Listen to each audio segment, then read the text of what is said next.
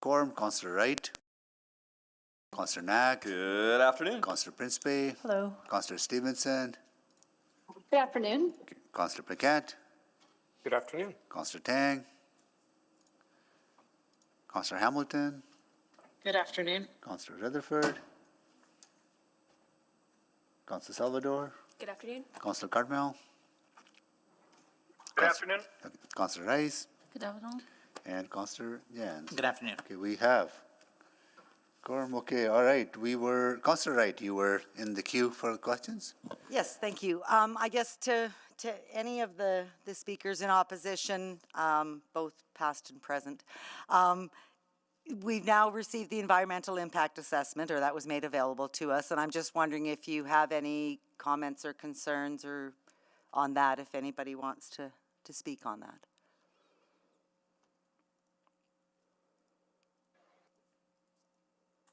I would like to speak to that. All right. Okay. Sorry. Oh, everybody take a minute, because I think you all want to. All right. Very Ms. good. Duncan? Excellent.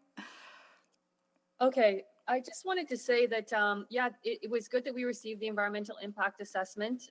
We had the chance to read through it. But what we asked for was the technical review of that environmental impact assessment and of the project by the city's ecological planners. And we weren't denied that request. And that seems to be information that council should have and that the public should have before this kind of a decision is made. The public pays for those reports, and the information that's in them is very important for council to have. We've FOIP'd that report, but obviously it wasn't ready through that process by today. So yeah, if you might even want to follow up, Councillor Wright, with administration and request why that report could not be made available to you and to the public. Okay, thank you for that. Ms. Duncan, did you want to just provide comment on the EIA, or? Yeah, thank you. What Christine raised is exactly the point I was going to raise. Why is it when we're talking about the River Valley ravines, we never get to hear from the actual environment staff on this in the city or to see their reviews? Even the impact assessment provided by Stantec said it's a permanent water course. It's a significant regional biodiversity corridor, an area of high environmental sensitivity. We would really like to know if the environmental office of the city agreed with this going ahead or not going ahead, but we are not allowed to hear what they had to say.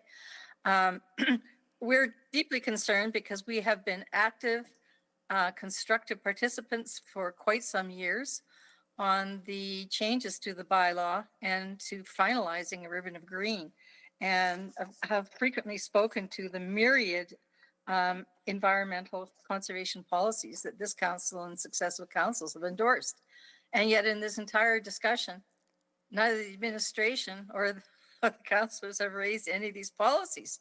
So I guess that raises the question, why would the public bother giving a lot of effort to participating in the development of these bylaws and policies if they're simply going to be circumvented because one property owner wants to increase the profit margin?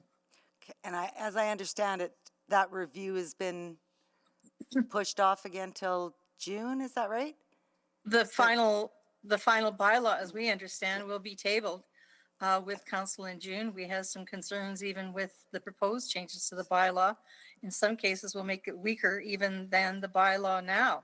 But council have approved myriad policies, including this council voted on the new city policy bylaw, which clearly commits the council to protecting the river valley and ravines. And yet here we are, just because one property owner says, oh, it's inconvenient.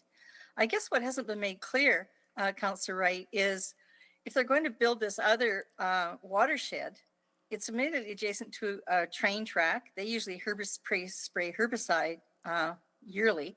And you know, how is that going to fit between the existing industrial installations and the railroad? It really raises the question of the sincerity in actually retaining this very living watershed. Yeah, I mean, currently there is a small section, I think, that does sort of, is adjacent to the railroad track, but this will follow the whole track. Yes. Yeah, exactly. And Okay, I've got 40 seconds left. Who else wants to speak? Okay, 40 seconds or less. I walked this land just the other day, and there are things, of course, not in the EIA. And hearing some of the questions and the naivety of some of the questions asked today from an ecologic perspective, I really think you need to either commission an independent report or ask that you be able to review the technical report, as both Christine and Linda have said.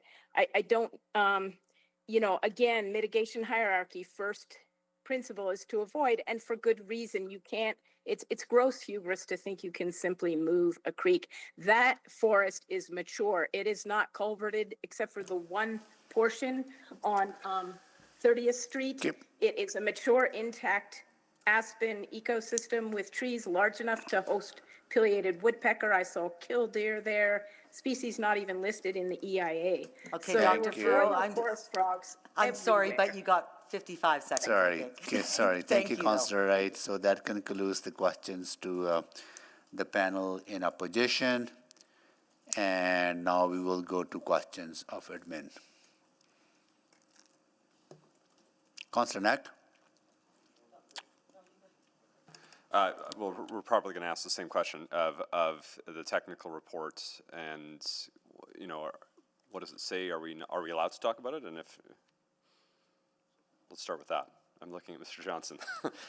Councillor, you're allowed to talk about any of the information brought before you that's a land use consideration. Okay. My understanding is there was a FOIP request done. I think it was done quite recently and will be fulfilled, of course. There is always a balance in those types of matters, so there is a free flow of dialogue within the branch and with working documents, and that's why we use the FOIP process to work through those and ensure the city is protected as well. It's a standard practice with working documents. Understand the FOIP. So I guess the question I want to ask is appreciating we don't have that document before us. It's been referenced.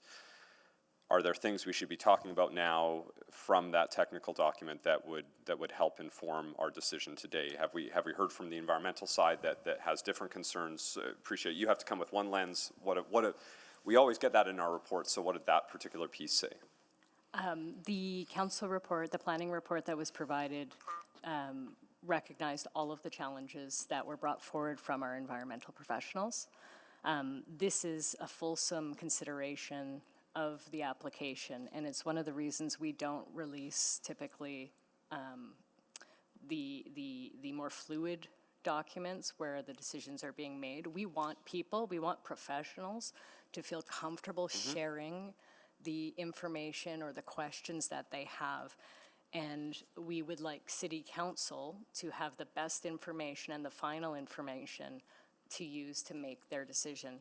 The report that was provided, I think we can all agree, had a balance of opinions in it. It had some negatives, it had some positives. Overall, the application was considered to be one of support. And I don't think that's because any information wasn't provided. Sure. You have all of the information that we feel you should have to be able to make that decision. Looks like you want to add something to that. Yeah, no, just like the EIA was provided through council correspondence, so it is public. And the summary of all the components of the EIA is in the planning report for council's information, the public's information. Just as to build on what Anne was saying, like the technical, like when stakeholders are asking for the technical feedback, we have multiple years of technical feedback. Sure, so there might have been stuff from 3 years ago that they were all working on that isn't relevant today compared to what we have before us. We circulate more than once. There's various drafts, but we're not hiding anything. No, the information is available, and we've presented that information for council to make their decision. So is it, thinking of how to ask a question, because I read through the open space section of this report, which likely included much of the feedback from our environmental folks. And so at the end of the day, this report is your report based off all of the feedback you've got, pro, con. They might have said, and I feel like maybe I can ask that question, they might have said, we'd probably recommend against it solely from an environmental lens. Is that fair? Can I ask that question? Would you have received that feedback in this? It's fair to ask the question, and Yeah. they participate in writing the report. I just Yeah. want to be Okay, clear that yeah. they are active authors in the reports themselves as well. Councillor, just to add, if you do have questions of our open space and ecological planners, there's members here today to answer those questions. So just as Shauna and Ann said, we're not looking to hide anything. It's fully transparent. The EIA is out there typically. Yep. The EIA is in a private application, just like TIAs. We don't append them to reports because it is a technical document. It's a little bit different in this time. I get it. But as you mentioned, their review, and as reflected in our report, from an environmental lens, the best option is to keep the creek as is. Yeah. Fair, okay. That's it. And so that's the feedback, again, but you're weighing that out amongst all of the other feedback you've heard from all the other departments. I'm probably too close to time to keep going. Thank you. Councillor Wright? Thank you. I was going to ask, like, what are the qualification of our environmental and ecological planners, but there are some here today, you said? They're Online? here today. They hold advanced degrees as well as PhDs and professional biologist designations. Okay, and I don't know. I guess I'll just ask you again, or should I ask them their thoughts? You can ask them. They're here. Okay, where are they?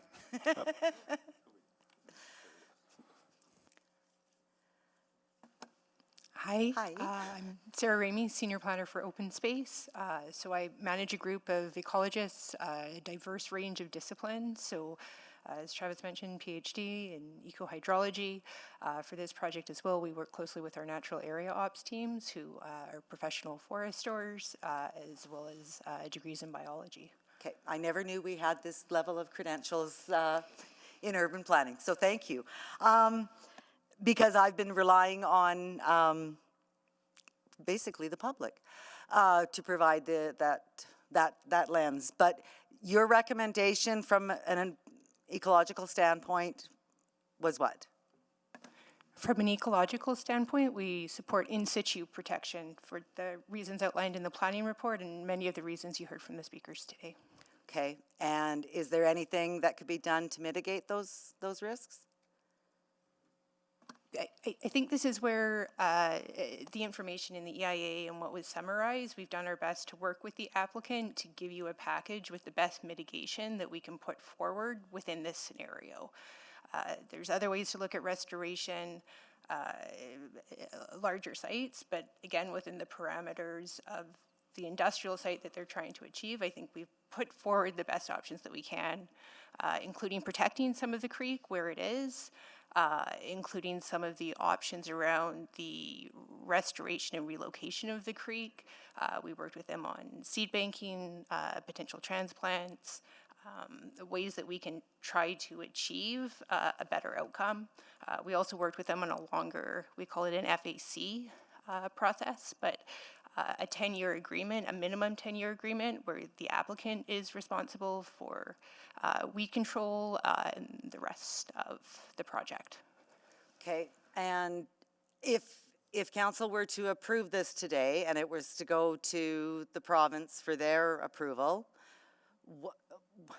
what do you think the outcome of that would be? It's hard to know how the province would review it. Okay, and I'm sorry to Council, I'd ask probably that. just caution you, make Okay. your decision here Okay. based on what you have Yeah. and trust the province with their jurisdiction. Okay, but okay, would the province base, or has the province in the past based their decisions on the ecological impacts? We can't speak to the provincial No. process, No, Councillor, okay, so just sorry. even past decisions that can't be spoken to? They have their own process and their own thresholds and criteria, but they're concerned about the bed and shore. Okay, not necessarily what's around it, top of bank or, Yeah, our responsibility would be the tablelands of the top of bank. okay. Okay, I think I got all the answers I need, thank you. Thank you, Councillor Wright. Councillor Jans? Yeah, thank you. I was interested, and maybe to legal counsel, if you can explain kind of the hierarchy of legislation here. There's like, this is sort of to guess Duncan's comments, but So we have provincial waterways, we have federal waterways, we have municipal bylaws, we have a River Valley bylaw, we have a couple other pieces here, like, I'm trying to understand what protects what and where, what are kind of check-ins and what are hard lines. Let me try. I'll see if I Okay. can help. So there's no federal jurisdiction here. Federal deals with waterways that cross interprovincial borders or specific interprovincial waterways. So North Saskatchewan River, for example, itself is a federal But because this jurisdiction. feeds into it? Because this is local, no. So, Okay. so this is therefore, the province owns essentially the shorelines and the water in between. To move that, you're gonna need a provincial approval to accomplish that. The city's jurisdiction starts at the shoreline and goes outward from there. And that's what's before you today. That's the question. That's why the discussion is about trees, seeding, bank stabilization. All those things are on what would become the environmental reserve land. And as the proposal is, be dedicated to the city and become city ownership. The water in the middle is provincial, and they would have to prove that. You would need both of those for anything here to move. So what we're being asked to is create a exemption to the River Valley bylaw, is that correct? An amendment to it, I believe, right? An amendment to it? Because the River Valley bylaw has maps within it. One of them shows the alignment of this creek, and that's moving. That's the proposal, is that moves. So that would be an amendment to that. And that is within the jurisdiction of city council? And one of the bylaws before you today, yes. Okay, now we have other layers of protection though for the valley, right? You Or is do. it There's just a- the River Valley bylaw? There's River Valley overlay. There, I don't know if that comes into play here to the planners. There's the River Valley There overlay, you go. there's the ARP, there's the district plans, top of bank policy. So there are several layers that all need to, or that will be in effect in either case. But what I would add is that those that are touched on by this and that need to be amended are all before you. That's why you have the multiple bylaws in front of you. So why would it not be, given the fact that there's so many, are they dotted lines or hard lines? Like, why would the admin team in review say this is an absolute not, this is a violation of the River Valley bylaw? The applicant has made an application for us to consider. We've done that work and we're bringing it to you for consideration and decision. And so it's sort of understood there's a certain permeability in our bylaw then, or? Anyone has the right to make an application to amend a bylaw, and that's what's here. Okay, and for lack of a better term, the assurance is the damage deposit, so to speak. I think somebody used that expression. How is that controlled or mitigated? Like we can't. This is just a rezoning. We can't control for that, or is that part of? Is this handled kind of like a DC2 where we can? Certain things could be required if a rezoning was granted? So this is being dealt with on a standard zoning, which does limit the level of council control over the matter. That is why one of the things that was negotiated and worked out was before it came here, the restrictive covenant on the land that does not allow them to interfere with the current creek and its vegetation, including the trees and everything, until all of those approvals and everything else works out. Then that would be removed, and then they would have the ability to then industrialize that part of the land. That's the assurance that we tried to build into here as best we could. Okay. That's a long-term game, right? Like Yeah. that's other approvals, that's work done, that's acceptance by the city of that work and the environmental reserve. So there's other checkpoints by the technical experts that would still come along through that process. Right.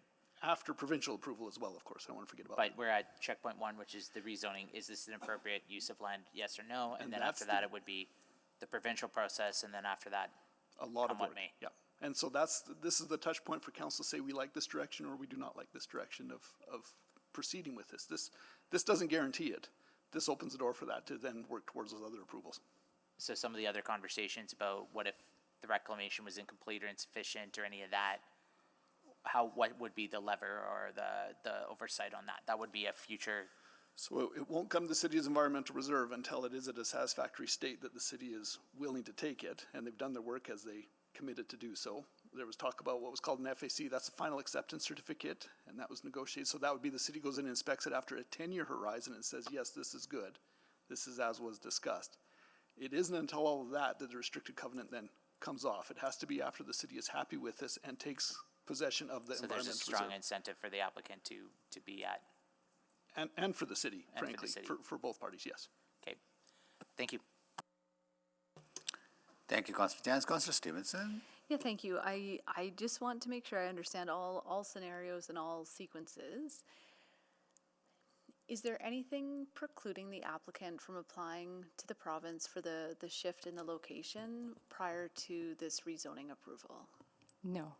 So they could do that. The water course could be changed regardless of what we say today, but Essentially, they would need both approvals, and there are some so there are a few options that exist. If, depending on your outcome, The restrictive covenant stops that from happening. That was some of the point in this. So yes, they need provincial approval. To do that behind the city's back or without the city's jurisdiction is no longer an option because of what has now been put on the title. I thought that the restrictive covenant related only to the trees, not the waterway. The entire area has to be left in its current state. Okay, thank you, that helps. I'll have some questions for further information, but that's it for now, thanks. Thank you so much, Councillor Stevenson. So that concludes the questions to administration. At this time, we'll ask if council members have any questions to administration. Folks signed in favor and in opposition on any new information arising out of the previous conversation. Councillor Stevenson. I have questions for the applicant as well as some of those who spoke in opposition, so maybe I'll let those folks come down. I just for me, so again, this has been a really, really fascinating public hearing, a lot of great information being shared from both. I think maybe just to, maybe one of the speakers in opposition, what are your impressions of some of the examples that were shared in terms of creek restorations and redirections that have been done in the past? Councillor Stevenson, I'll just begin quickly. I think maybe Patsy Cotterill would be a good person to speak to that. But before she does, I just want to say that there was a slide that was included in one of the presentations in favor of the project this morning, and it showed shovel-ready land, like the amount of shovel-ready land that we have in the city, and that there's very little shovel-ready industrial land. But then the next category, I can't remember what it was called, but I think it was land that would be ready for industrial purposes within 1 to 5 years. And I'm just curious why this project would be considered shovel-ready if it involves the relocation of a creek. That would surely take at least a year. In fact, I think that's outlined in the planning report that it would take at least a year. I'm just very mindful of my time, but appreciate that insight. Just specifically wanting to understand, you know, again, impressions of those previous projects. And you mentioned, I think Patsy could speak to that. I don't know. I think so. Well, as I said in my presentation, I don't know of any successes. The slide that was shown showed an open area with dotted trees, and unless you intensively plant a forest, which of course doesn't mean you get a natural understory either, you are not going to get any kind of natural. You cannot create grassland in Edmonton because essentially grassland Edmonton is in the dry mixed wood community. What you cannot get native grassland, is what I should say, because you will get this smooth brome grass which invades everywhere.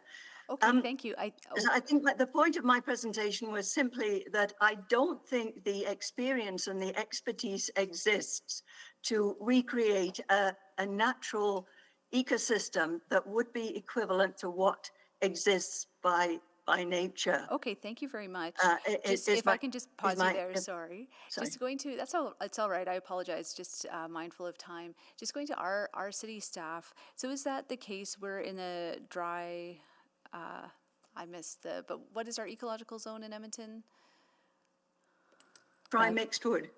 Dry mixed wood. Okay, great, thank you. Just on the edge of parkland, actually, central parkland, but essentially with the northern edge of it. Thank you.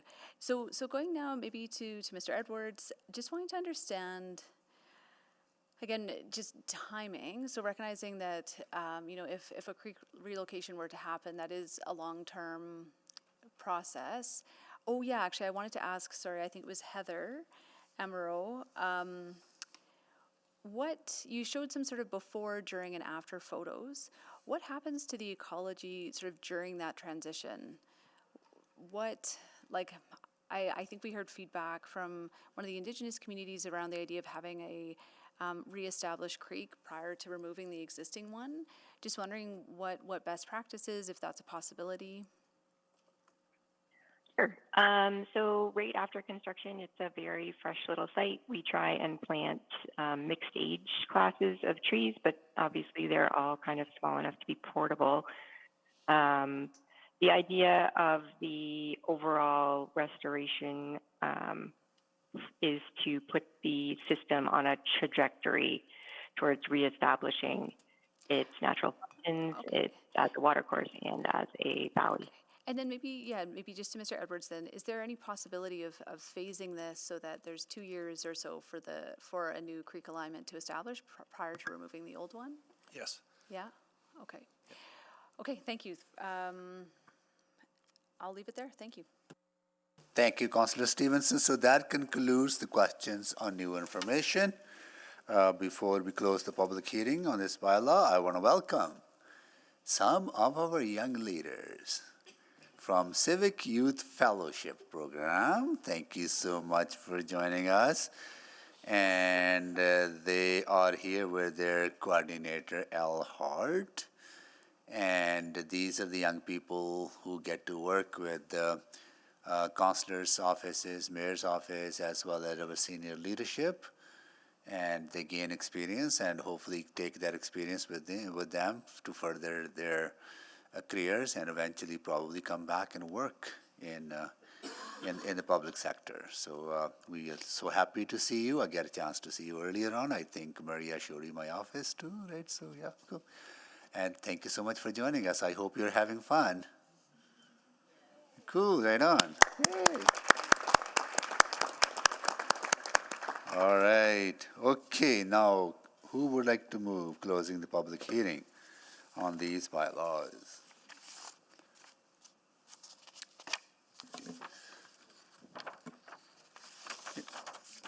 I'll move closure of the public hearing. I'll second.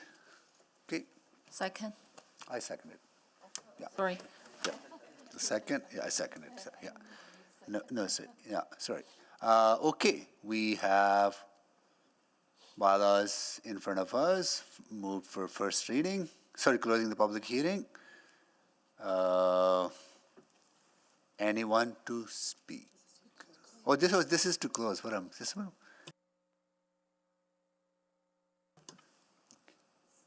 Okay, yeah, vote to close the public hearing first. Then we'll go into first reading. Vote to close the public hearing.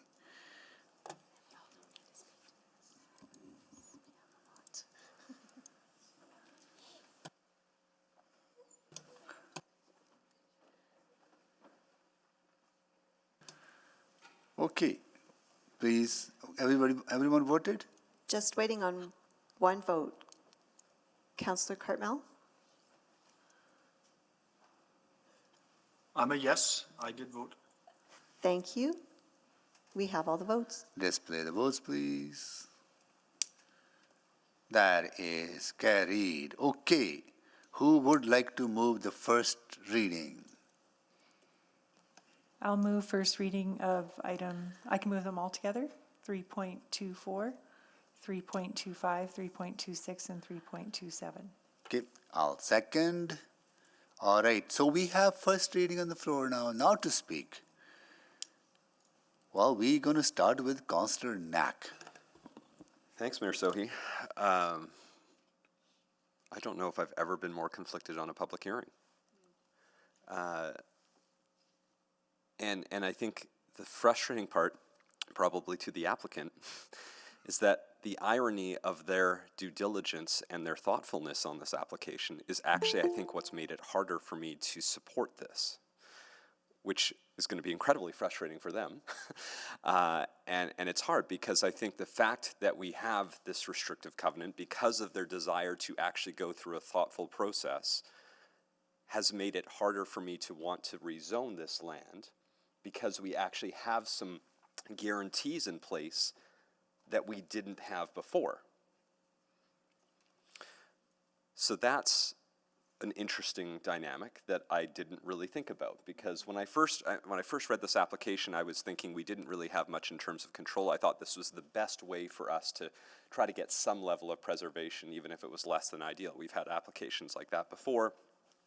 But as we've gone through this public hearing process, I have gone back and forth because I've heard some really thoughtful presentations by the applicants. So I mean, I'll challenge some of the speakers in opposition. These applicants are not in it to make a quick buck. They wouldn't have gone through 3 years of work to get to this point.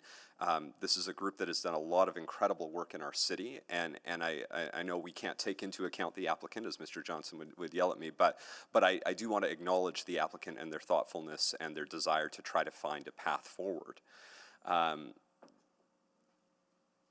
As I have been reflecting on it, and then as we've gone through this process, I've gone back and forth, and where I feel I am at right at this moment, and truly, and this is why I hope everyone, as many of you, speak as possible, because I would really like to gain from your insight as well, is that I do lean towards the notion of this is an area that, because of this covenant, we have the opportunity to actually protect this in its current state. And we have heard from our experts internally within the city, from solely the one part of this planning report on the ecological side, that it would be best for this parcel of land to stay in its current form. When I think about other land use applications, when we hear concerns about traffic, I can usually ask Mr. Saeed, and Mr. Saeed will tell us how we're going to try to mitigate those traffic concerns. And there's often a solution to that. We can hear from the utility and drainage infrastructure and talk about that. We can hear from emergency services and find ways to find a middle ground, I think, that often addresses what we're dealing with. But I don't think I have that for this particular part of our expert feedback. I think I have everything else. And I can see why administration has supported this. Again, very thoughtful report, very detailed report, great resource. As mentioned, I think when I first read it, I was going to lean towards saying yes, but getting to go through this process and ask these questions and dig in has left me feeling like I am leaning towards saying no. Noting the other benefits that have been identified in this report, there are needs around, I think this wouldn't be a bad place. In fact, I think it'd be a great place for more industrial land, if it wasn't for what's before us right now. Because they've been doing industrial development. We need more of it. I would also challenge, I think, some of the folks in favor. Saying no to this is not sending a signal at all that the city is not looking to do industrial development. There's a lot of places there. I think there's some very unique considerations here on this site that make it more challenging than I would think a normal industrial site. So all of which to be said, this was a bit, I've done this a few times over the years, I'm talking through my thoughts because I genuinely don't know where I want to end up on this, but my current feeling is I am leaning towards voting no, but am looking forward to hearing the feedback from my colleagues to get a sense of if there's something I'm missing here, because there's so much complexity but a lot of thoughtfulness into this report. So thank you. Thank you, Councillor. Councillor Wright. Yes, I think council and our administration has been put into a very sort of compromising or contradictory position. And I think we're being asked right now to compromise our commitment and policy direction for environmental sustainability. We're being asked to make a choice between the economic benefit, as slight as I think it is in this specific land use case, and the protection of our natural areas, which have been, I think, degraded over the years. The grade 3 students that were in here earlier today and made the decision not to save the trees, maybe they lacked the environmental impact assessment and didn't have that to take into account in their decision making. And that's something that we were missing last week, and I do appreciate that we were provided that and the public was provided that. But it's not just the trees, it's the other risks that were acknowledged by our administration. Apparently in that EIA, the word risk showed up about 44 times. And I don't think our environmental specialists were able to mitigate those risks. And so the only mitigation that I see here is the economic benefit. And I just wonder, to expand the shovel-ready industrial lands, it's only about 4.9 acres, I think I heard. So this is a great area, as Councillor Knack has mentioned. It's a great place for this sector, access to the White Mud, access close by to the Henday. So I think it's a great place to develop this industrial land. There's a large section of undeveloped land just to the south of Phase 1 of the Fulton Creek Business Park. And there's also land that has been developed. There's about 6 or 7 or 8 warehouses on there now, just off of White Mud, between the White Mud and 51st Ave. I was also a bit concerned when we heard last week about the consultation that was done with our Indigenous community. And although there was some done with some of the First Nations outside of our immediate area, I would have liked to have seen a little more effort to connect with the Papa's Chase Band. And I understand, you know, phone calls and emails are fine, but, you know, perhaps one-on-one relationship building contact, especially since it was the Papa's Chase lands, or the Papa's Chase Band that stewarded these lands before they were stolen. And so I am asking at this point, boy, my goodness, I'm talking longer than I do. So I am asking for my colleagues to decline this request and the opportunity that it gives this for the developer to destroy the natural area that I think we need to make an effort to start saving.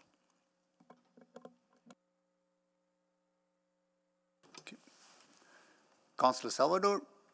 Yeah, thank you. I also appreciate hearing from colleagues on this one. And I actually just want to start by thanking and commending administration for the way that they've navigated this conversation. It is complex and it is challenging. And I can see how you've arrived at the conclusions and recommendations in the report, and that there are different considerations to weigh, including the importance of growing our non-residential areas and industrial land supply. I also appreciated the breadth of knowledge and diverse expertise that we've been able to hear from on city staff to help inform these discussions. And in particular, I appreciated having the perspectives of our open space and ecological planners, because that helped me arrive at my decision. It is clear to me that from an ecological perspective, we have an existing intact ecosystem which holds significant value, and that there's risk and quite a long timeline and an uncertain timeline associated with trying to reestablish the important ecosystem services that are currently functioning and associated with this creek. So with that in mind, I won't be able to support this application, but deeply appreciate all of the effort that's gone into it and the thoughtfulness of the approach. I do think that this will allow us to further our opportunities to protect the existing creek as well as the additional parcel, and be able to remediate, restore, and support this area, of course pending additional budget discussions. Beyond this, I'm also thinking about Edmonton's energy transition strategy, where there's clear direction around expanding and accelerating conservation and restoration of urban ecosystems. And there's quite explicit reference to the importance of natural carbon storage and sinks, including tree planting, but also ecosystem conservation and restorations and the protection of existing habitat. So all of that taken into account and into consideration, again, I won't be able to support this, but really appreciate the dialogue. Thank you, Councillor Salvador. Councillor Stevenson. Yeah, thank you very much. It's a common theme today about how difficult this decision is. For me, industrial has just become such a significant priority in the past few years, just recognizing the imbalance we have, the critical importance that an industrial land base plays in our community. And just a few weeks ago, you know, I voted against the use of industrial land for a school. That was a really difficult decision. It was also at the end of some very long negotiations with a community partner. And you know, if that had not passed, I appreciate how difficult that would have been for the school. But for me, you know, the school was something that could be built elsewhere, that was relocatable. But where I'm struggling is that it does seem to be a path for the city to take to acquire this existing creek bed as environmental reserve. Again, this is weighed with the challenge of not currently having all the funding that we need to restore that. And again, having an industrial land base helps us have more of that funding to be able to do that work. Again, it's not so much about the restrictive covenant for me, but rather the subdivision process that we still have available to us. So I reflect on the fact that this portion of land was always intended to be preserved. That's in the NSP. So in that way, I think there was a very creative solution brought forward. I think a really great approach developed and worked on, and I think worked on with incredibly good faith.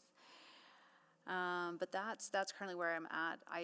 I appreciate that we have a full agenda, but you know, I would really welcome to hear from other colleagues as well, because this is a difficult decision, and would welcome other perspectives to help inform this decision too. But at present, I don't think I can support it. Thank you, Councillor Stevenson. Councillor Carmel? Yeah, thank you. I will be voting in support of this application. I appreciate that the absolute perfect creation of a creek and creek bed and environment is the existing one. I do think, though, that what has been offered here is an absolutely reasonable evolution of that creek bed.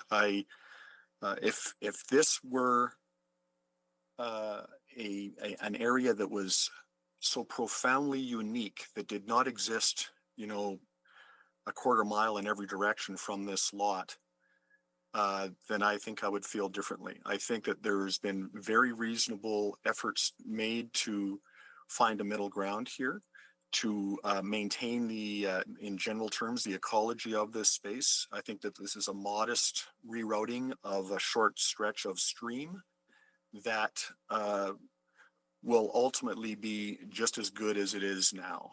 It may not be perfect, but I think it'll be pretty reasonable. And I think if you look at the way this work used to be done, and the way that this creek bed might have looked, you know, 30, 40, 50 years ago, I think we've come a tremendously long way. We're still a city of 1.2 million people. We still need a significant amount of non-residential development. We still have considerable financial restraints and concerns on our city.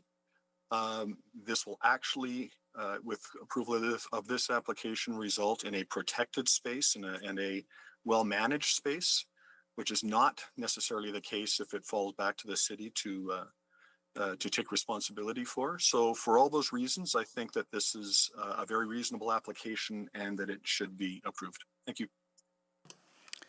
Thank you, Councillor Cartmel. Councillor Stevenson, can you take the chair, please? I have the chair. Thank you. Will city be in a position to require this land? Hardly seems impossible. Looking at the financial situation that we have, right? So, is this a creative solution to preserve some of the natural areas, or restore them after the modification would be made? I think this is a pretty creative solution that proponent has put forward. No, I heard the word used thoughtful often here in this conversation, and the applicant has been very, very thoughtful. So what I'm struggling with is that, so are we going to discourage thoughtfulness moving into the future if we're going to vote against such a thoughtful proposal? That itself is very contradictory. So are we going to look at applications that are not thoughtful? Because we would not be able to discover some information on which we will say, well, we didn't have this information, so this wasn't thoughtful, we're going to prove it. So I find this kind of contradictory in itself, that an application that has put so much effort over the last 3 years to find as much accommodation as possible, and also try to balance the needs of this city. We have lost huge amount of industrial growth to the region, and that has put our city in a very difficult financial position, where we are putting so much burden on the residential property owners because we have lost our share of industrial growth from 74% down to 60%. So every incremental decision that comes in front of us to rebalance that back into more industrial growth, we need to look at that very, very seriously. And that's how we're going to make a difference. We're not going to get huge amount of growth all at once. The way we have lost growth, we're going to rebuild that back incrementally. I think this is a way to do it. Trees will be planted back in this proposal on this site, but on top of that, we have committed to planting 2 million additional trees in the city. So it's not that we are not taking up ecological responsibilities seriously. There has been modifications made to the creek system in the past, and when you go back 15, 20 years, those creeks, those areas have been restored back. They look as natural as they probably were before, if not better. So I think on balance, applicant has done their due diligence. I would say have gone far beyond what we have seen in the past. So I think we need to be rewarding that kind of due diligence and thoughtfulness instead of rejecting that kind of thoughtfulness and due diligence, right? So I hope that we support this and move forward on this. Okay. And I will take the chair back, and I'll go to Councillor Principe to close. Thank you, Mr. Mayor. I don't really have any notes for closing, so I'll just speak from the heart. This is a very difficult decision to make. It's very important to everyone that is sitting here in one way or another. And I listened to what my colleagues had to say. I really liked the questions that my colleagues asked as well. They were very thoughtful as well, and many questions I was going to ask. I think we did a very good job. Administration did a fantastic job. Many years obviously went into this work. Questions were always answered openly and transparently, very much appreciated. To the applicant as well, thank you for your due diligence and ensuring that you're going to do what is best. Also do what you can to mitigate risks. I appreciate what Mayor Sohi and Councillor Cartmel had to say. Those were many of the thoughts that I was thinking. There needs to be a balance here. What is the right or wrong answer? It's hard to say, although I will be voting in favor of this. I put this forward. I do also want to say thank you to those who came to speak in opposition, who are always good stewards of the land as well, and just want to let you know that I did hear you and I understand your concern. And I just want to thank everyone for the thoughtful discussion. Thank you. Councillor Principe, please vote.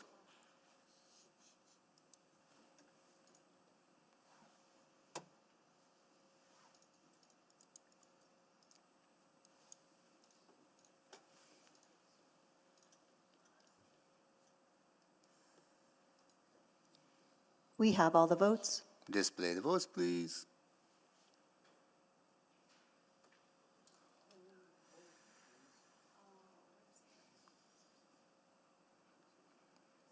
Okay, it is defeated on a tie. Okay.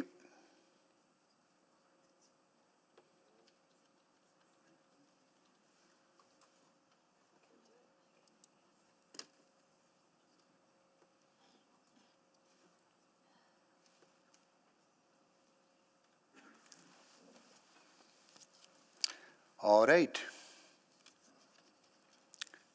There was 3 to 4, 3 to 5, 3 to 7.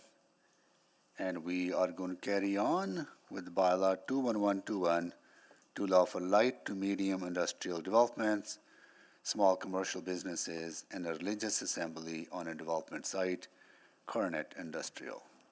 Postponed at April 28, 2025, City Council public hearing.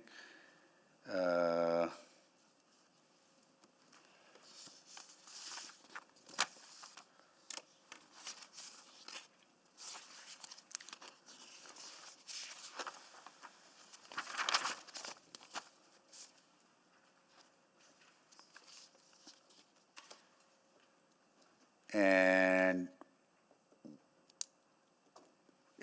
does the administration have a presentation on this? We have one if required. No, it's not required. We'll go to folks in favor. Marcelo Figueira, you have a presentation on this.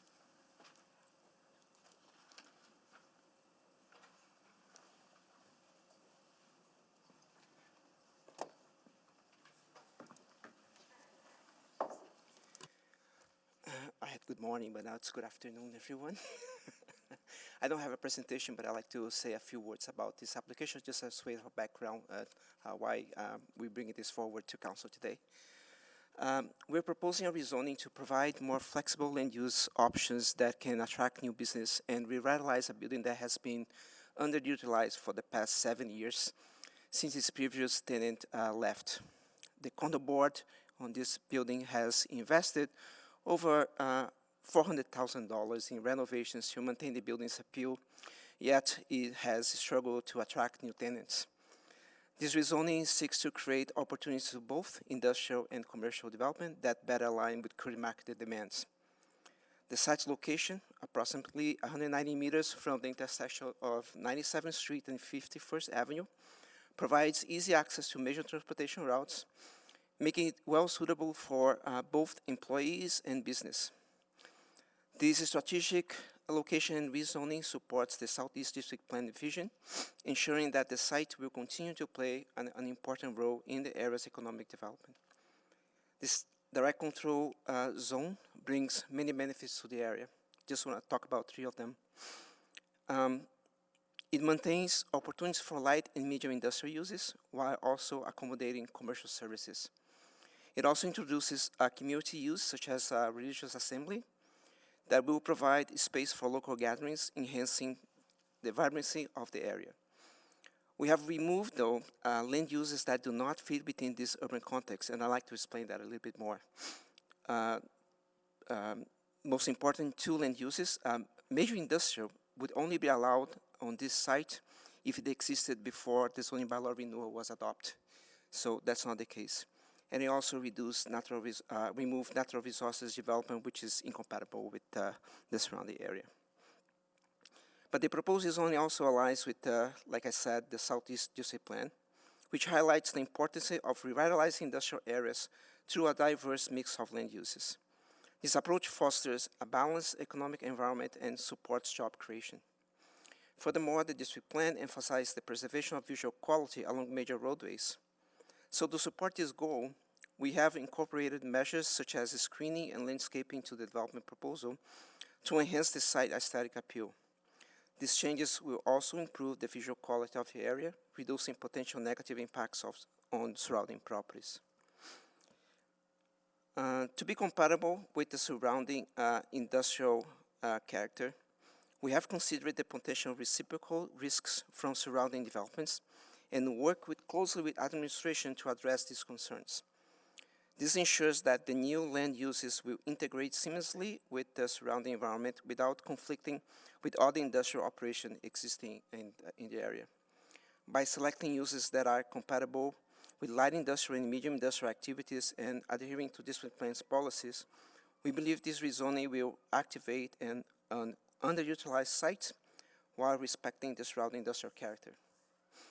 But we are mindful that any further concerns can also be about land compatibility can also be addressed during the development permit stage. So that's also on the table. This would allow additional review and necessary adjustments. In conclusion, this right control zone maintains industrial land availability.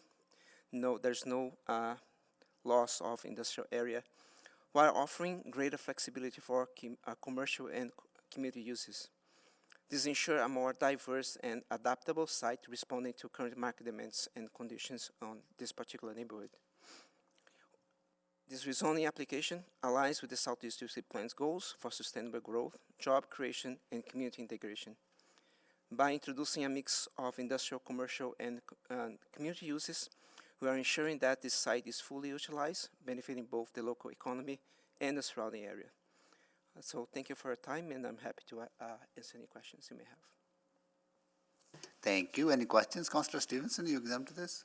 Yeah, thank you so much. I just have some questions of administration, but, Okay. but may come back for new information. Thank you. Thank you so much. Any other questions? No? And no one is in opposition to so questions to admin. Councillor Stevenson. Yeah, thank you so much. I appreciate the analysis that was done. I think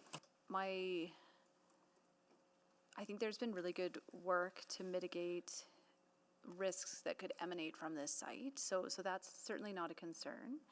I think where I worry, so again, on the theme of the importance of our industrial land, I worry about a sensitive use being built on this site, so a religious assembly, that in the future could preclude something being built on the IH site, the heavy industrial site. Councillor, that's a good question. We looked into that as well. The nature of the heavy industrial site is a distance away, and any of those risks would have to be mitigated on site as it is. So we'd look closely at that time. Given the context, this site is surrounded more by medium industrial, and again, if any of those uses were proposed to be on those sites, they would need to mitigate them on site as is, which is standard practice. And I just worry that we lose the opportunity, if you know what I mean, that they wouldn't be able, because what would be a separation distance for, let's say, well, let me start there. Do some of our heavy industrial uses have separation distances from a religious assembly, for example? They do, but it depends on the uses on the site. So, for example, if you were to have some propane storage, which is what you might expect in an area like this, the distance from this site to the heavy industrial would meet the risk factors. We've looked into that, and typically we think it's far enough away that we'd be satisfied. They would also have to determine where they situate those risk factors on site as well. So you wouldn't probably put them to the edge, but you would move them further away at time of development permit. Okay, and so I hear that, yeah, again, so there's no expectation. I guess I'm just struggling to see the full extent of that IH site. Just do they have the room to place things at a further distance, for example? They do, yes. Yes, Okay. we've looked into it. Yeah, it contains, those industrial sites contain mostly sea cans and other kinds of outdoor storage. They're not particularly used for heavy industrial uses that have a high risk at this time. There's no train lines really coming in, rail lines, which would bring potentially chemicals and things like that in. So we're confident that the risk isn't there. And I guess, sorry, again, though, it's that future use. Future use, That yes. if a higher risk. Yeah, they would have to mitigate that risk on site at the time as well. There may be some external, but the development officer would work closely. The other reason is we took childcare services out of the proposed use as well, because that's a use that would be there every day. Religious assemblies aren't. They're more periodic, so we feel it's a low risk in this case. Okay, and again, just to be really clear, the risk that I'm most worried about, recognizing that, yeah, I think certainly the risk to folks would absolutely be considered at the development permit stage. I worry that we would lose out on a potential industrial development because it was too close to an existing religious assembly. There's that chance, but that chance exists today anyway, because there are other uses in the surrounding area that the development officer would have to look at. There's a BE use across the street as well. So. Right, and those can also have religious They assembly can indeed, or daycares. Or daycares already would be allowed, yes. Yeah. So just as we're looking through our industrial action plan, are there opportunities for this type of discussion in terms of how we're just informing some of our rezonings in industrial areas? I think we're having that ongoing discussion now. We're a lot more aware of this situation, and that's why we looked into this one with a little more detail than we normally do. Okay, thank you. Well, I really appreciate that. I'm sorry that that's taken a while, but I just want to make sure that those questions were on the record. Okay. Thank you, Councillor Stevenson. Any other questions to admin? See none. So I this time will ask if council members have any questions to administration and to the proponent on any new information arising out of previous conversation. Seeing none, would someone like to move close the public hearing, please? Yep, so moved. Okay. Second. Okay, please vote.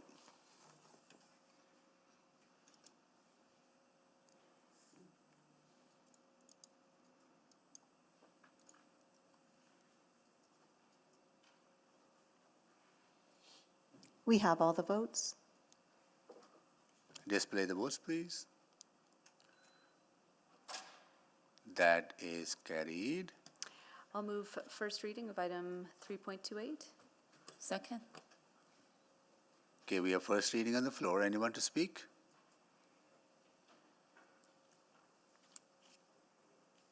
Okay, Councillor Stevenson to close. Yeah, very briefly, thank you to my colleagues and applicant and administration for indulging me on that. I do think that looking at reciprocal risk, looking at the introduction of non-industrial uses into industrial areas is something we need to be really mindful of and continue to be very strategic about moving forward. I appreciate administration's responses and the thought that went into this specific application, and I'm comfortable supporting it at this time. Thank you. Thank you. Please vote.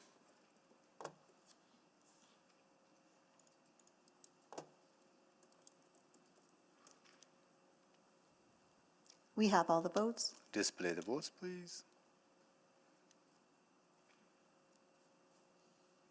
That is carried. I'll move second reading of item 3.28. Second. Okay, please vote.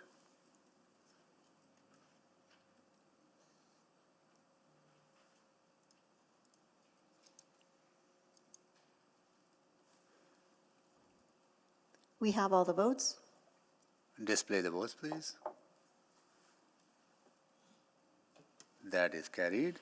Move consideration of third reading. Second. Okay, please vote.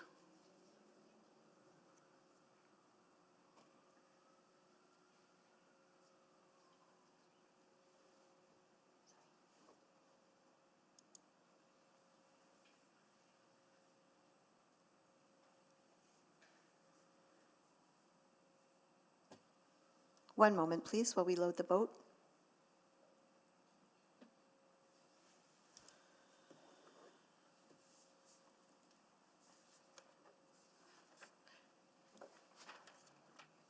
We're just having a small technical difficulty.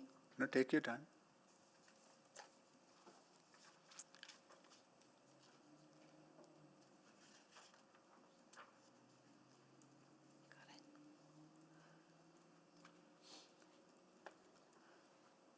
It's coming, I promise.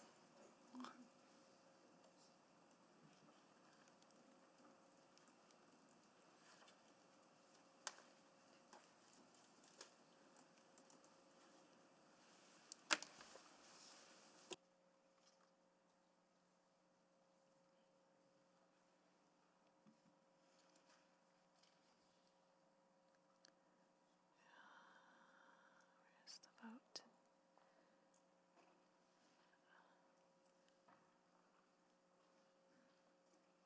Okay, now vote, please.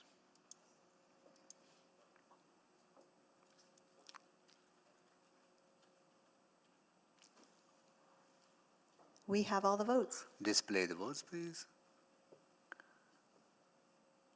That is carried. Move third and final reading of bylaw 21121. Second. Please vote.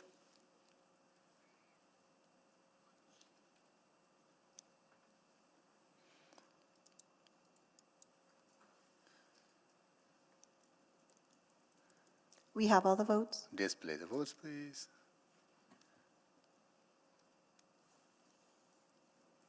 That is carried. Okay.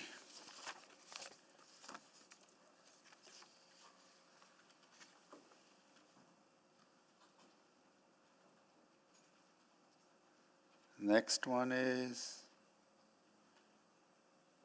329, right? Yeah. Bylaw 21137 to allow for a range of small to medium scale housing, Strathcona. All right. Councillor Jans, you exempted this. You need a presentation? Yes, please. Okay, please go ahead. Good afternoon. This application proposes to rezone a site in the Strathcona neighborhood from the small-scale residential zone, or RS, to the small to medium-scale transition residential zone, or RSM, with a height modifier of 14 meters. Next slide, please. Located along 85th Avenue between 104th and 105th Street, the site abuts an alley on two sides and is directly across from open space that houses the streetcar rail line. It is well connected to a variety of amenities and services that can be reached within a 5-minute walking distance. This includes active travel opportunities, White Avenue, open space, the River Valley, parks, school sites, and a library. Next slide, please. Through engagement, we heard feedback from 7 residents, 6 of whom were in opposition. A variety of concerns were provided, with the main ones being that the site is too small to accommodate the maximum height and site coverage of the proposed zone, that the area is already experiencing on-street parking congestion, and that new development under the proposed zone will be out of character with the existing surrounding neighborhood. Next slide, please. In the Scona District Plan, the site is located within the Gateway Boulevard Calgary Trail primary corridor, and district policy supports low-rise development, as is proposed here, throughout primary corridors. Additionally, the proposed rezoning aligns with the city plan's Big City Move, a community of communities, by providing the opportunity for people to easily complete their daily needs within 15 minutes. Next slide, please. When compared to the current RS zone, the proposed RSM H14 would allow for an overall larger building footprint, including an additional 3.5 meters of height. This slide shows the comparable massing models of these two zones for visual comparison. Though the scale of development is to be expected along this corridor, the site has the added benefit of being surrounded on 3 of 4 sides by either roads or alleys, helping to buffer and ultimately offset impacts to surrounding properties. Next slide, please. Administration recommends that City Council approve this bylaw.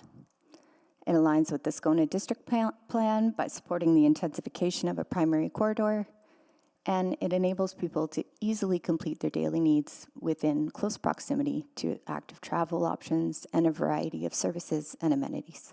Thank you. Thank you.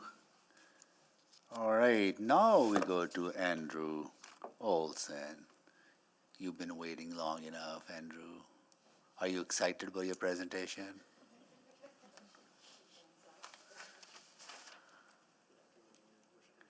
Yeah, definitely excited. Go ahead. But yeah, you've probably seen something similar to this presentation a couple of times now before, so hopefully try not to repeat myself too much. Okay, so good afternoon, everyone. So for those of you who don't know me, my name is Andrew Olson, and I'm with Hines Consulting. We're the applicants here today seeking to rezone 10417 85th Avenue. Next slide, please. So the site is located within the west central portion of the Strathcona neighborhood along 85th Avenue and about 50 meters away from 104th Street, which is the primary corridor. The site is surrounded by RS zoning to the west and east and RM H16 zoning to the south. There's a railway track to the north of the site on the other side of 85th Avenue, and there's also an alley abutting the site to the east, which runs north-south, and an alley to the south, which runs east-west. So this allows the site to function as a corner site while it doesn't technically meet that definition in the zoning bylaw, and reduce the impact on surrounding properties. Next slide, please. So these images on screen show the site functioning as a corner site better. So the top left image shows the adjacent single-family home to the west next to the current single-family home. There's a significant height difference between the existing buildings currently, greater than what's being proposed here today, but they're still compatible with one another. The bottom right image shows the existing home and alley to the east, which acts as a separation barrier between the subject site and the RS site to the east. Next slide, please. So the photo shows the view from the subject site facing south across the alley. So there's a large parking lot adjacent to the subject site and the alley that's served to apartment buildings to the south, which will help also mitigate any impacts from the greater height and floor area from the proposed zone. Next slide, please. So the subject site is located within the Gateway Boulevard Calgary Trail primary corridor area, which supports both low-rise and mid-rise development throughout based on district plans. The apartment that's being proposed here today fits within that low-rise designation as defined by district policy and is in scale with the surrounding development. Next slide, please.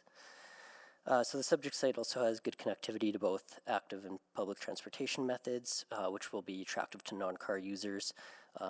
In terms of active transportation opportunities, the site's within 400 meters of 3 district connector bike routes and several access points to Edmonton's River Valley system. In terms of public transportation, the site is within 400 meters of 13 different bus stops with easy access to the University of Alberta, which is also a mass transit station, as well as various other points in the city like Lewis Farms. Next slide, please. So the current RS zone on the left allows for a maximum of 4 units on a floor plate of 132 square meters when accounting for setbacks. So it allows for a maximum site coverage of about 40%. Under the proposed RSM H14 zone, that floor plate would increase by no more than 28 meters squared, and there'd be no density maximum. So this would allow our client to develop that walk-up style apartment, which is a common housing typology throughout Strathcona, and several are being located within close proximity of the site. Next slide, please. So there are several examples in both Strathcona neighborhood and the adjacent Garneau neighborhood of those walk-up apartments. We've kind of gone through the Garneau ones before, but those locations are shown in this image on screen with the stars on the map, and that proposed rezoning site is shown in red. Next slide, please. So starting off with the examples in Strathcona, there are several examples of apartment buildings, small-scale apartment buildings, one block west of the proposed rezoning site between 105th and 106th Streets. So these images on screen show 2 of these existing buildings next to an existing single-family home, and which are compatible with one another. Next slide, please. So these images on screen show 2 more, also within that same block. The only other thing I'd like to note here is that they're all zoned RMH16, so they have the potential for additional height if the owners do decide. Next slide, please. And then you've seen this slide before plenty of times, but so I won't focus on it too much, but this site is a 33-foot wide lot, like a lot of these ones, like these ones that are shown here. And then key thing to note here is the variety of design options that are available within these types of lots. And all the examples I showed here are between 6 and 12 units. So thank you all for your time. We'd like to ask for council's support on administration's recommendation to approve the proposed rezoning, and happy to answer any questions. Thank you. Thank you for the presentation. Questions, colleagues?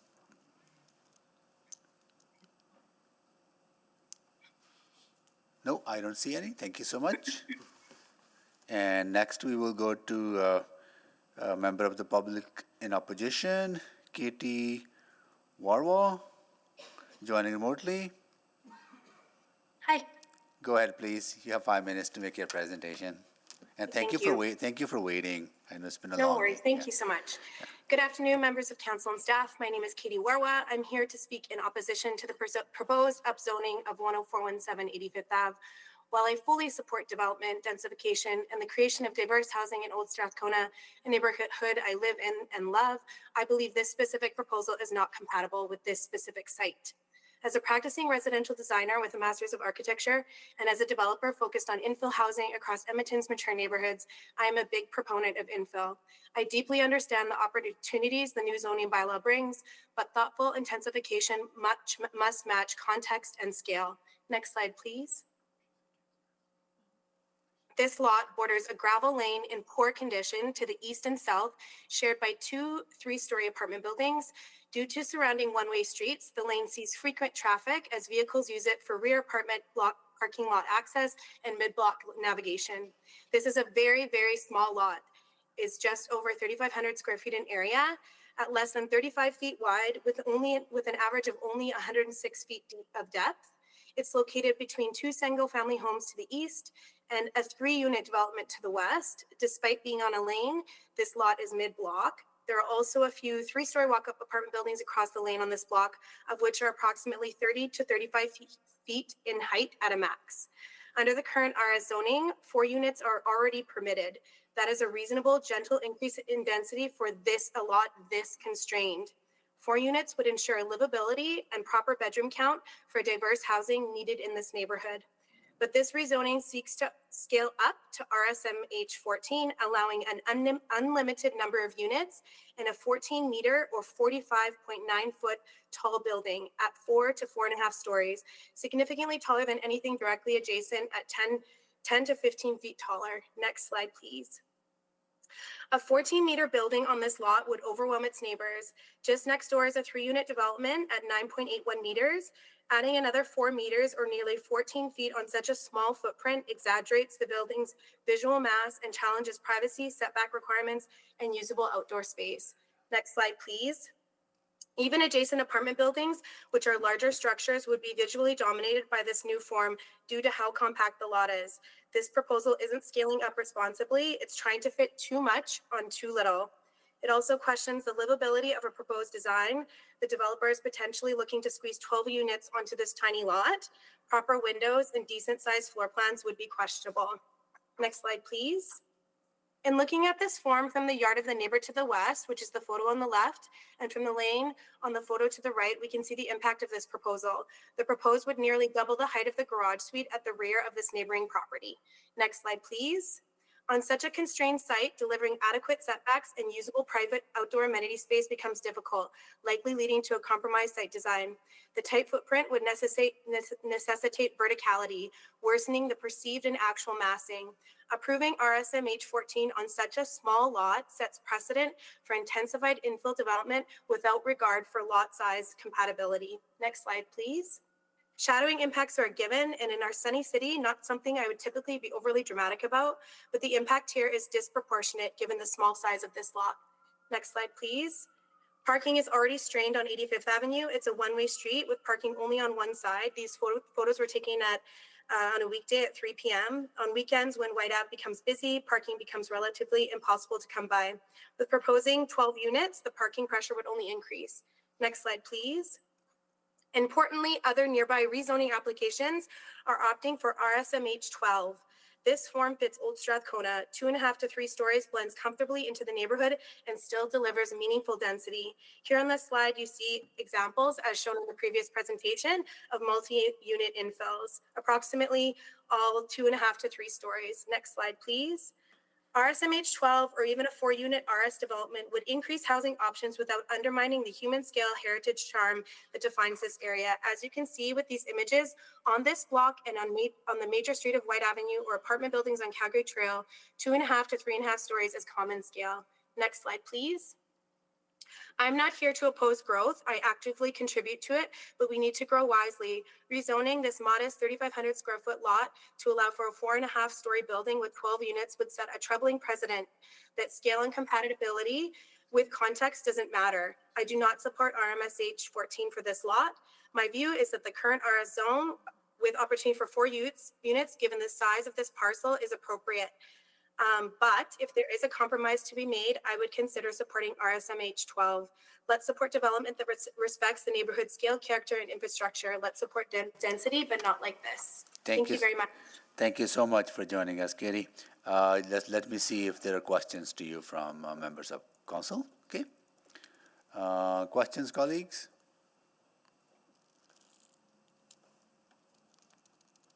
Okay, Councillor Knack?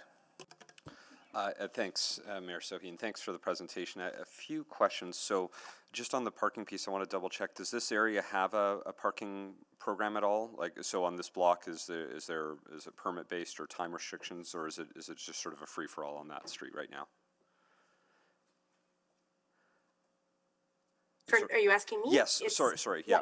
There's no permit parking currently on this street. No, permit it's parking. just a one-way street. Okay. Yeah. Okay. Is that something I'm making an assumption, but I'm guessing you live on this block or close to this property. So is that something that has ever been looked at on this, recognizing sort of the centralness of the neighborhood?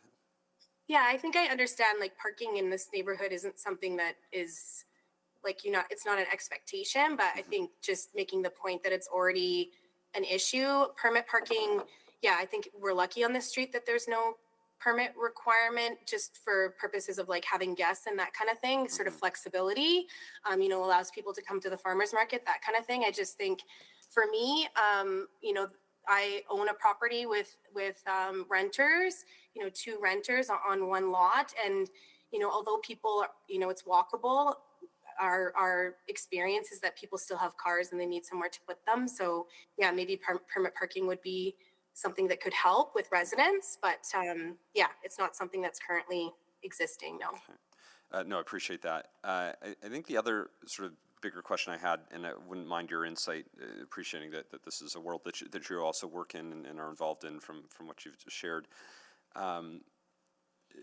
So, I think we've had some examples where we don't solely only follow the district plans, but I think there is a case to be made about the proximity to sort of a major corridor where you would allow something of this height, because over time that is likely the height that you would see, especially with RM16 immediately sort of behind. And I guess I wanted to get your take on, is your feeling that the district plan is sort of missing a bit here? Is there something specific that wasn't taken into account when the district plan was approved that maybe should be here?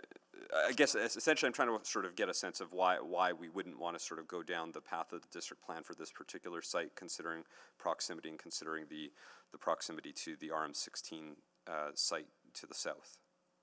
I think it's really just a matter of the size of this parcel that I see an issue with.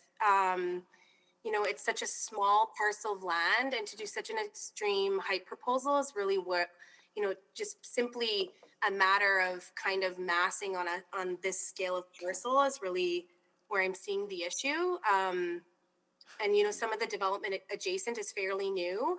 So you're not sort of bridging,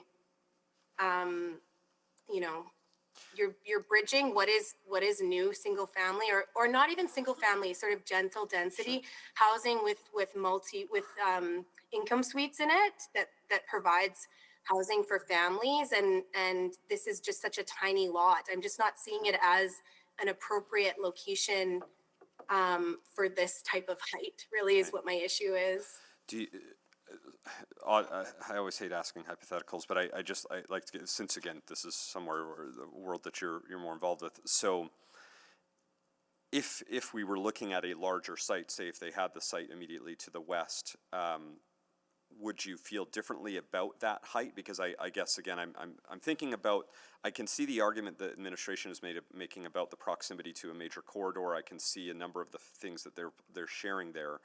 So I'm just trying to get a sense, is it that height in its entirety, or is it the fact that it's just that parcel of site? So if you had more lots, if you had more space, a bigger footprint to work with, would you have the same concern about the height?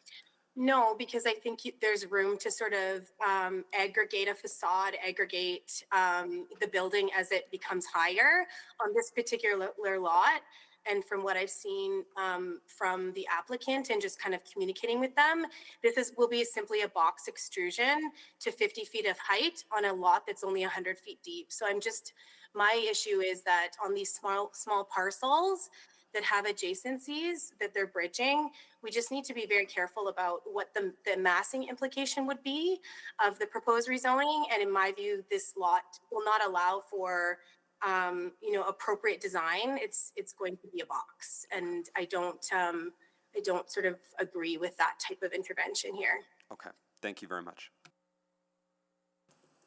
Thank you, Councillor Knack. Councillor Jans. So Councillor Knack asked my questions. I just have questions to admin now. Okay, thank you. Any other questions to Katie? I see none. Thank you so much for joining us. You can stay as well. There might be questions to you coming out of further conversation, any new information arising from that conversation. Councillor Jans, questions to admin? Yes, please. Go ahead, please. Thank you. I wanted to get a sense for, so is this proper, the property, the applicant is saying it should be considered a corner because it's on an alley. Is that generally how we've approached corner lots or alley lots? No, technically in the zoning bylaw, it wouldn't be considered in a corner lot. An alley it's not a road, right? The zoning bylaw definition, it would have to be a roadway. But in terms of the physical nature of what a buffer can provide, 5 meters is a large buffer to the abutting property. Right. So because it's an alleyway, is there, like, are they allowed to get even closer on the setback to the alley than a traditional mid-block boundary? No, they have to follow the zoning bylaws 2 meters. Okay. Now, if I'm looking down 104th Street, or I guess Calgary Trail, what is that block zoned to? 6 stories, 8 stories? What is it currently Is it zoned to? Sorry, let me rephrase that. Yep. It is a primary corridor, is that It right? is a primary corridor, So- and this is in the primary corridor. It is not on Okay. the edge, it's firmly within the primary corridor. Okay, Yeah. okay. So mid-rise up to 8 stories. So in theory, you could have if the 3 or 4 properties, the multi-units came down on 104th, you could be looking at an 8-story apartment along that stretch there Yeah, over time, right? over time. And so the transition from 8 to what this is proposed to the rest of the block is maybe, Would make sense, yep. Like physically, when you were looking at it from a design perspective, also important to remember the flexibility that's built into the zone.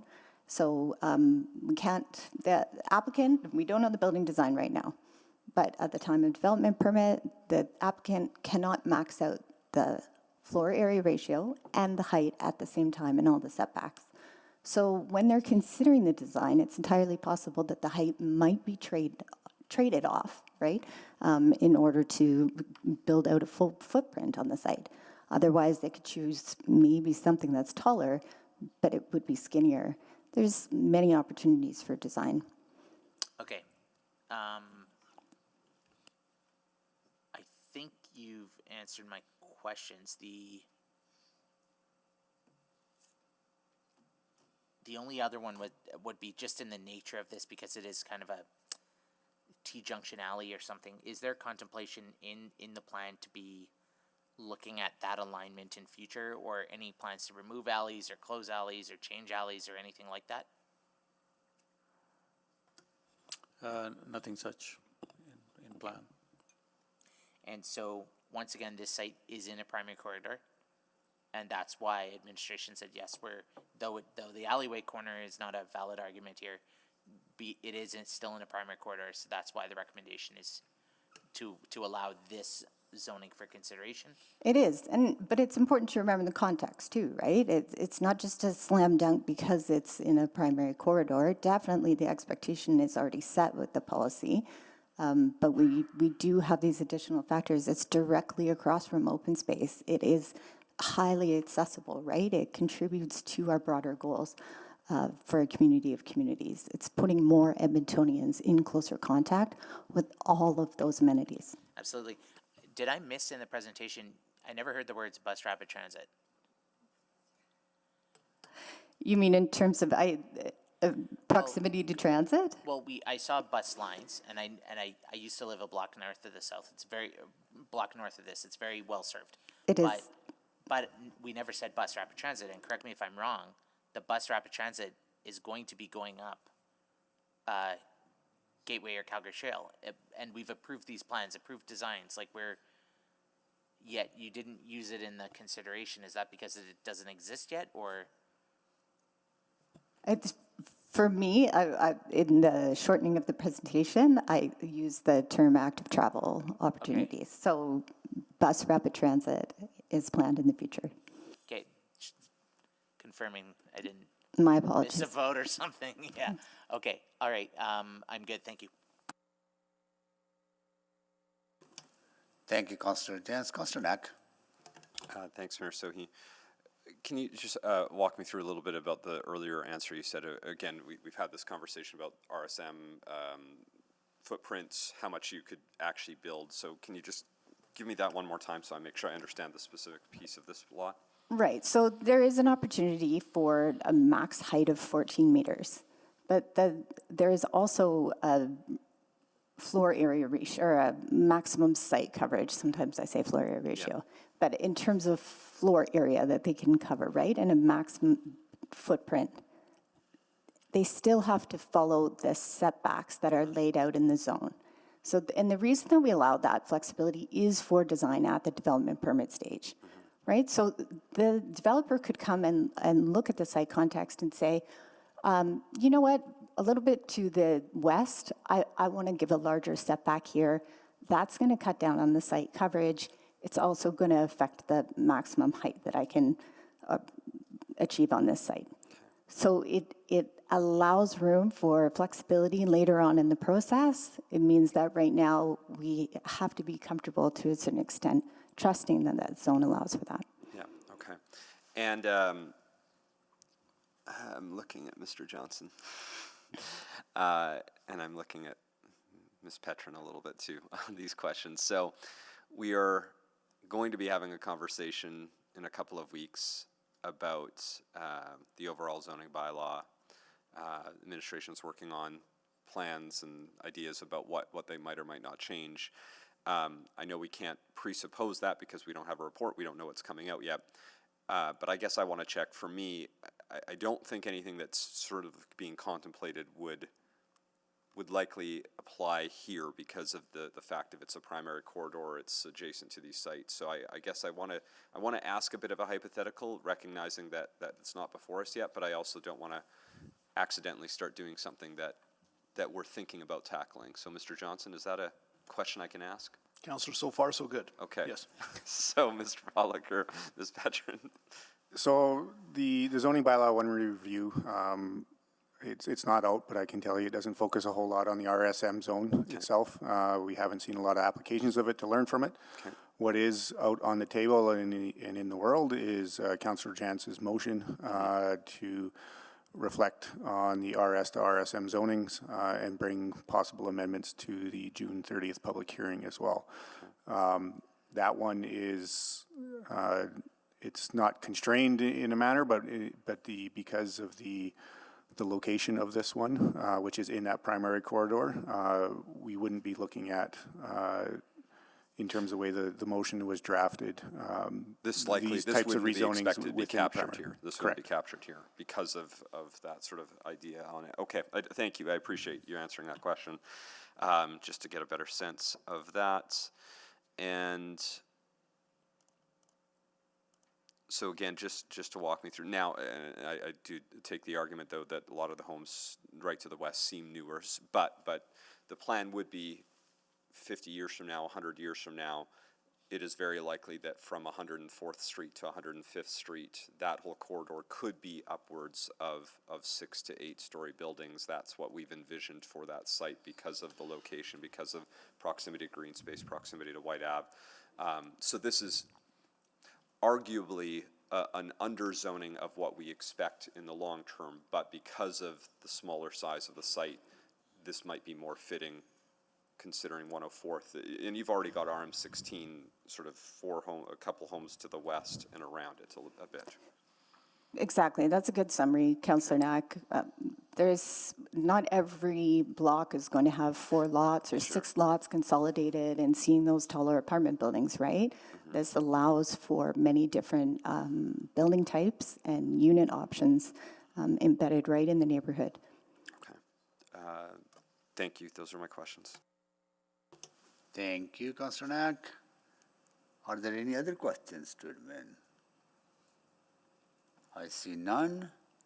And are there questions from council members to administration, to the applicant and the community member in opposition on any new information arising out of previous conversation? I see none. Can someone move to close the public hearing on this bylaw, please? So moved. Second? Okay, please vote.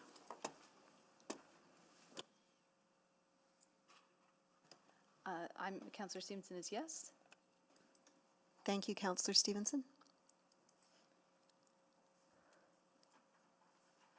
We have all the votes. Display the votes, please. That is carried. I'll move first reading. Second. Please vote. Sorry, we have a first reading on the floor. Anyone to speak?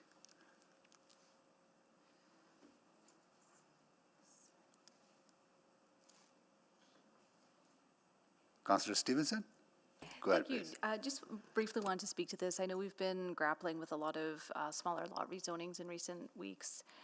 For me, there's significantly more clarity on this one, just given its location within primary corridor. I think we heard how the zones are designed to provide some of that design flexibility to achieve good outcomes on the site. I think it's well suited for both the present context and the intended future context. So happy to support this. Thank you. Thank you. Councillor Jans to close. Nothing further. Okay, please vote.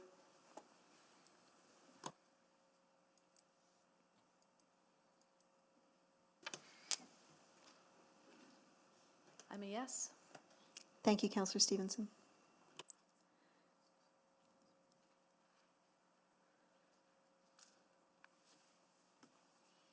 Yes. Thank you, Councillor Salvador. We have all the votes. Display the votes, please.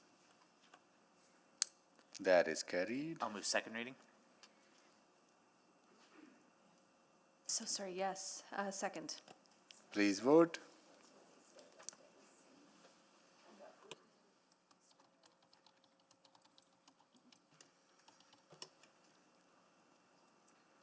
We have all the votes. Display the votes, please.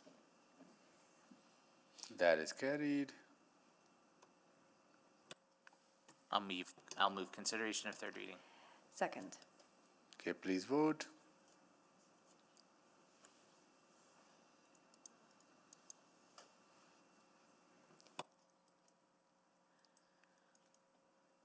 We have all the votes. Display the votes, please. That is carried. I'll move third reading. Second. Please vote for the final reading.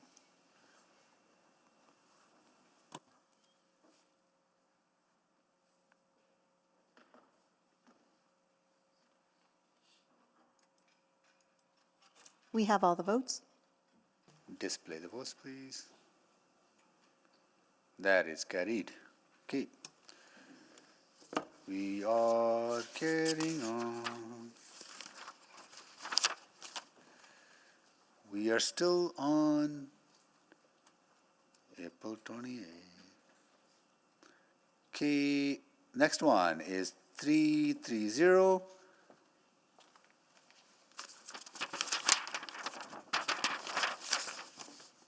Bylaw 21133 to allow for a range of small to medium scale housing, McKernan. All right. I'll go to administration for a presentation. Good afternoon. This application proposes to rezone a single lot in the McKernan neighborhood from the small-scale residential zone, or RS, to the small to medium-scale transition residential zone, or RSM, with a maximum height of 12 meters. Next slide, please. The site is located in the northern portion of McKernan, just east of Charles Simmons Park, and near the 114th Street secondary corridor as part of the Nodes and Corridors network of the city plan. The McKernan-Belgravia LRT station is approximately 220 meters to the southeast, and a shared pathway for bike use follows the LRT line along 114th Street. Next slide, please. Through engagement, we heard from 20 residents who shared a wide variety of concerns with this proposal. Mainly, people were concerned with the existing state of traffic congestion in the neighborhood and believed that the existing RS zone already allows for enough infill opportunities. Administration recognizes the issue of traffic congestion in the area. This is generally the result of high commuter volumes along 114th Street and University Avenue arterials interacting with the at-grade Capital Line LRT and University Avenue, 76th Avenue intersections. Sorry, could I have the next slide? Given the proximity of this site to the active modes of transportation in the area, including convenient access to the LRT station and connections to the bike network through a shared use pathway along 114th Street, administration does not expect development under the proposed zone to significantly impact the traffic congestion issues. At the April 8th, 2025 City Council meeting, Council passed a motion directing administration to undertake a traffic assessment in this area and come up with options for optimizing the road network and reducing shortcutting. To help reduce shortcutting in the interim, local traffic-only signs were installed south of University Avenue along Saskatchewan Drive, 119th Street and 115th Street. Next slide, please. In the Scona District Plan, the site is located in close proximity to the 114th Street secondary corridor. District policy allows for additional scale to be considered at this location where at least two criteria are met. In this case, the site is within 100 meters of the secondary corridor and within 400 meters of the LRT station. Land within the nearby secondary corridor is anticipated for low and mid-rise development of approximately 4 to 8 stories. As the name of the zone suggests, the small to medium scale transition residential zone is considered an ideal zone for transition areas like these, close to corridors, as is the case with this site. Next slide, please. The RSM H12 zone is considered compatible with the mostly small-scale residential development in the immediate area. While both the current and proposed zones would allow for small multi-unit housing development, the proposed zone allows for 1.5 meters of additional height and additional site coverage of 15%. The slide shows the comparable mossing models of the two zones for visual comparison. Next slide, please. Administration supports this application. It will facilitate an increase in residential density with direct access to the LRT and active modes of transportation. It proposes a scale that is compatible with the surrounding neighborhood, and it aligns with the direction in the Scona District Plan and District Policy. Thank you. Well, thank you so much for the presentation. Now we'll go to folks signed in favor of the application. I'll call your names. Please come down and you'll be paneled right here. Adam Jiang, speaker number 1. William Yin, speaker number 2. Don Ann, speaker number 3. Yishan Kang, speaker number 4. Shiji Chan, speaker number 5. Quinn Bin Lee, speaker number 6. Bradley Thiessen. Yep. You'll be joining virtually, speaker number 7. Jacob DeWong. Hello. You'll be speaker number 8 joining virtually. Jacob, we will start with Adam Jiang. Please go ahead. Each of you will have 5 minutes to make your presentation. And if you haven't been here before, just keep your eyes onto the podium. I don't know if you can see it there. When the red light starts flashing, that means 5 minutes are up. And I'll remind you as well, but you can also see it on the screen as well. So please go ahead and make your presentation.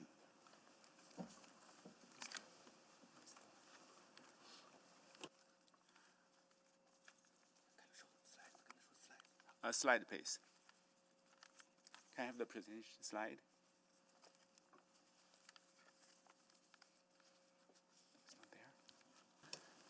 We don't have a presentation for Adam.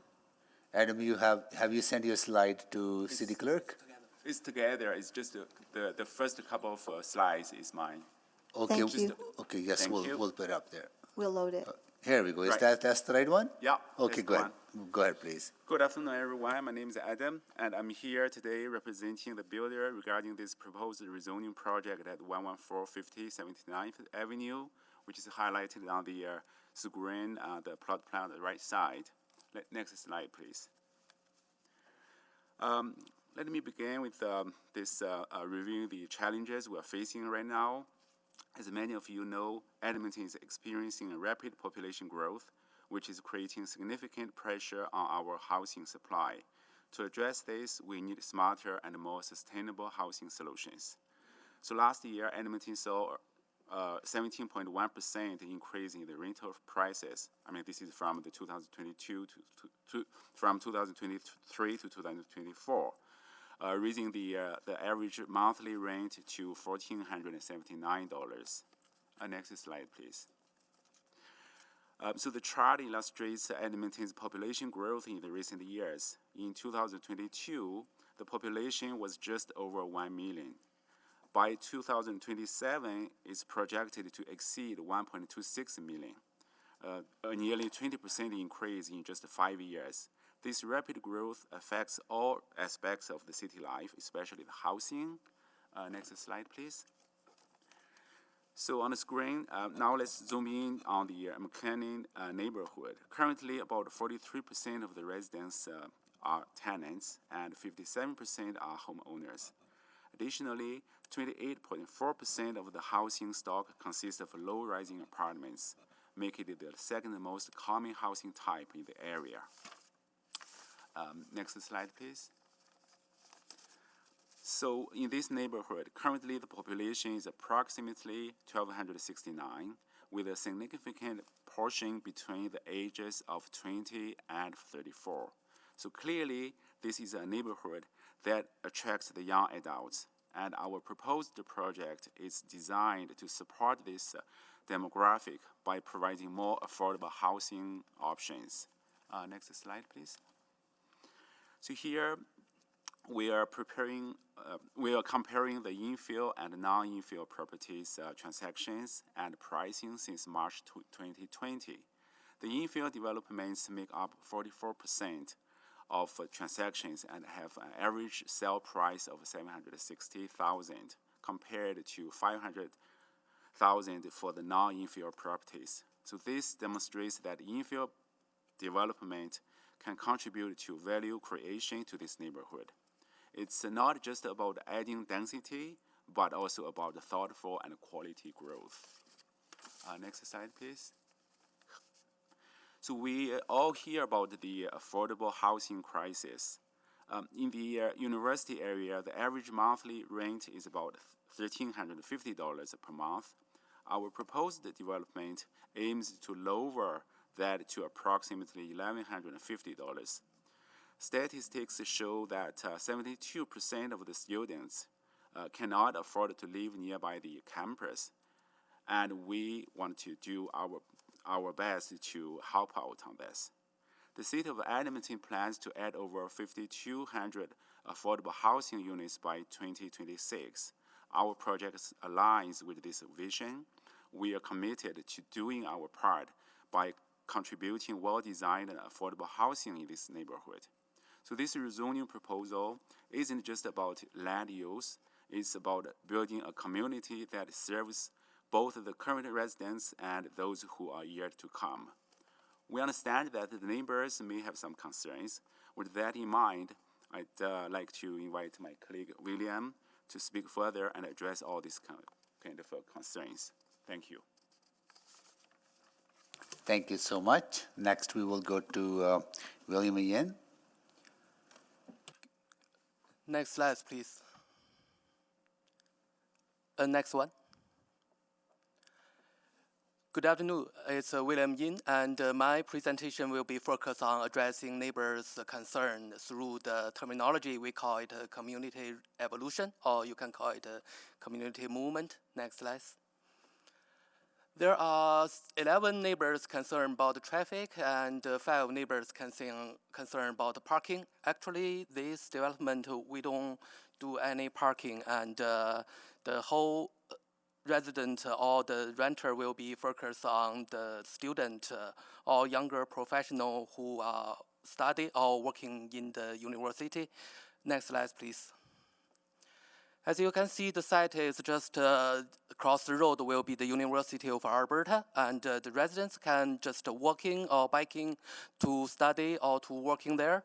And also, like the administration said, the McKernan LRT station just 200 meters away. And both the University Avenue and 114th Street is the major road. If the resident want to go shopping, go entertainment, they can easily use the public transit. Next one, please. A month ago, City of Edmonton just announced the priority growth area, the whole university area.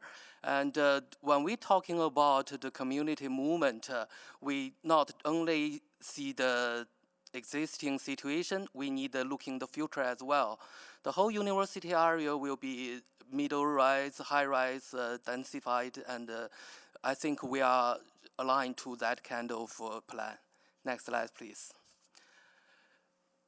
There are 8 neighbors concerned about the current RS zoning already good, and 5 neighbors concerned about the new development will not fit the characterize the neighborhood. And I think we can also back to the terminology of the evolution of the movement. As Adam said, this McKernan community already younger generation dominant, and in majority will be the more and more younger generation will be there, and the small apartment will be fit their need and fit market.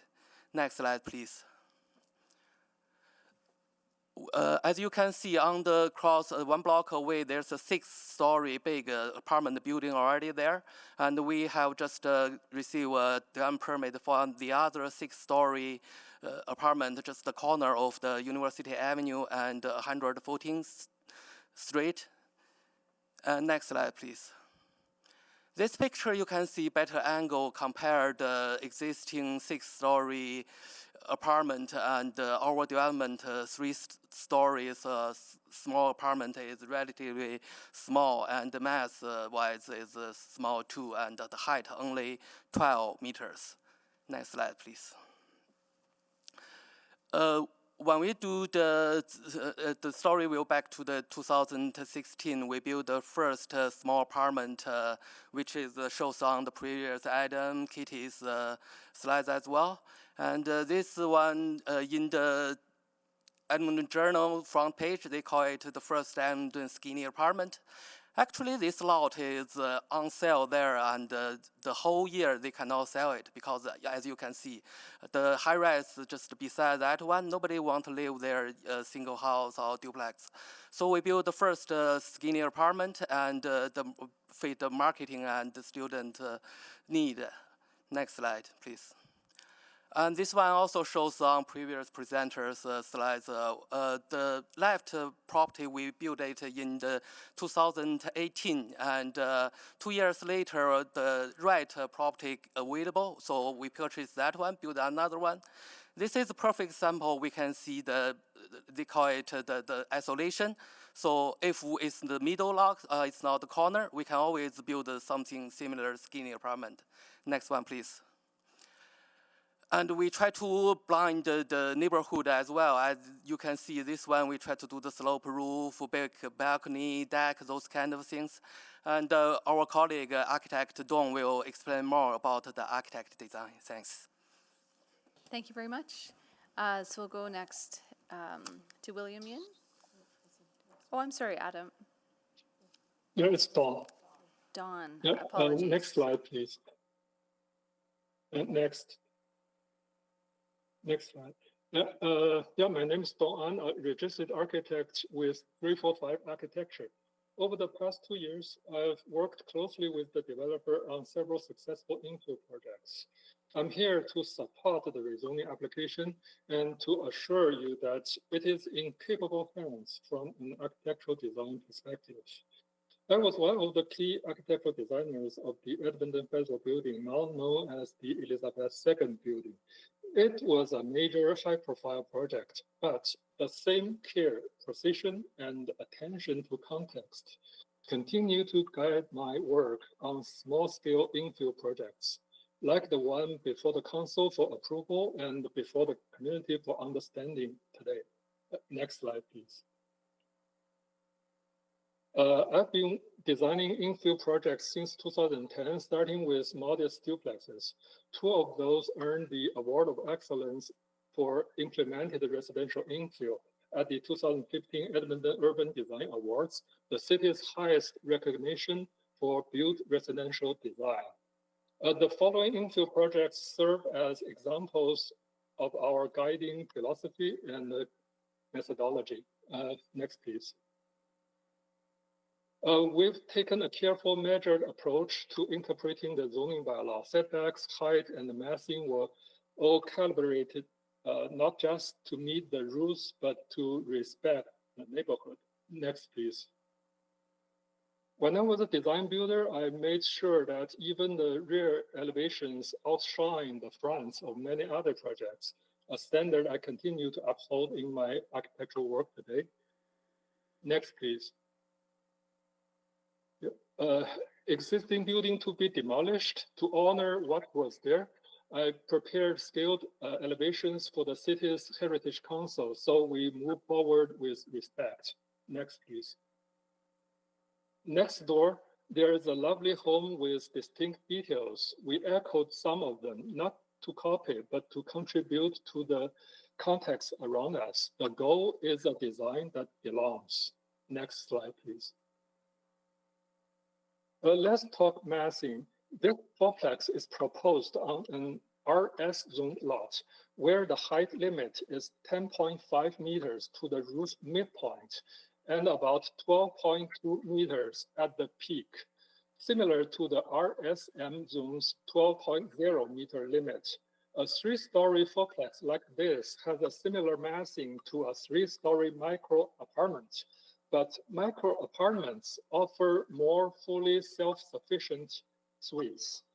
In the post-pandemic era, this makes them a smarter, more resilient housing choice. Next, please. As for traffic, we are proposing 0 on-site parking and at most 1 managed on-street parking space by permit. That's a big shift from the typical 4 on-site parking stalls that come with the fourplex. The result, less congestion, more walkability. Next, please. We are also meeting bike parking requirements, 1 space per unit with at least 85% located indoors. The hatched areas indicate their location. Next, please. If the rezoning from RS to RSM H12 is approved, the final design will stay true to the reference you see here. Appropriate in scale, affordable but not cheap, and contributing positively to the neighborhood. Our commitment is clear: thoughtful design, professional execution, and a genuine respect for policy and the community we are building within. Thank you. Thank you very much. We're just at our 3:30 break, so I'll pause it there. We'll be back at 3:45 to continue on with our speakers in favor. Thank you.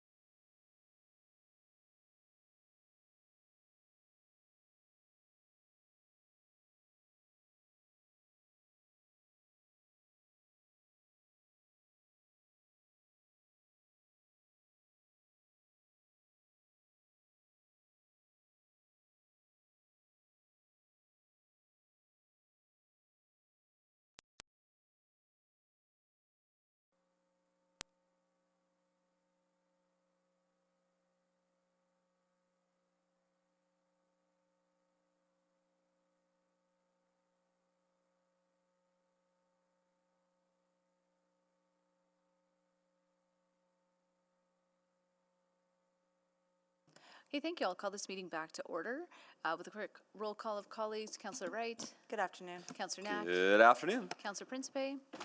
Hello. Councillor Paquette. Good afternoon. Councillor Tang. Hello. Councillor Hamilton. Councillor Rutherford.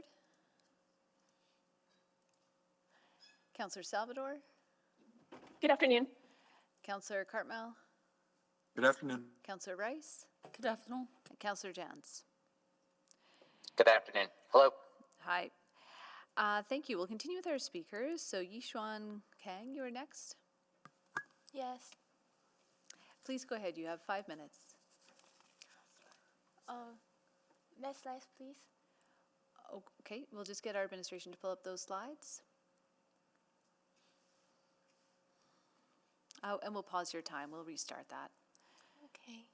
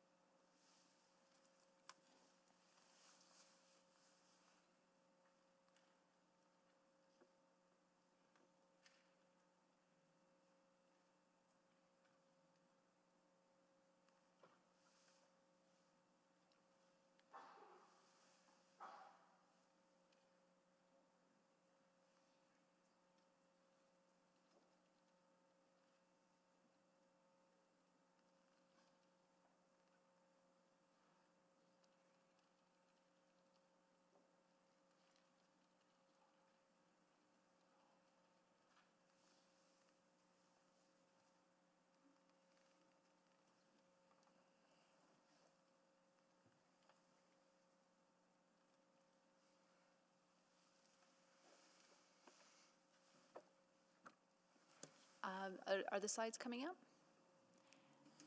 Yes, we're just getting them up. Great. No, not to worry. We can all just take a bit of a breath.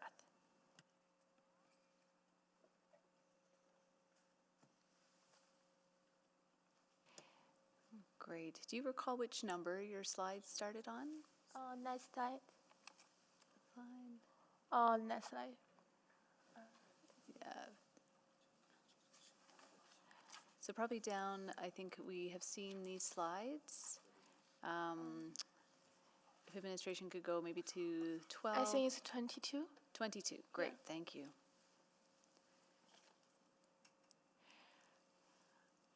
Oh, no, not this one. One more forward? No, I think we've seen these, so we could go. Further down. Keep going, I think we can go a few more. Okay. There we go. One more? Down. Yes. Okay, thank you. We'll start your 5 minutes and over to you. Thank you.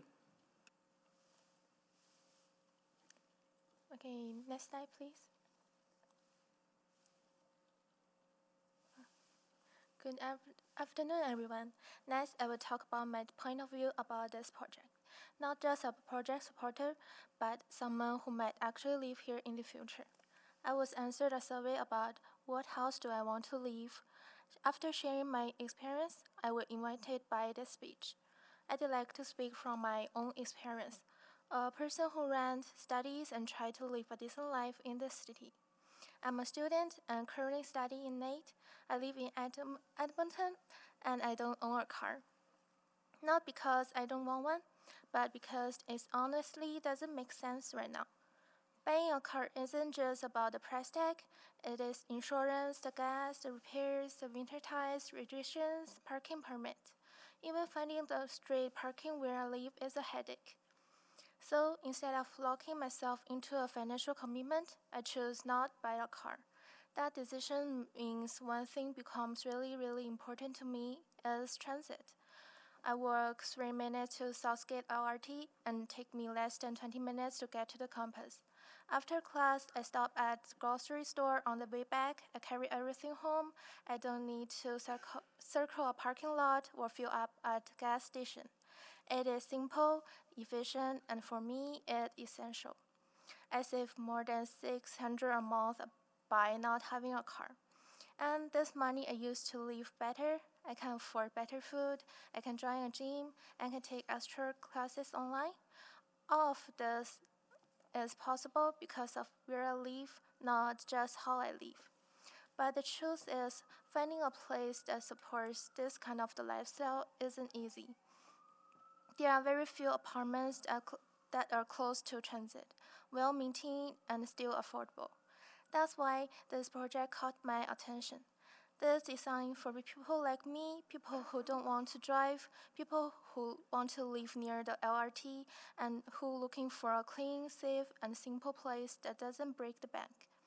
I don't need luxuries. I just want something practical and well managed. And the property management team behind this project, I have ran from them before. They fix things fast, they keep the building clean, they actually answer the mails, and if you are a renter, you know how real that is.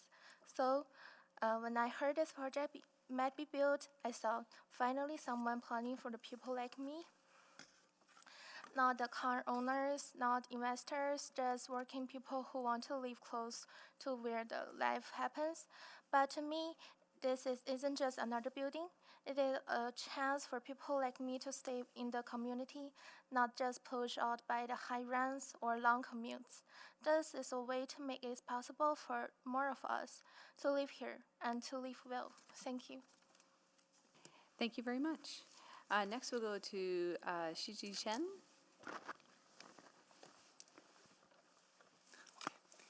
Yes, good afternoon, council members, neighbors, and everyone here. My name is Chen, a student at NATE. I'm glad to have this chance to talk about the new apartment building proposed for our community. First, a bit about me. I'm a big fan of cycling. As a student, I can't afford a car, so biking is my main way to get around. It keeps me healthy and lets me enjoy in the city. Whenever the weather allows, and let's be honest, in Edmonton, that's not all year.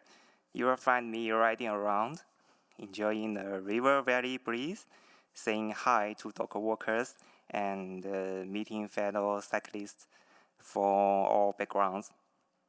However, storing my car safely is a real challenge. Often I have to carry it up to my apartment, which isn't fun after a long ride. I've heard too many stories about stolen bikes to risk leaving it outside. That's why I'm excited about the proposed apartment's secure indoor bike storage. For someone like me, this feature turns a daily worry into a peace of mind. Another thing I like is the bachelor-style apartment. Living alone, I prefer a simple, functional space. These units are compact yet complete. Perfect for someone whose favorite roommate is a bicycle. Lastly, the location is fantastic. Being close to the LRT station makes getting around easy. It's near the university area, full of cultural events, cafes, and community activities, which fits my lifestyle.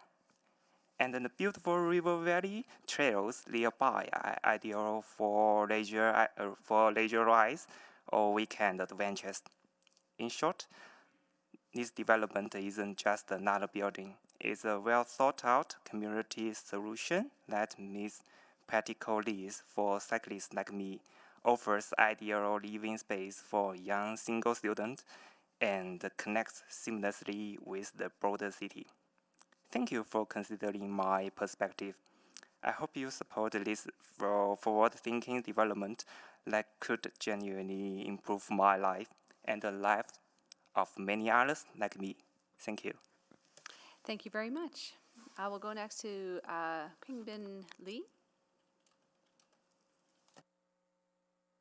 If you can just turn on your microphone, please. There you Is go. that good? Yep, thank you. Good afternoon, council members and fellow Edmontonian advocates. My name is Qingbin Li. I'm here today representing a developer who doesn't just build buildings, he builds solutions. My client is, at heart, a problem solver. His philosophy is quite simple, focus on community need. Why? because for him, success is not just profit. It is about pride in creating projects that meet real need and stand the test of time and live up the neighborhood they serve. When we prioritize community value, everyone wins. Residents, investors, and our city's future. Let's be honest, Edmonton is growing fast, but not everybody is growing with it. Young professionals, students, families, that very people who will shape our city future are being sidelined. Rents surged 17% last year, the highest jump in Canada. Younger generations are struggling to fund commute-friendly and affordable accommodations.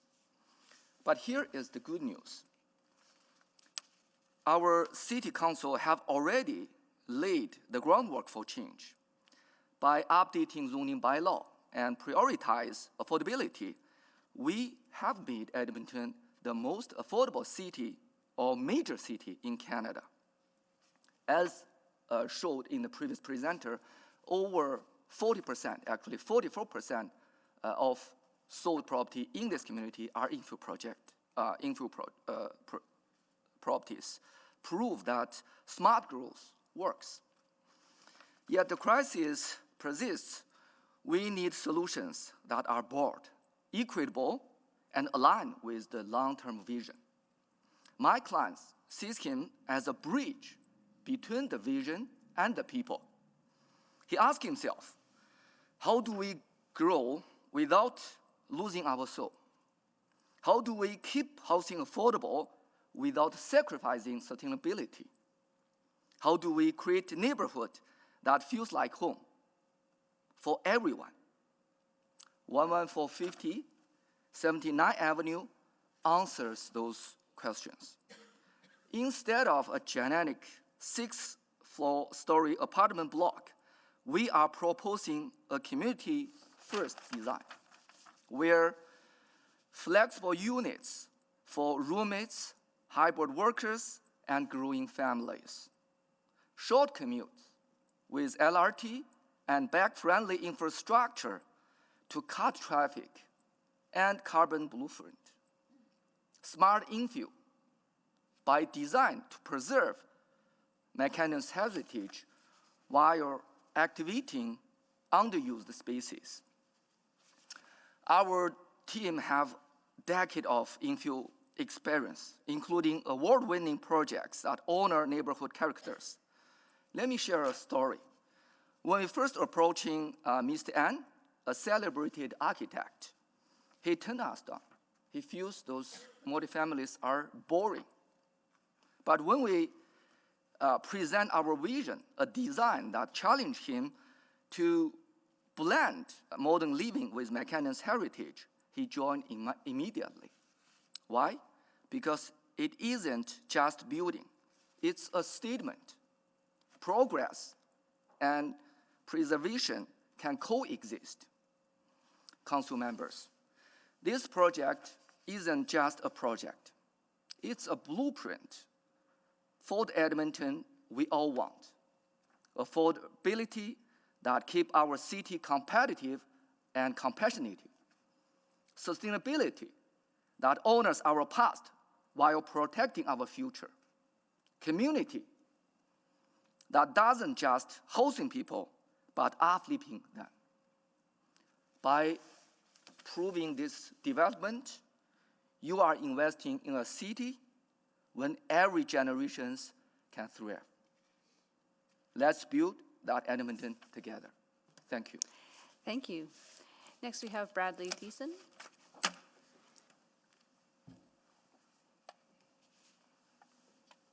All right, good afternoon, Mayor and Councilors.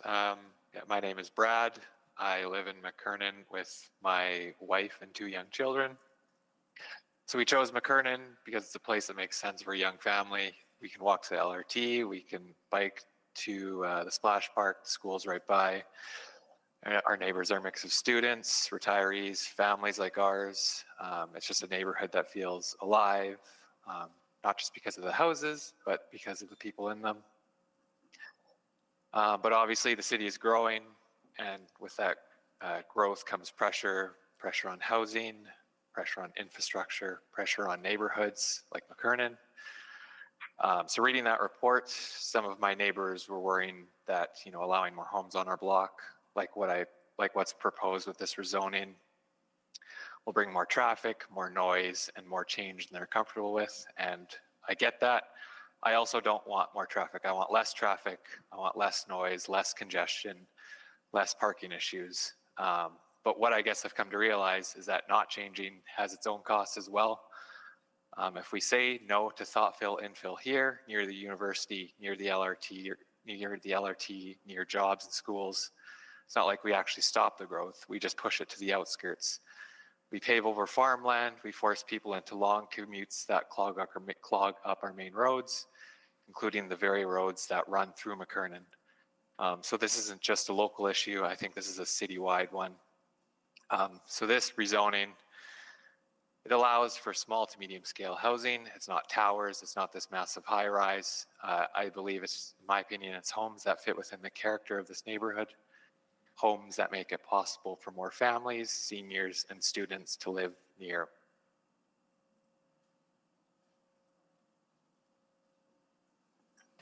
Yes, some are obviously concerned about cars and parking stress, but with this particular development, as we heard before, there's minimal parking, which I think sends a clear signal like this is meant for people who live car light or car-free lifestyles. So I think that's a benefit to the city. When people move into homes like these near the LRT, near bike routes, and within walking distance to the U of A, they're not bringing 2 cars per household. They're walking, they're biking, they're taking transit, and they're choosing this neighborhood because they don't want to rely on a car. In fact, I would say these kinds of homes attract people who already live without one. So every person who can walk to class, work, or to the grocery store, or walk to the grocery store from inside the neighborhood, that's 1 fewer person commuting in from the suburbs and 1 fewer car on our already strained roads. So it's not just that these homes don't increase traffic. I would say they actively reduce it. They support a lifestyle that doesn't actually depend on driving. So in my opinion, this is smart growth. It uses our existing roads, sewers, parks, and services more efficiently. It supports local businesses, strengthens community life, and keeps our city financially and environmentally sustainable. So yeah, on behalf of my family, I guess, and my community, I urge you to support this rezoning. Thanks. Well, thank you so much for joining us, Bradley. Next, we will go to Jacob Duong. Hi, everyone. Thanks for having me. My name is Jacob. I live in Queen Alex with my wife, who works at the campus of U of A at their health sciences campus. And like McKernan, we chose this area because it was close to work. We don't touch our car most of the days of the week. We can walk to whatever we need to do. And she doesn't have a lengthy commute into work. She can walk there in 20 minutes, bike there in 5 minutes, scoot there in 5 minutes. So it's an extremely convenient place that has really elevated our quality of life. When I was a student, I lived close to the university campus. I lived within walking distance, and that was a huge plus to my quality of life. I could not afford a car. I would not be driving to the university campus, so it would have either been walking, biking, or taking the bus.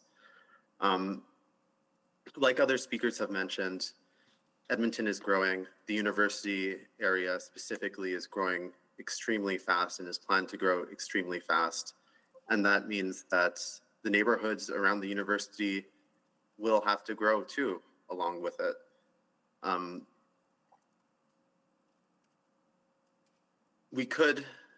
There are various visions on how the neighborhoods around the university should grow. Some people want more growth, some people want less growth.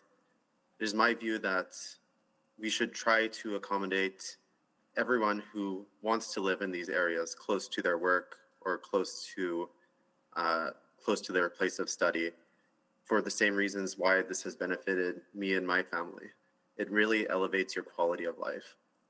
In the report, there are some concerns around traffic. As Brad said, if people don't live here, then they will be pushed further out into long commutes, clogging up those arteries.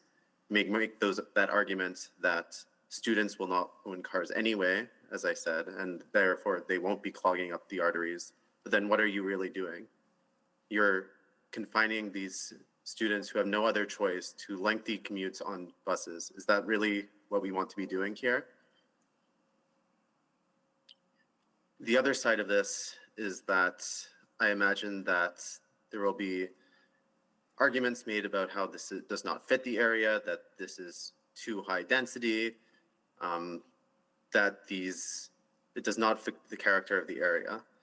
And to that, I'd say that the character of neighborhoods is not static. It has to evolve with the times. Demographics are changing, the demands on cities are changing, and there's a climate crisis out there, and we have to evolve with it. The housing stock and what it looks like today will necessarily not look like what it does in the past, and that's a good thing.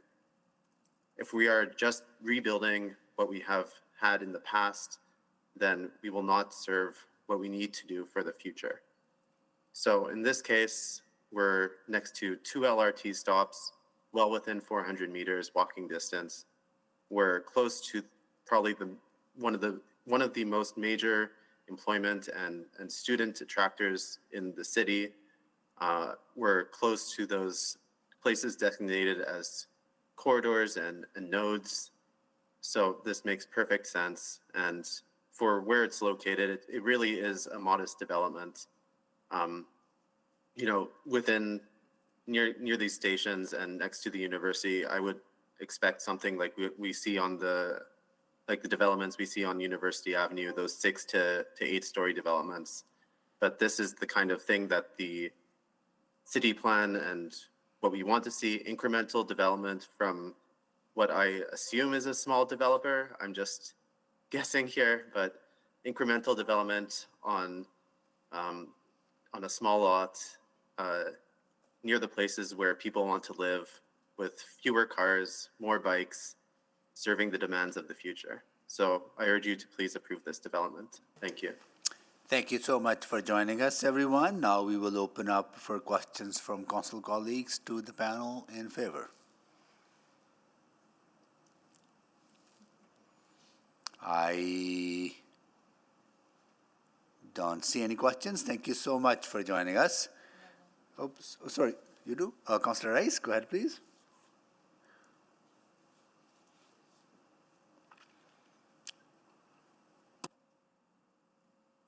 Okay, thank you everyone for taking time and come to chamber to speak. I like the how the organization presentation be presented and from different angle. Specifically, I do want to clarify 2 things and in your presentation.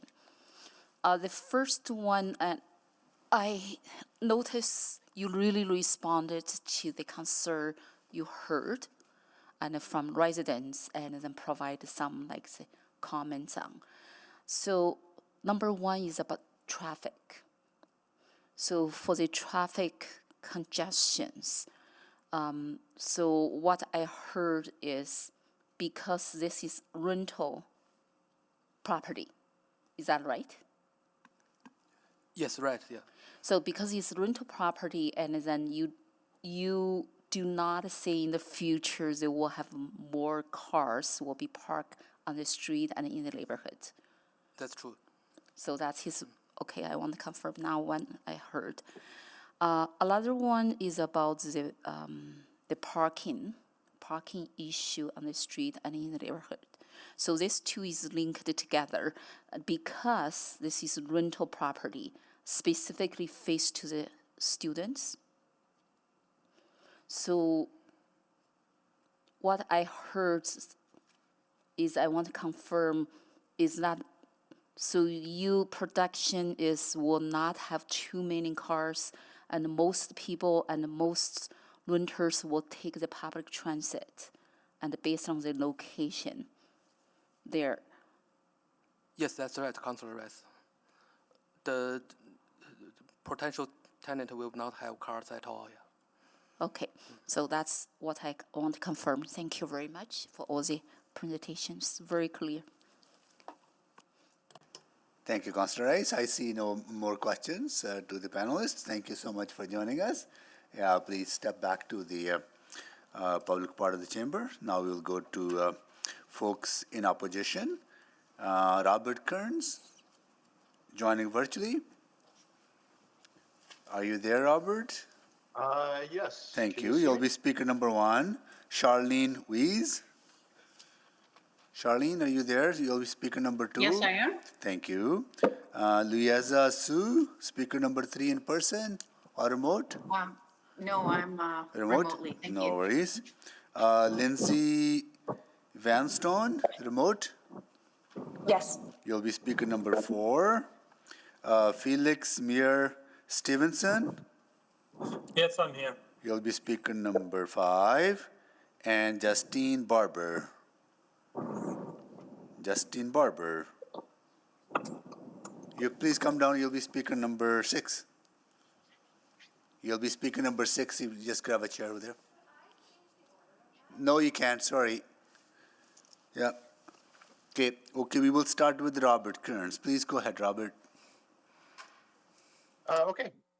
Thank you. Good afternoon. Thank you for the opportunity to speak. So, sorry, can you hear me all right? Yes, we can. Go ahead, please. A week and a half ago, I was scheduled to speak on this motion. But, you know, I think council's taken a couple actions recently, and, you know, it's really changed how I'm about to comment on this issue. So first off, I want to thank city administration for preparing a motion and council for passing a motion to review the criteria to consider rezoning RS to RSM. So my understanding is that motion was passed in the April 28th meeting. So this application specifically falls under the criteria that's currently under review, and that's RS to RSM rezoning outside a node or a corridor. So I assume for that reason alone, the rezoning should be deferred until this review can be complete. Second, I want to thank council for approving a traffic study in the Belgravian neighborhood. Now, I do know there's not a linear relationship between increased density and increased traffic, but there certainly is a direct relationship. And, you know, I really want to take exception to a comment from one of the developers. He stated that most of the residents won't have cars. Builders and landlords don't have the right to decide who owns a car in this city, right? And so it's really not a claim you can make. So again, I'd ask city council and city planning to defer any rezonings until the traffic study can be complete. You know, there's a saying that if you find yourself in a hole, stop digging, right? So we've realized traffic's a problem. Let's stop taking actions that make it worse. I know you're probably tired of listening to people complain about traffic, and so I apologize. I'm going to talk a little bit more about traffic. The study from planning recognizes that traffic's an issue, but it doesn't document any analysis on it, right? You know, once a significant issue has been acknowledged, I'd expect that actions that could potentially make this issue worse would be analyzed in detail. So, you know, I would have expected the planning report to include a quantification of the existing congestion issue, a forecast of future congestion that's already baked into approved development. I mean, there are 3 apartment buildings in the neighborhood under construction or at least approved. And furthermore, a forecast of future congestion increases due to this rezoning and the potential surrounding rezonings that this sets a precedent for. You know, without that level of analysis, I don't think council really knows the impact of rezoning this lot. Also, I do want to take exception to something that's in the report, and it was repeated by someone from city administration. I don't know if people realize how offensive it is that local traffic only signs are suggested as a realistic solution to the traffic problem in the neighborhood, right? So it really bothered me that's put forward as a realistic solution. In closing, this rezoning sets precedents for the neighborhood, and I'm just asking council to defer this rezoning until the pending studies on rezoning and traffic can be completed. Thank you very much. Thank you so much. Next, we will go to Charlene Weiss. Go ahead, please. Hello, thank you very much for the opportunity to present my thoughts. Sorry, I'll put my camera on here. Thank you for the opportunity to present my thoughts on the rezoning application for this lot. While the address is listed as McKernan, it is just a few blocks from my home in Belgravia. Many residents consider this small section of McKernan addresses, which is west of 114th Street and south of University Avenue, to be part of Belgravia. I'm opposed to the rezoning of this lot from RS to RSM H12. There are multiple options for redevelopment and densification within the existing RS zone that will meet the needs of the community, of students and families, and provide options for families that include possibly parents, children, grandparents, and other relatives that won't necessarily find suitable accommodation in a micro suite. The Belgravia Neighborhood Traffic Assessment Study, which was approved by Council on the 9th of April, should be completed first. As well, in the last meeting on April 28th, there was discussion of some proposed amendments to the general purpose of the RSM zone that will be coming forward for Council to consider in June. I believe the results of both of these initiatives will support leaving the zoning as is at RS for this lot, and I request that the decision be held off until these assessments and traffic study are complete. The planning report submitted by City Administration refers to Belgravia, not McKernan, when describing traffic congestion in relation to this application, so it makes sense to me that this location be included in that traffic assessment. Per the summary in the planning section of that report, Administration heard from 20 people, all in opposition to this rezoning, and their main concern was about existing traffic congestion in the area and the belief that this would make it worse. In the mobility section of this report, the most common objection, with a count of 11, was traffic congestion is already horrible and this will make it worse. 5 responses were worried about parking congestion increasing and illegal parking. The nearby LRT, bicycles, and walking will not always provide a feasible mode of transport in instances where people might have sports equipment to carry, other large packages to carry, children to drop off at multiple locations or pick up at multiple locations around the city. It's not fair nor accurate, it is not fair nor accurate to assume that only people without a car want to or will live in this neighborhood. There are currently multiple rezoning applications to an RSM zoning in Belgravia. I counted 7 yesterday, plus this one. Plus, there are multiple large developments in the area under construction.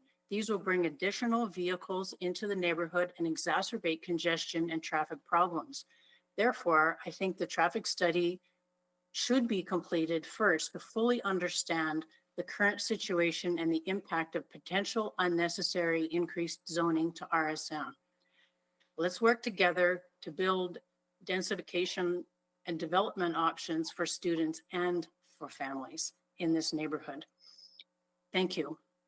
Thank you so much for, sorry. Could I also say, I do have to leave, so I'm at around 4:30, so I might not be available for questions when we're all finished.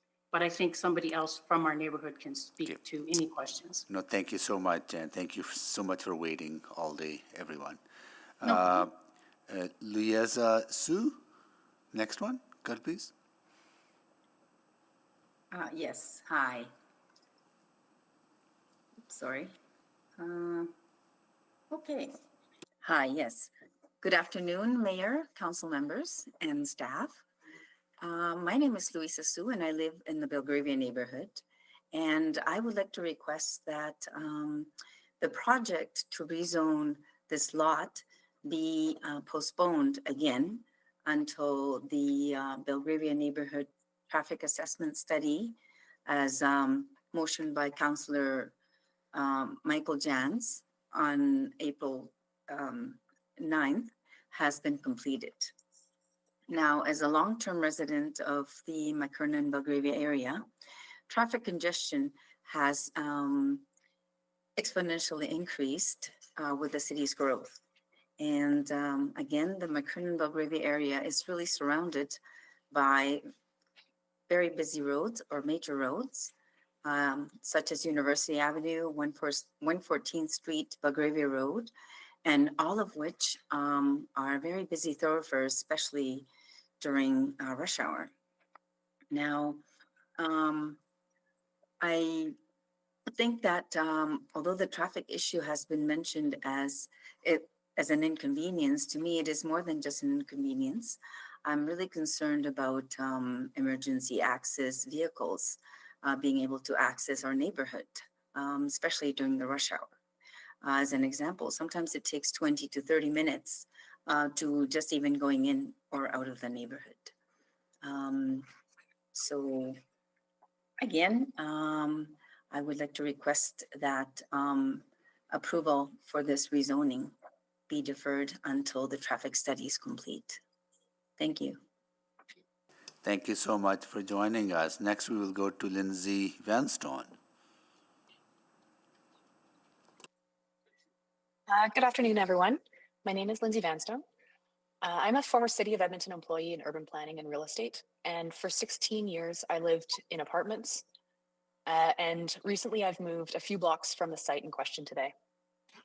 I support many aspects of the new zoning bylaws, but I'm here to express my opposition to the proposed rezoning from RS to RSM.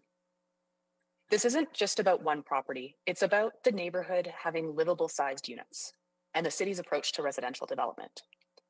When we talk about wanting to remain affordable, it's not about creating micro units at the far end of the housing spectrum. It's about creating livable units. The RS zone, which we already have in place, requires each unit to be at least 75 square meters. That's enough space for students, couples, roommates, and families to live there for the longer term. It ensures livable unit sizes. In contrast, RSM has no minimum unit size, only a minimum density requirement. I learned today through Everforth's presentations that this development will be micro apartments. Based on the floor plan that was showed, that's 12 units on each floor. That would be about 25 square meters each. Think about how small that is. Edmonton must avoid the micro-unit trap that plagues other Canadian cities, both for the versatility of housing into the future, as well as for isolation concerns that impact our mental health epidemic. I also want to say that this application cannot be considered in isolation.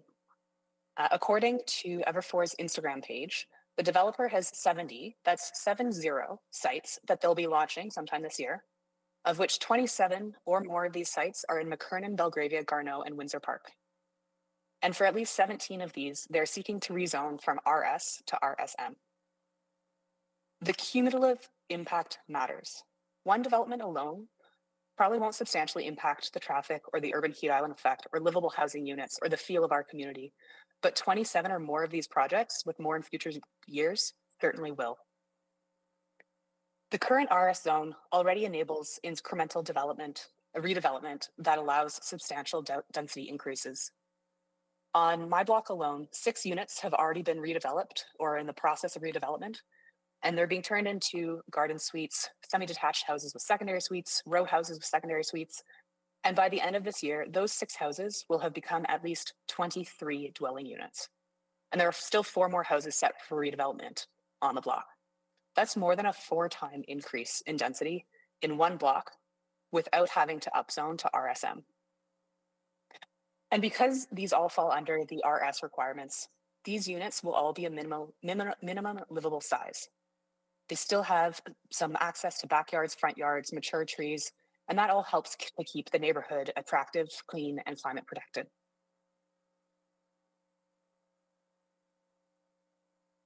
Since there's already so much opportunity in the RS zone to increase density with livable units for many family types, including students, I'm not sure what the incentive is to upzone this lot for the purpose of creating micro units. As others have said, just last week, Councillor Jans made a motion to review the purpose of RSM and limit the opportunities for it outside of nodes and corridors. At minimum, we should wait until that work is completed before approving these upzonings. Approving these rezonings will establish a precedent for the applicants at least 17, if not 27, or even up to 70 other sites.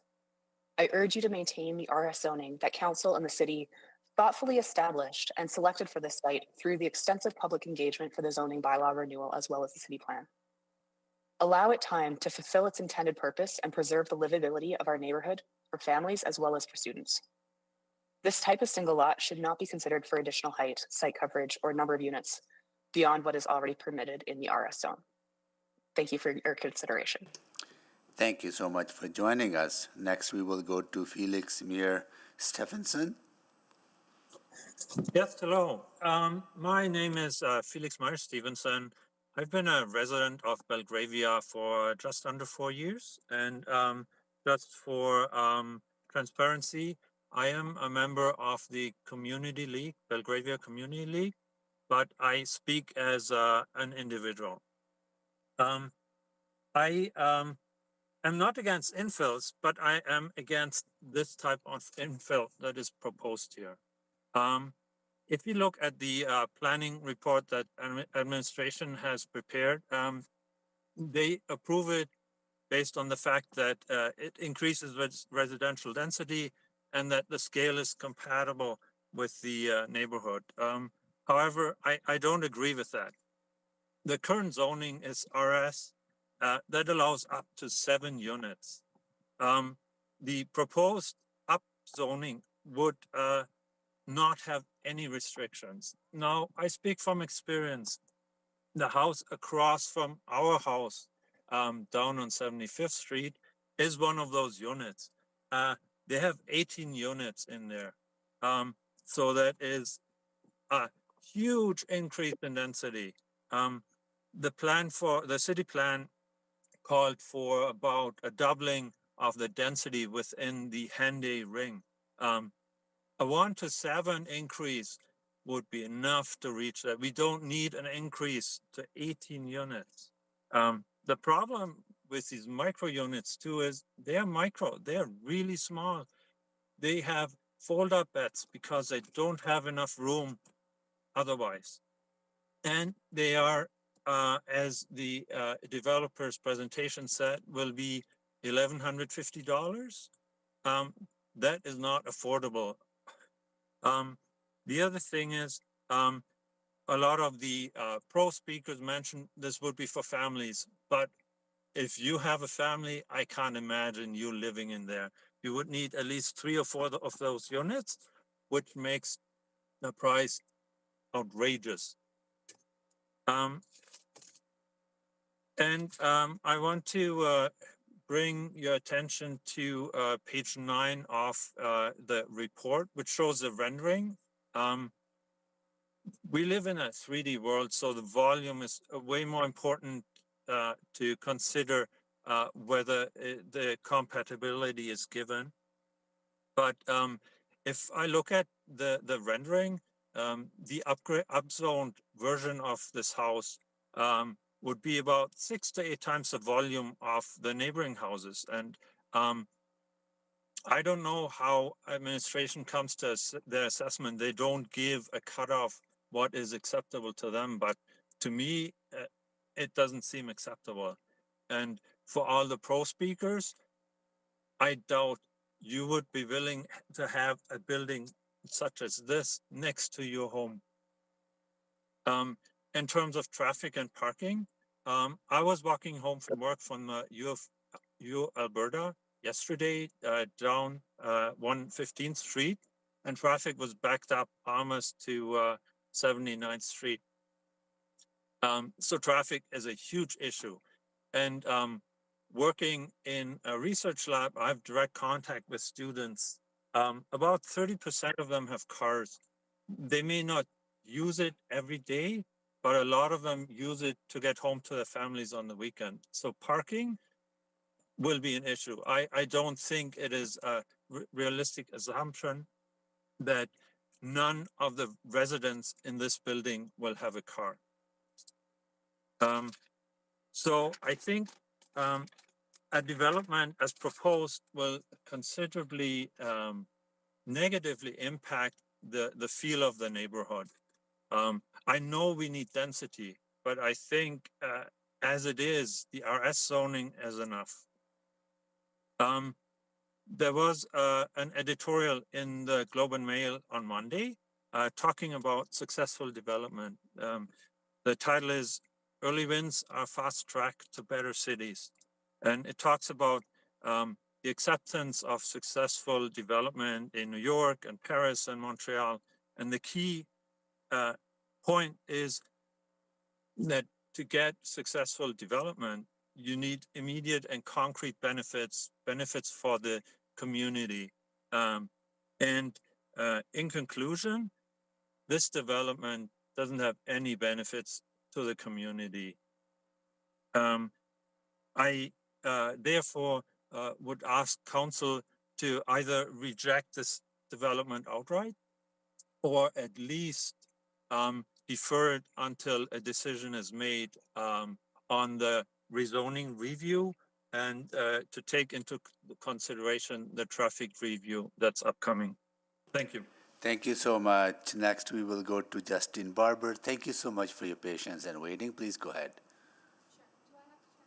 Yes, please. Yeah. Okay. Here you go. So my concerns and experience are very similar to most of my neighbors. I've lived in Belgravia for 7 years and in the university area for 20 years. In the first 6 years that I lived on my street, we went from 12 to 13 units of housing.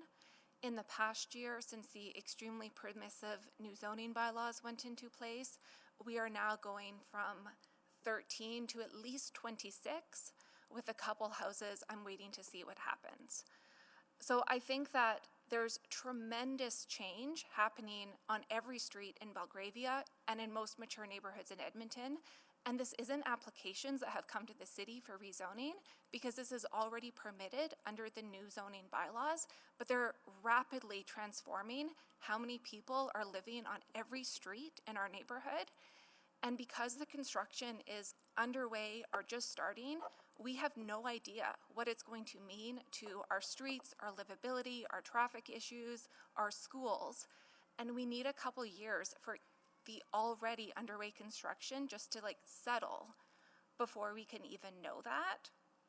For my street, which again is going from 13 to 26, probably higher, at the average rates of car ownership, that's going to add 20 cars into a very congested area.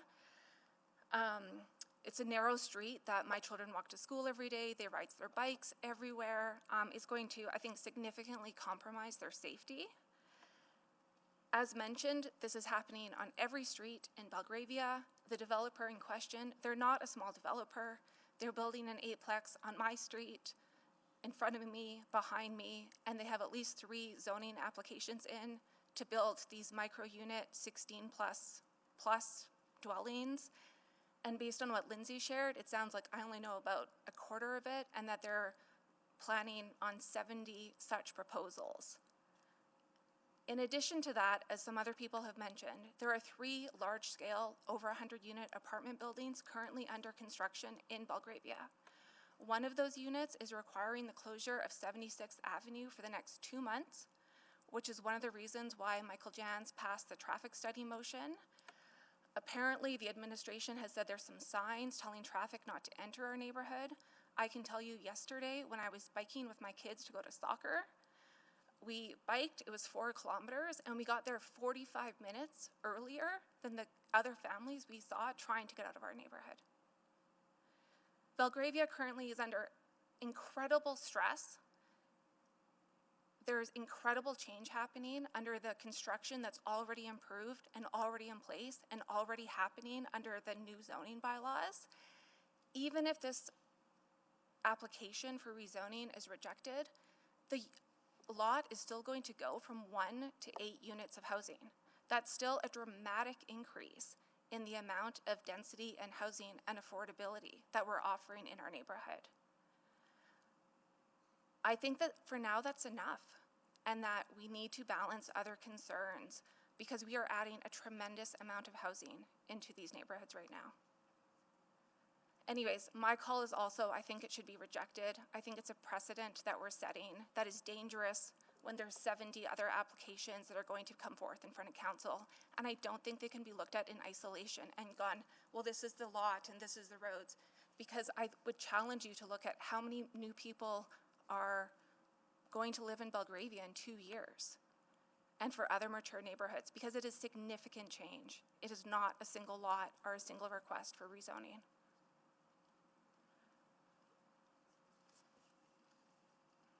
That's all from me. Thank you so much for joining us. That concludes the presentation from members of the public. Before we go to questions to the members of the public, we need to do some housekeeping on the changing the agenda. So, Councillor Rice, can you please make the first motion? Sure. So I move that City Council waive the rules on providing notice of motion as set out in Section 32 of Bylaw 18155, Council Procedures Bylaw, to allow Councillor Knack to make a motion without notice regarding changes to the council calendar. Need a seconder? Second. Okay, please vote.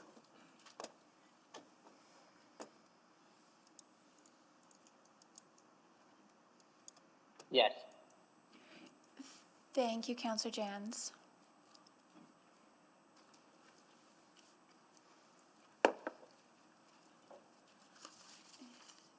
Councillor Hamilton, are you with us?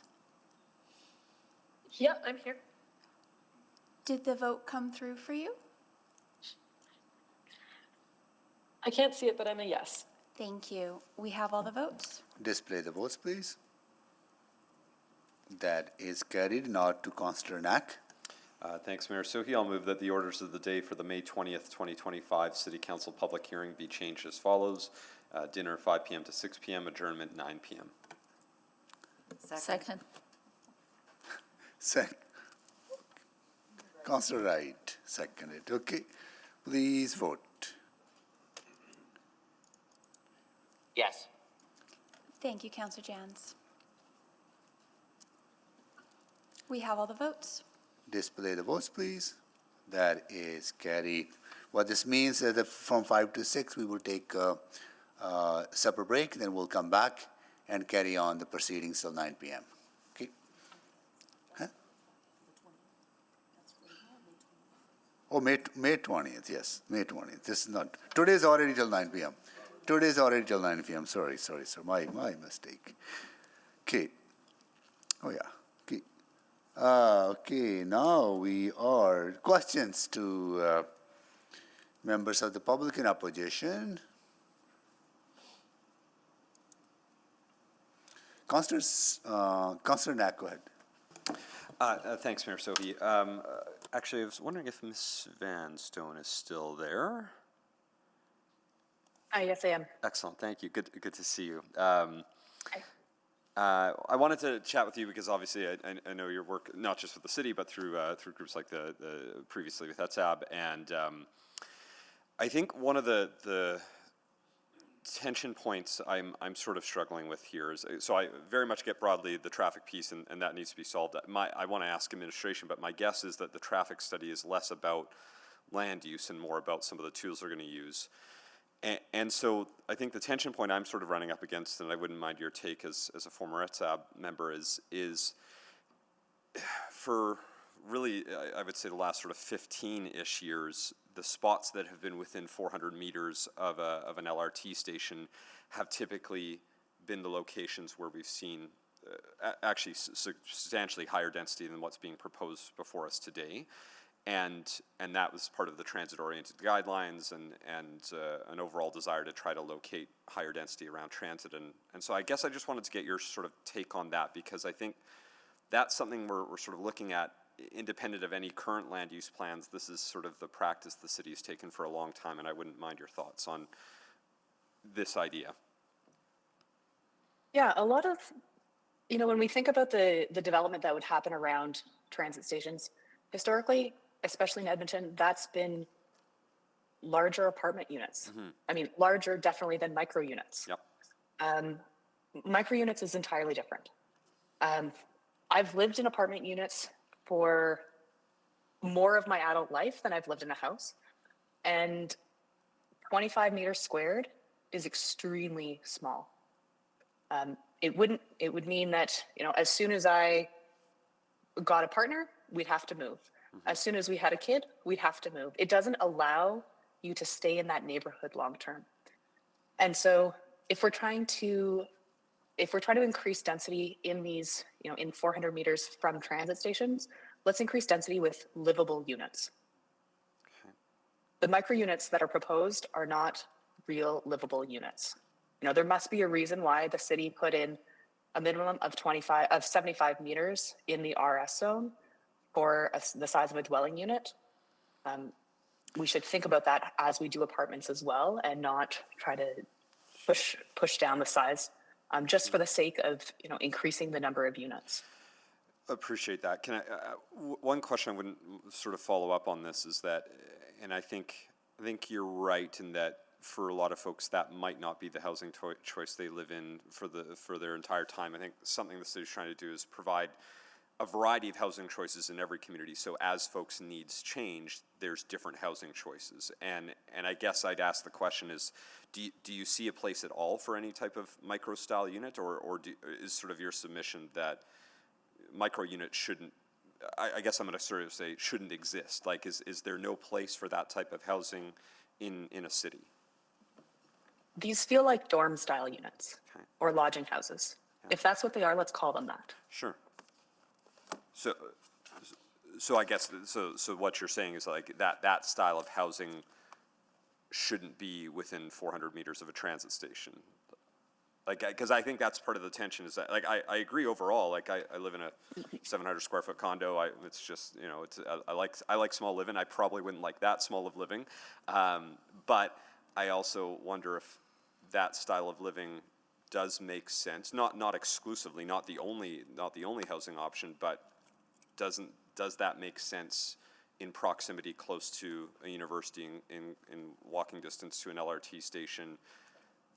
Like, or should that housing type not exist anywhere, even in locations where it's sort of closer to those sort of amenities that we would expect? I think smaller housing. Well, I think the other thing at play is, these areas have been upzoned with the RS Sure. zone, Yep. and now we're upzoning it further, and we haven't really tested the RS zone Mm-hmm. and what is buildable in that. So if micro units are a part of, some development in the RS zone, maybe that's an option. Okay. But what we're seeing now is this application to upzone from RS to RSM from a developer that has at least 27 other applications trying to do in the same area, with 17 that are already submitted to the city to be upzoned from RF to RSM again. Yeah. And so it's that quantity and precedent setting Sure. that I'm really concerned about. Okay. Well, I appreciate that. I'm out of time. Thank you. Councillor Stevenson? Yeah, thank you so much. I'll just stick with Lindsay as well, because I think that I'll certainly get clarity from administration, but my understanding of the regulation in RS is that the 75 square meters isn't the minimum dwelling size.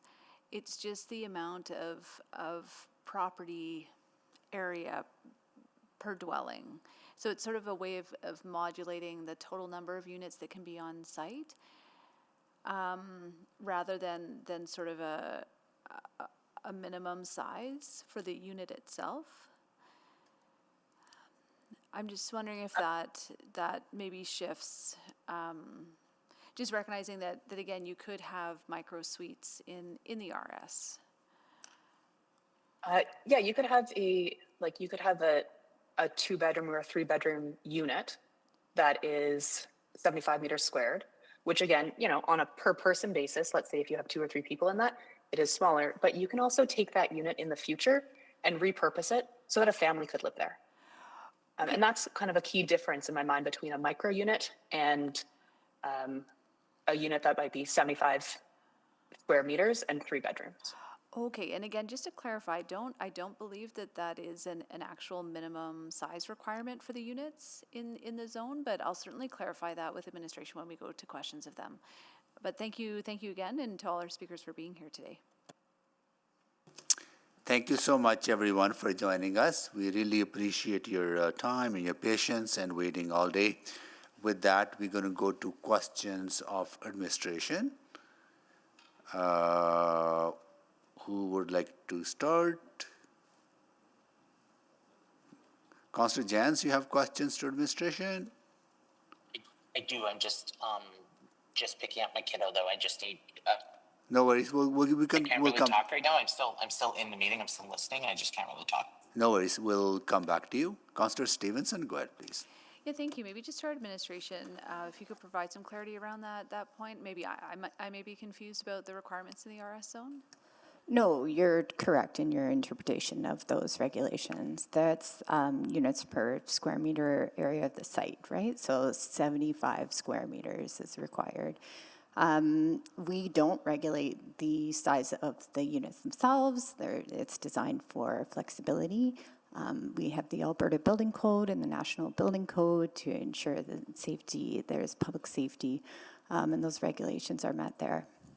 Okay, yeah, I mean, and I think sort of there is maybe some balance in that, in RS you have the box, but there's some degree of managing how far that box gets split into individual units given that site size requirement. But again, you could have a 25 square meter unit in RS. You could, and then the rest of the composition of the multi-units could be 2 and 3 bedrooms, right? So you could have a family in one area of the building, and you could have maybe someone who is at that student stage of their life in another. So really that flexibility. Great. So no size restrictions in any of the zones? For unit size, that's correct. Great. Okay, thank you so much. Okay, Councillor Knack. Thanks, Mayor. So and I'll start just on the traffic study piece in the motion that was council passed. Is my understanding is that would be less related to would that change the overall land use plan for the community, but rather what kind of traffic measures need to be put in place to address what is a legitimate issue in that community. That's correct, Councillor Knack. It is more to look into the interventions that are going to mitigate some of the traffic-related issues, primarily looking at shortcutting in through this area, and then applying those measures to manage the traffic. So we're talking about things like traffic diverters, like we've seen in some communities. We're talking, you've already put up, and I should double check just because I want to ask a question that we heard earlier on. The local traffic only piece is an interim step that's being taken to try to help while the broader study is being done. That's not being viewed as sort of the solution to the area, correct? That's correct. Okay, good. Yeah, because I heard that concern and I wanted to make sure we were all of the same understanding on that. Similar question related to the motion that was passed by council around the RS to RSM. I guess I wouldn't mind some insight on this because the way I've sort of looked at this when I saw it is again independent of that motion. Since this is an area within 400 meters of a transit center, that's something we've allowed for, I think, dating back to sort of 2009 under the transit-oriented guidelines for higher form. We've typically tried to place higher density around those areas within 400 meters. So does the motion that council passed impact that at all, I guess? So that analysis is underway right now, so I can't really give a lot of details. We're taking a look at it. But historically, yep, you're right on track there. This is 220 meters away from the LRT walking distance, right? So it's quite close. Not to mention in terms of policy, we are right adjacent to a major node. This is a major employment node. Institution, right? Students, people, teachers, nurses, doctors. There's a significant number of people who work and live in this area. So contextually, that responds to and aligns with our policy as well. Yeah. So appreciate that the analysis isn't done on that RSM motion yet. And I guess the reason I asked that is that I'm not, what I'm trying to get a sense of is that would anything from that analysis likely change a recommendation for a site that is located where it is, right? I do get there's some very valid conversations that we're having on this. I'm just not sure that something, like to me, it feels like the recommendation is heavily based off, as you just flagged, the major node, but also the proximity to LRT, which is something that from a land use planning has been in place for longer, like, I mean, from what I can tell, at least 15-ish years, and that's what I wanted to just better understand. Yes, and there's a reason why it's embedded in our district policy today, right? And why that criteria is there today. From a planning principle perspective and the context of the site. That makes up our recommendation today.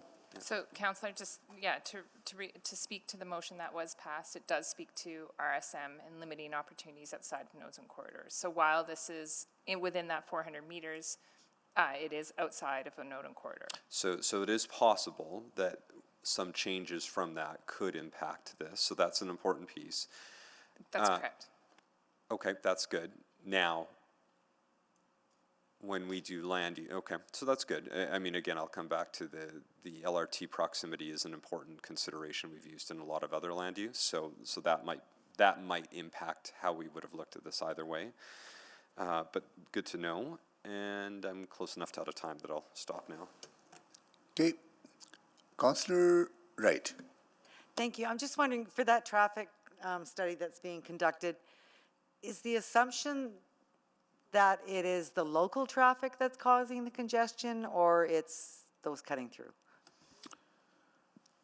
It's a combination of both. And it seems that, and don't quote me on that, okay. But based on some of the site observations and have driven in that area and what we have been learning through the community feedback, significant amount of shortcutting is the piece that needs to be addressed, definitely. And then as far as the neighborhood traffic is concerned, it is still not as dense to generate the traffic that could cause detrimental issues for the network. And that's the lens we put on when we look at the land use planning as it gets integrated with the adjacent infrastructure that is available. For instance, for this particular site, you're looking at 30 to 40 units that are next to LRT station that could generate 20 to 30 trips during the peak hour. But if half of those trips are taken through alternative modes, the increase overall to the vehicular traffic is really minimal. Okay. So, and we'll hear more about that traffic study when that comes back. Because I'm just thinking, I've got, concerns that have been raised in my ward about congestion and around the White Mud and 17th Street and trying to get home from work. And I don't think there's anybody, shortcutting through those neighborhoods. And it is just the density in the area that's there. And then one of the speakers talked about room in the schools. Do you have any data on the school capacity? No, we didn't hear anything from Edmonton Public School Boards So Okay. it generally tells us that they're in support of Okay. our work and And someone living in a micro suite probably, even like if it was a micro suite, probably wouldn't have kids to send to school because not enough room. I think there are some families that are looking for the most affordable option out there, Okay. which Okay. So that could entirely could be a studio. Okay, awesome. Okay, that's all I had. Thank you. Thank you so much. So we'll stop here. We'll take our supper break. We'll be back at 6 p.m. We'll carry on with the rest of the agenda. Thank you, everyone.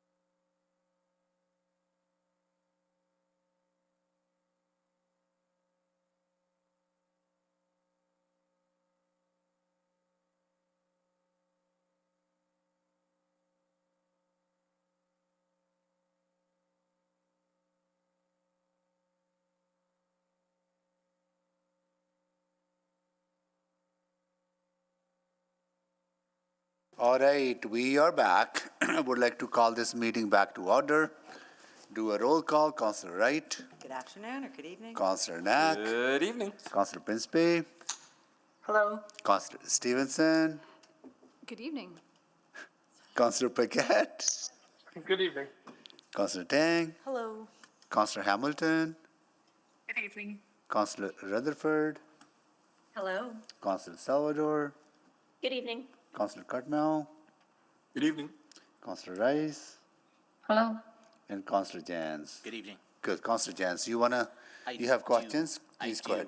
Questions of admin? Yep. Yeah, so I think there's been a few other questions about the interplay of the traffic motion and then also the zoning bylaw amendment motions. And am I to understand, because those are not in effect yet, even though they've been passed by council, the intention, it's like the intention's been signaled, but no material change would be made until potentially not just June 3rd, but after a bylaw is amended or proclaimed. Is that correct? Yes, that's correct. Okay, so we have to just look at this one.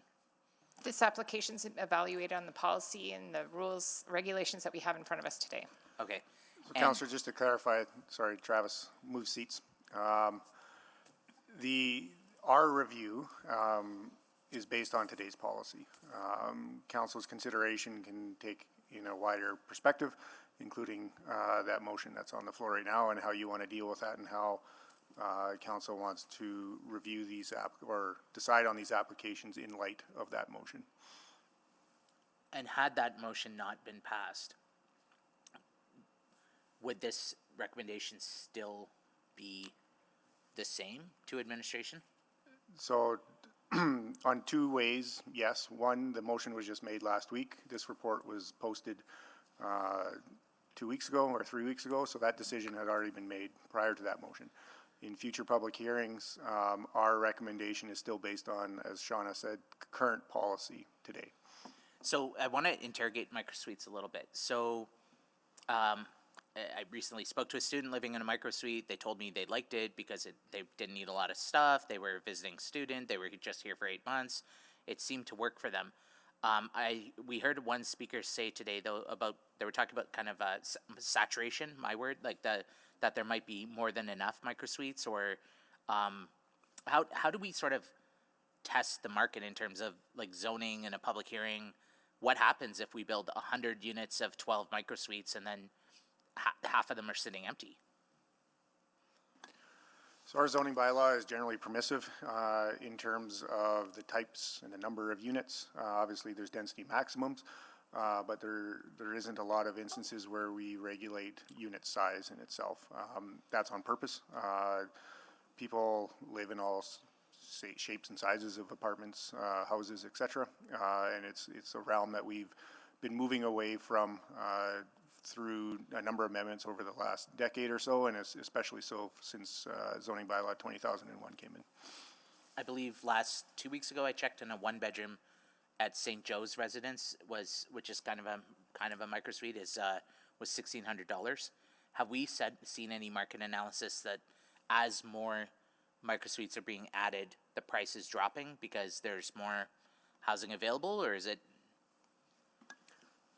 In general, supply and demand holds for rental rates are quite fluid. The more supply you have, either the rent stays the same or it decreases. And the other question, do we have any research on because I can picture about 30 houses in the McKernan area that are 4 or 5 bedroom student rentals. Now with other housing choices available, are we seeing those houses kind of, instead of being 5 students, maybe a family taking over that house and the students going towards like a micro unit or a student residence? Like, do we have any, I think they call it filtering in housing, like filtering, people go to the best place they can afford or something. But do we have any Edmonton specific research on that? Not that I'm aware of. That might be helpful, because I think we've heard about this a few times about the concern about saturation and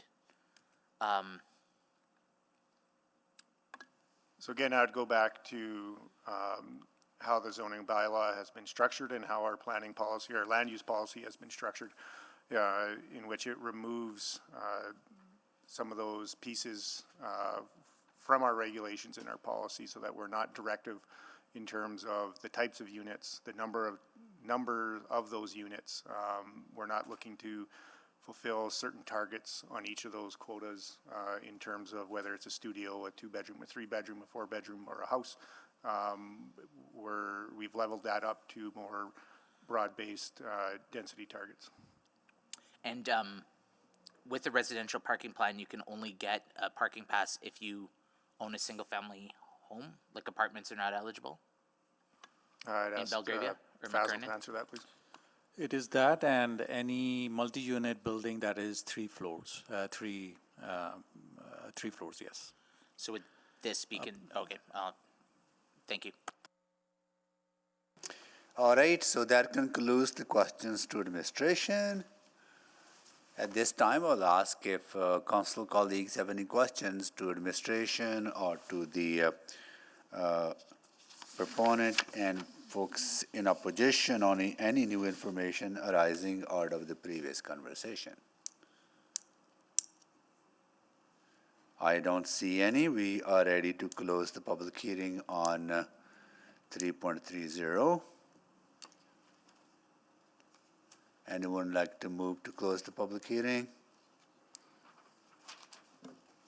So moved. Councillor Wright. Second. That was Councillor Principe? Oh, Councillor Rutherford seconded it, okay. All right, so please vote. Yes. Thank you, Councillor Paquette. I'm a yes, Madam Clerk. Thank you, Councillor Hamilton. We have all the votes. Display the votes, please. That is carried. Can someone move the first, Councillor? Who wants to move the first reading? Did you? Or you? I'll move first reading of item 3.3. Second. Councillor Rutherford seconded. We have a first reading on the floor. Anyone to speak? Councillor Stevenson? Yeah, thank you very much. I appreciate the discussion today. I think the motion that we passed at our last public hearing in terms of looking at some of the use of RSM is really positive, and I think having that work back will be really important in guiding future proposals. I am comfortable supporting this one at the moment. I think just looking at the broader site context, for me, this effectively does meet 3 of the criteria out of those 5 in terms of not only being close to the the secondary corridor, but also within roughly 200 meters of transit, but also that very close proximity to the major node. So for me, those factors do make it. Those to me add up to it making sense in this location. So I'll be supporting it. Thank you. Okay. Anyone else to speak? Councillor Wright to close. Close. Councillor Knack? Thanks, Mayor Sohi. Okay. Yeah, I know we have a lot on the agenda, but I think just briefly, because obviously last public hearing, council unanimously voted against a RSM zone, and I think should try to provide clarification as to why, for me, I'm going to support this particular one. And I don't want to oversimplify it, but I do go back to truly it's been more than about 15 years now at this point that the city of Edmonton has targeted higher forms of density within a short distance of our LRT stations. And I don't think that should be an automatic guarantee that every single thing that gets brought forward that is higher density around an LRT should be supported. But I think this particular development, which is a much smaller scale than what councils over the last 15 years have supported around LRT, typically around LRT we would see 4, 6 stories, 8 stories. I mean, if you're right beside it, we've had some high-rise towers, in fact. Appreciating this isn't immediately adjacent to it, it's within a short walking distance, but I feel that this is reasonable for me to support, because unlike the Garneau example where that's not immediately adjacent to the LRT in the same way here, that connectivity does really matter when it comes to looking to support higher density. And I think as we've sort of heard throughout even just this meeting, we don't need to purposely look for the highest form of density. Just because this is within 400 meters doesn't mean we should only seek out a 4 or 6 story building, which is what we would normally support in a location like this. Supporting things that are smaller in scale, that are more comparable to the existing zone, I think is reasonable. So for the same reason as Councillor Stevenson, and appreciating that there's other work that is still happening, that to me wouldn't change the outcome, because I think there's been good land use planning and policy in place for really a decade and a half at this point that helps inform how we develop in and around LRT stations. So for me, I can support this one as well, appreciating I didn't support the RSM zone last week. Thank you. Thank you. Councillor Jans. Yeah, we'll wait for the signs. No? Okay. Yeah, Your clock is on, so. All right, I got time. Go ahead. I won't be supporting this one. I think I still have some of the residual concerns. I think RS would be just fine in this location, and I think this points to a problem in our work plan right now, where we have some balls in the air and we're juggling. We have work coming back on short-term rentals and Airbnbs. We have work coming back on parking strategies. We have work coming back on the RM zone, and we have work coming back on priority growth areas and a number of other pieces. And I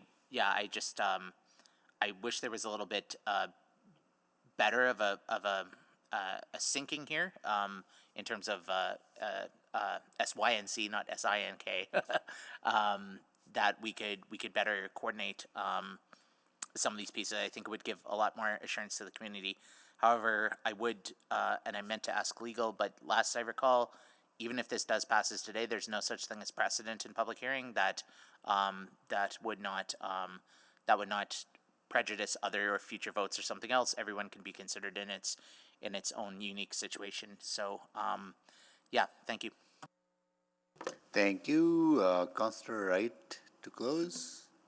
I will just say in reference to Councillor Jans's comments, if we waited for everything to stop with the city, I think we're always juggling balls in the air. And for instance, our new rezoning bylaw, we would have had to stop thinking about everything until that came through, and that took about 8 or 9 years, I think. So I think we have to look at this one as of today, and what our current bylaw is at right now. And as others have said, I think this is a good opportunity, a good area to be putting in this higher density. So thank you. Thank you. Please vote.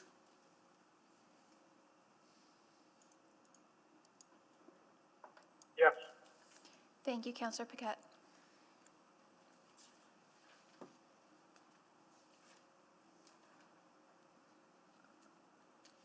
We have all the votes. Display the votes, please.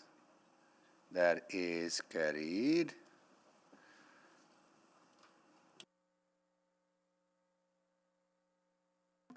Oh, and Go ahead.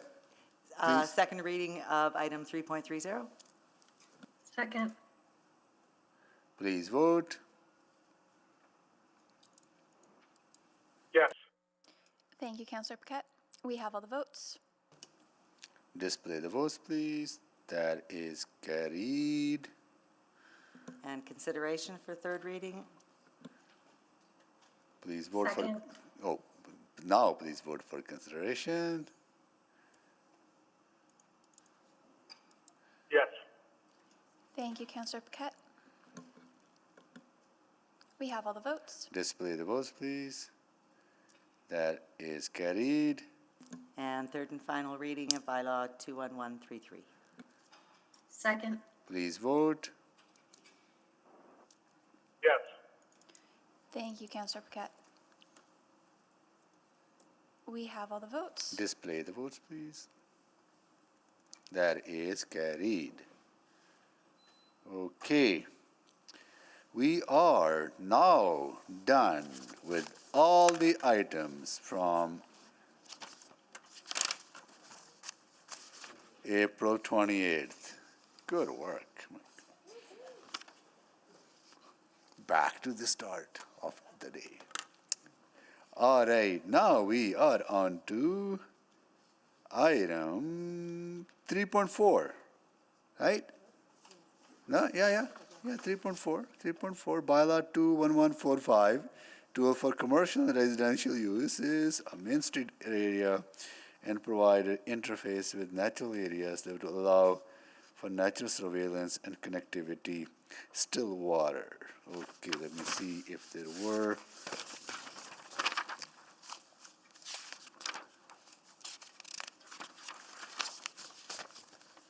All right. This was exempted by Councillor Hamilton, and we don't have anyone in opposition. Councillor Hamilton, do you need a presentation? I don't. I just know that Councillor Stevenson had questions on this item, so perhaps I a see. presentation, or we can go directly to questions. Councillor Stevenson tells us that she does not have any questions. I'm so sorry, Councillor Hamilton. You don't. Okay, Councillor Stevenson, you don't need a presentation.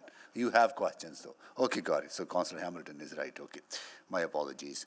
All right. So no need for a presentation. Questions to any questions to? I'll go to the proponents. Chad Domensky, Yolanda Liu. You want to make a presentation or questions only? Questions only, okay. And are any questions to the applicant? Folks in favor? No? Are any questions to the applicant? There are no questions to the applicant. And now there's no one in opposition. So any questions to administration? Councillor Stevenson. Yeah, thank you very much. I appreciate this. I just wanted to pull this one as I think I was just feeling a bit of a disconnect, excuse me, between the DC zone purpose and I think some of the specific provisions in the DC. So I think that it speaks to, providing a sensitive transition to the natural area to the south of the site while allowing for a welcoming interface that promotes natural surveillance and connectivity. I didn't feel, reading through the regulations, what I think I came to understand is that, the commercial properties that sort of go directly against the natural area, there would be fencing there. There wouldn't be any sort of overlook requirements. That would likely be sort of a loading and parking space. So just trying to reconcile that, I guess. Is it possible for the clerks to bring up the presentation, even though we didn't give it? Thank you. Yeah. If you could bring up slide 4, that'll have the conceptual plan on it from the DC. Thank you. So I think your question has many parts and a lot of sub-regulation. So help me if there's a different level of detail that you'd like to go to. But some of the things that I think we can draw attention to are there is significant attention paid to the proposed amenity areas, as well as the landscape buffering and the fencing that was going to be there, making sure that it was a mix of the fencing and the landscaping and having it be permeable in and around those plaza areas to ensure that it drew people in and out of the natural area. One of the tensions and challenges with a file like this is the purpose of a natural area and how do you use that while still respecting that you're trying to create an area that's really fundamentally protected in its existing state. And so I think this one, we really tried to strike a balance between allowing for those plaza spaces, the amenity areas, and some of the semi-private areas within those to, again, kind of draw people in and out of the commercial space, in and towards where the main street is, down towards the natural area. There are certainly some locations that were challenging on the site. I think the southeast portion where there's going to be some residential opportunities was certainly one that was, it's a small, tight area, and some of the constraints were fixed, which Faisal can speak to in terms of the the transportation access points. So because of some of those constraints, we were a little bit limited in terms of where we could put some of those essential pieces. Yeah, I appreciate that. I think, recognizing there are a lot of specific regulations around this. For example, regulation 12.5.3. So in that landscape buffer, I think just pointing to this sort of like the number one with the blue, like the number one amenity area, that's sort of it's that stretch that I'm mainly referring to. So, loading, drive aisles, and parking areas are permitted to project a maximum of 3 meters into setback abutting the natural areas. So again, that green strip that's there, that could go from 6 meters down to 3 meters by having loading and parking there. And that is actually against the residential area. That wouldn't be including that particular area near the number one, near the plaza. So there are additional regulations that restrict specifically drive-throughs within areas abutting the natural area, or adjacent to, sorry, not abutting. I'm just trying to. So again, where number one is, I'm understanding that is retail development, like the brown. There is number one is the plaza specifically where the number one is. Yeah, and so that block of development, that's commercial development. Correct. Yeah. And so I think what I'm understanding from 12.5.3 is that in that green buffer that runs along the southern portion, so on either side of number one, that could be 3 meters of loading, parking, or drive aisles. It is, except that there's further regulations, in the natural area. I'm just trying to get to the correct section that further restricts it from happening specifically adjacent to the natural area and the main street, I believe are the two areas where we don't permit that. Oh, I will need another round, I apologize. So moved. Second? Please vote. No, I'm looking for it.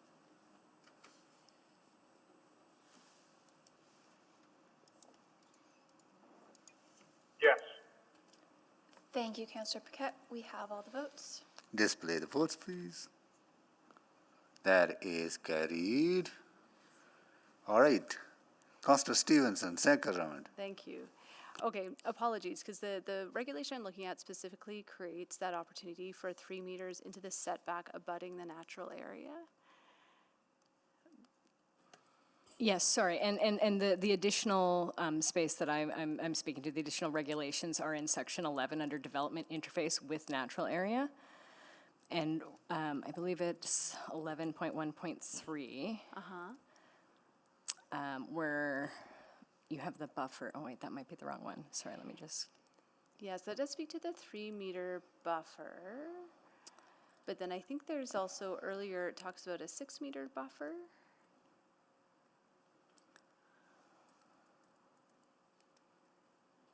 Sorry, just looking for the correct one. Thank you.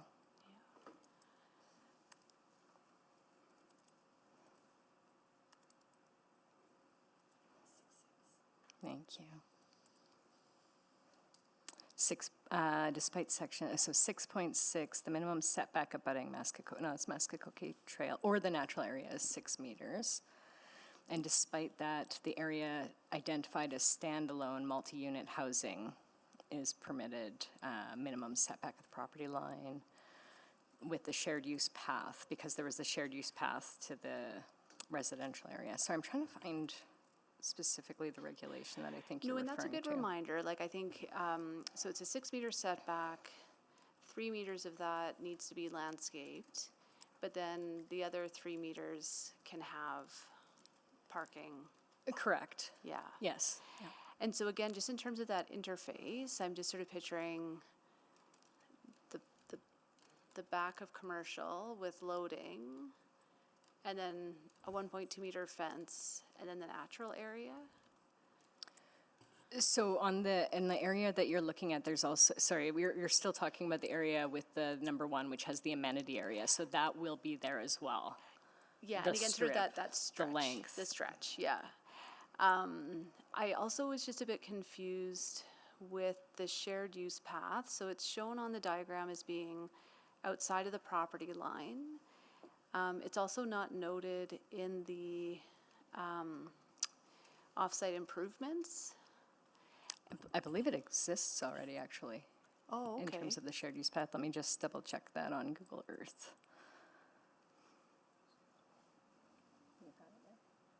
Yeah, it's already in existence, already been built. Okay. So again, I'm just unclear how the regulations are promoting sort of that overlook and natural surveillance if that length, again, radiating out from number 1, could potentially be 1.2 meter high fencing.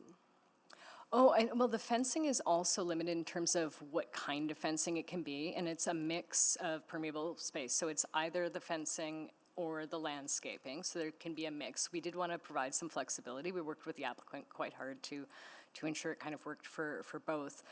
But it allows for transparency as well as animal movement. So it is the post, I forget the name. post and of it. rail fence? Yes, yeah, specifically that. So there is quite a bit of movement that can happen, both from a permeability visually as well as, again, physically for the animals.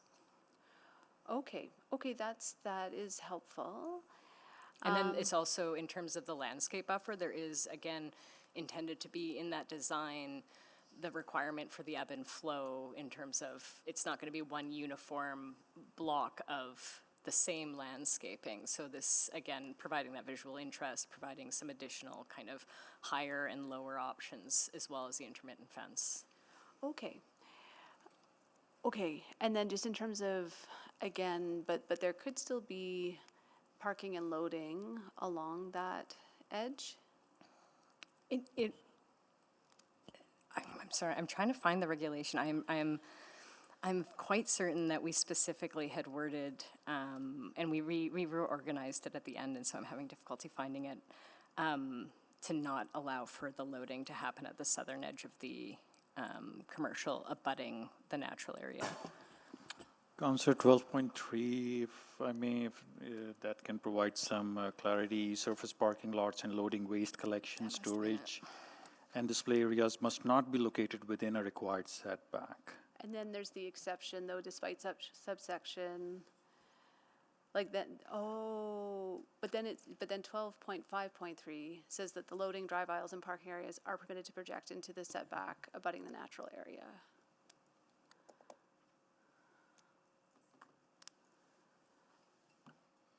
Into the setback abutting the natural area, yeah. So they still have to have, again, that's the piece north of the road, if you will, north of the drive aisle.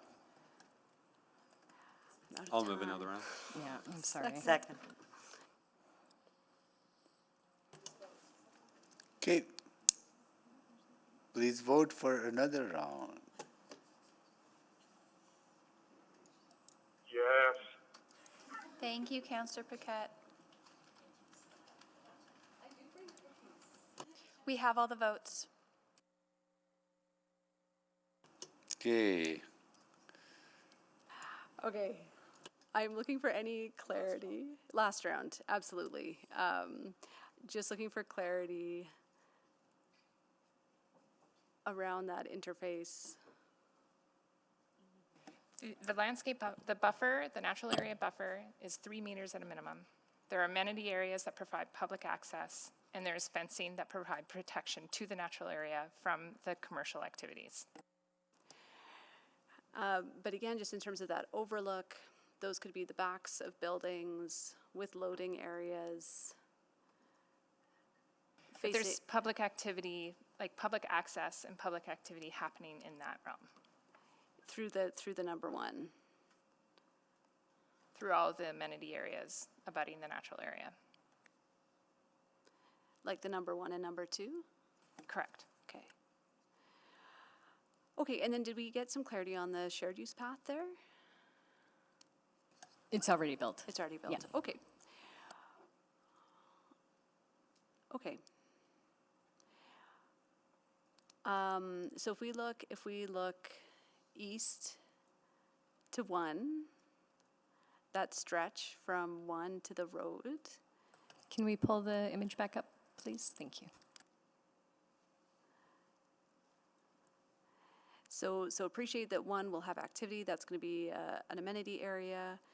If we go east from there, that interface could be loading and parking. So the green is the landscape buffer. Like to the south is the natural area, and the red is where you're walking. But yes, the commercial area is on the other side of the landscape buffer. Yeah. That's correct. And that can be loading and It drive-bys. could be. Okay. Okay, those are all the questions I have. Thank you. Thank you, Councillor Stevenson. Okay, any other questions? I see none.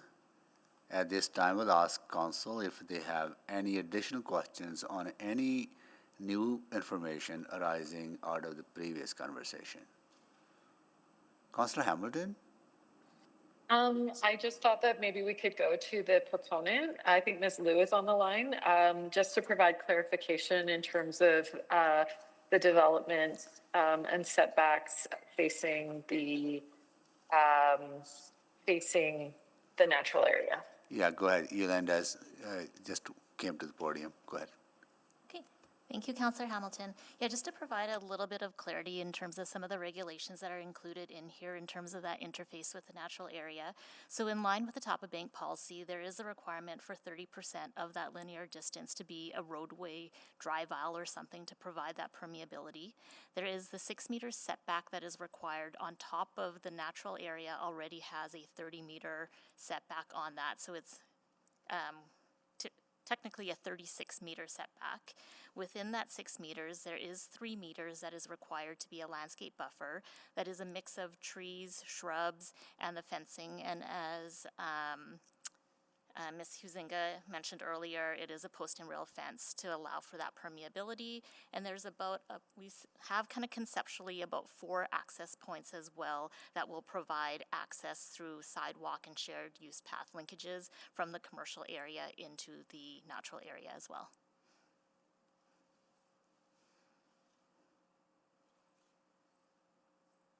Thank you. I appreciate that. I'll leave it there. I think Councillor Stevenson has some questions as well. Thanks. Thank you, Councillor Hamilton. Councillor Stevenson? Yeah, thank you so much. I think that really helps clarify certain aspects.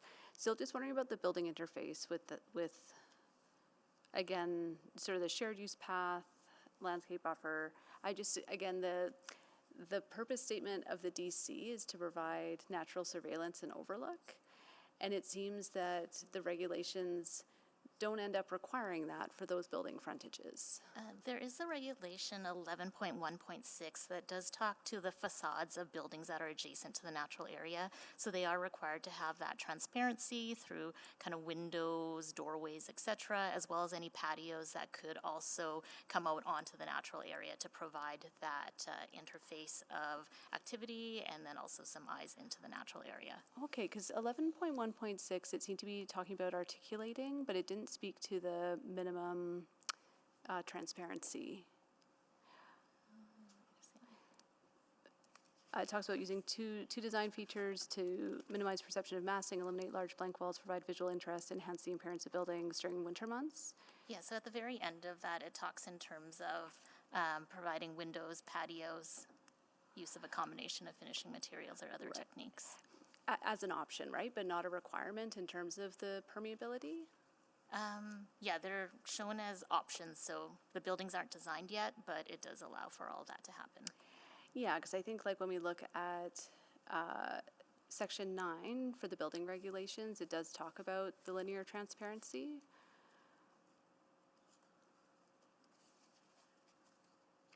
But I think that's only when it's facing the main street. Yeah, and 11.1.6 is specific to the natural area.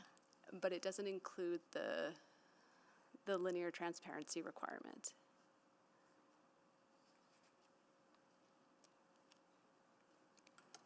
Yeah, it just talks about in terms of windows and patios. Yeah, as options, but again, not requirements. So just so I'm clear, from your understanding, again, those options are there. You know, I would hope that they would be employed, but they're not sort of required in the way that they are required in Section 9. Section 9 would still be applicable as well, but we just wanted to put something in extra just to make sure that interface with the natural area is there.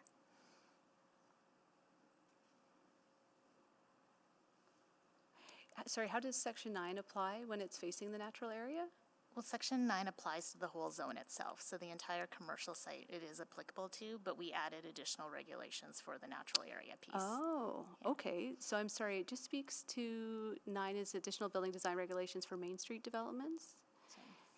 And it just talks about having to face towards the main street, facing the main street. It just seems to be about facing a main street.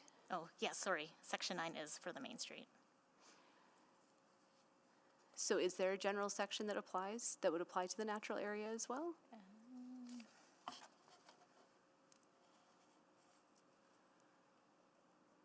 think it's just the general regulations in terms of where we do talk about the different design techniques is within the building design regulations as a whole, and then again, just additional specifics for the natural area. Okay, okay, thank you. All right. I didn't see any cookies at the back. Yeah. Okay, cool. That's it. Thank you so much. All right. Okay. That concludes all the questions. Now we are ready to close the public hearing on this bylaw. Councillor Hamilton. Thank you. I'll move closure of the public hearing. Second. Okay, please vote.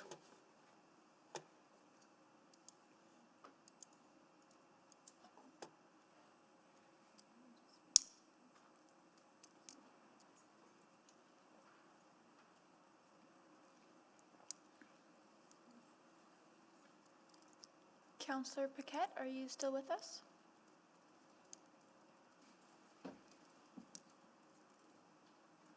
We will mark Councillor Paquette absent. We have all the votes? Display the votes, please. That is carried. Thank you. I'll move first reading of item 3.4. Second. Okay, we have first reading on the floor. Anyone to speak?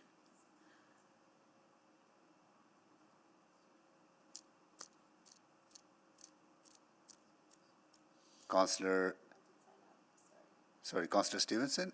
Yeah, thank you. I apologize all. I know this seems small, but I do think, this type of urban design, how these developments interact with our open spaces, natural spaces are really important. I think there's a ton of strength in this application.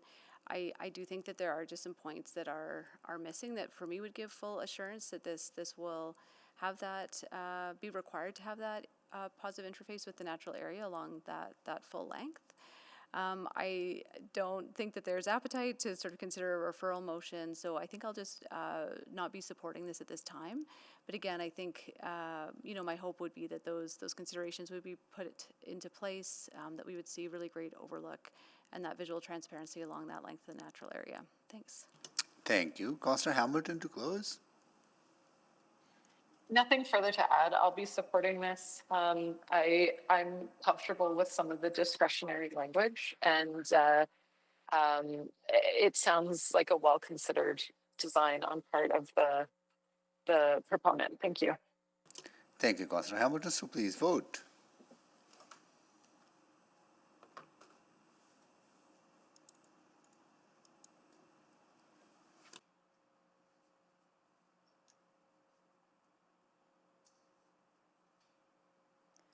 We have all the votes. Display the votes, please. That is carried. I'll move second reading of item 3.4. Second. Please vote.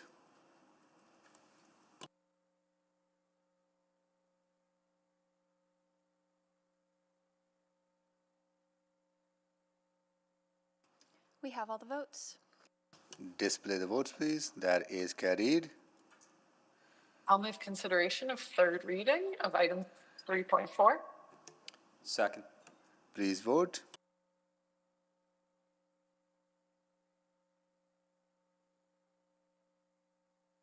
We have all the votes. Display the votes, please. That is carried. And I'll move third reading of bylaw 21145. Second. Please vote.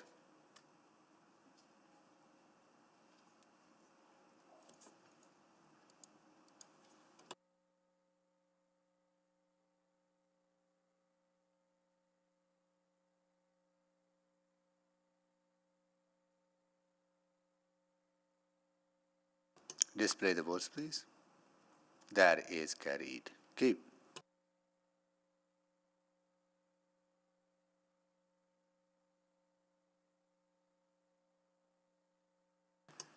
3.9 Bylaw 21141 to close a portion of 108 Avenue Northwest, Macaulay.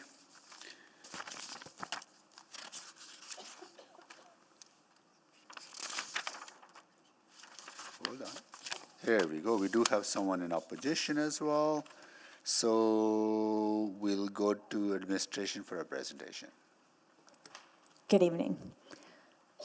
This application proposes to close a portion of road right-of-way in the Macaulay neighborhood to facilitate neighborhood renewal. Next slide, please. The closure area is located between 98th and 99th Street. ETS operates bus routes nearby on 97th Street and 101st Street. And there is an existing bike path to the east of the closure area that will extend further west as part of the broader Macaulay neighborhood renewal project. Next slide, please. As proposed, the closure area will remain as road right-of-way, but be closed to vehicular traffic and introduce a shared pathway. This design will improve active transportation connections to and from the area, and new trees will also be planted on the north side of the shared pathway. Next slide, please. This application was brought forward to the public using a basic approach, with administration reaching out through the city's webpage and mailed notices. Administration heard from one community member in opposition who raised concerns about potential negative impacts on customer access to their nearby business. Next slide, please. This application supports a community of communities by contributing to the Big City Move target for 50% of trips to be made by transit and active transportation. In the Central District Plan, the area is designated as urban mix and also as a pedestrian priority area. The proposal aligns with the district policy on pedestrian priority areas, which emphasize the need to design the road right-of-way to prioritize the safety and comfort of pedestrians over maximizing the movement of vehicles. Finally, the road closure aligns with the Chinatown strategy by encouraging multimodal transportation through implementing pedestrian and cycle infrastructure. Next slide, please. Administration supports this application. The location and context is appropriate for the proposed road closure. It supports active transportation connectivity and a pedestrian-oriented public realm, and it aligns with planning policy. Thank you. Thank you so much. So the folks in favor are to answer questions only. So does council members have any questions to the applicant?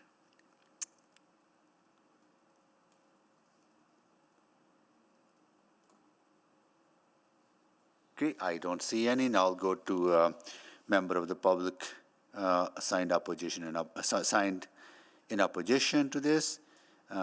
Edmund Kwan, please come up.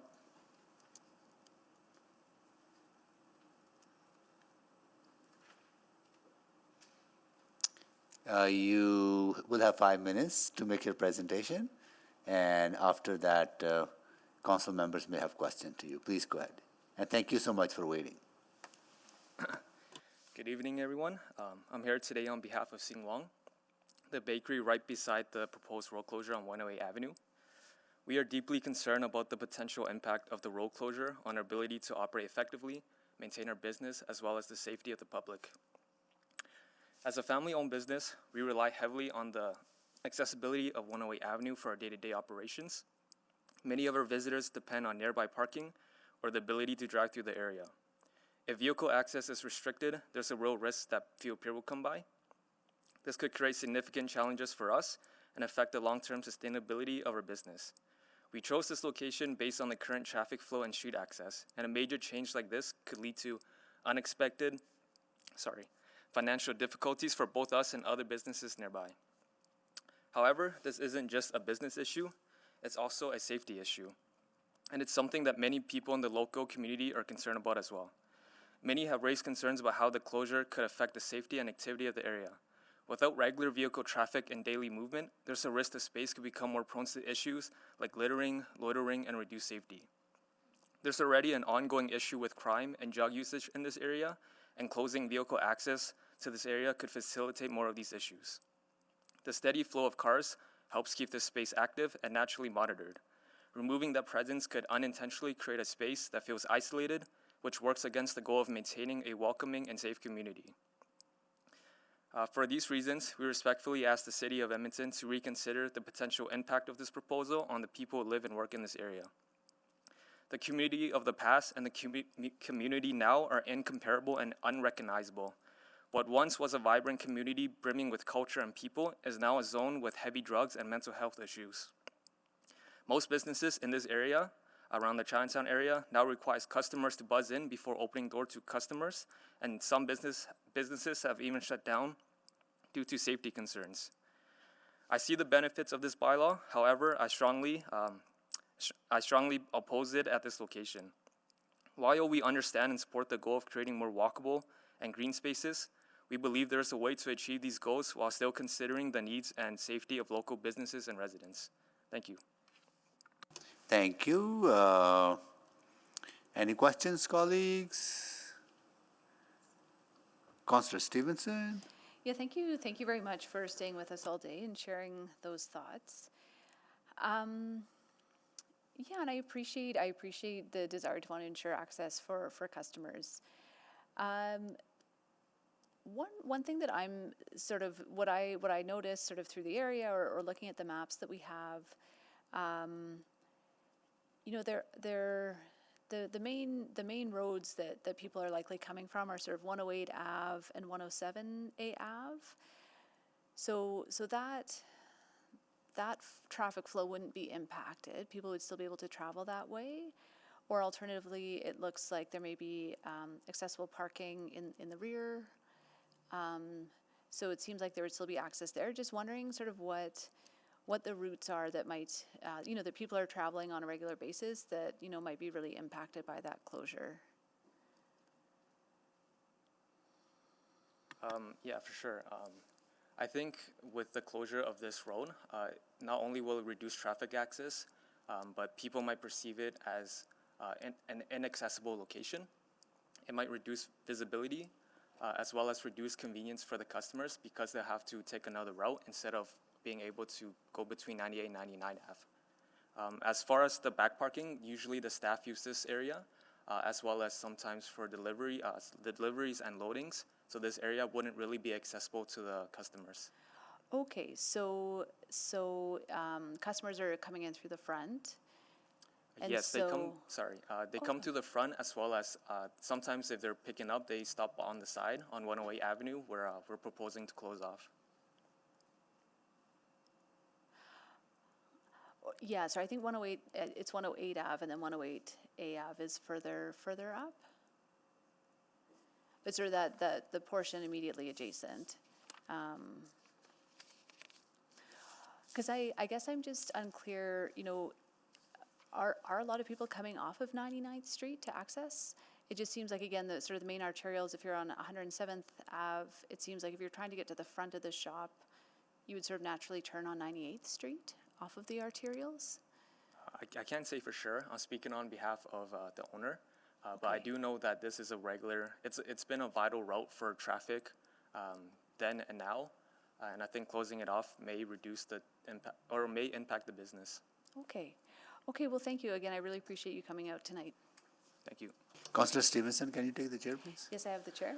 So you are here on behalf of the bakery owner, right? Yes. And the bakery is this back alley is at the back end of the bakery building, right? Yes. Okay.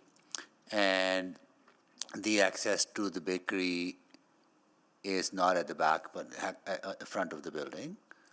But yeah, it's primarily at the front. Okay, got it.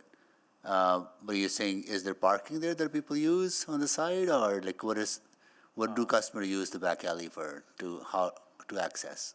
Yeah, there's definitely access from the back. Customers park from the back.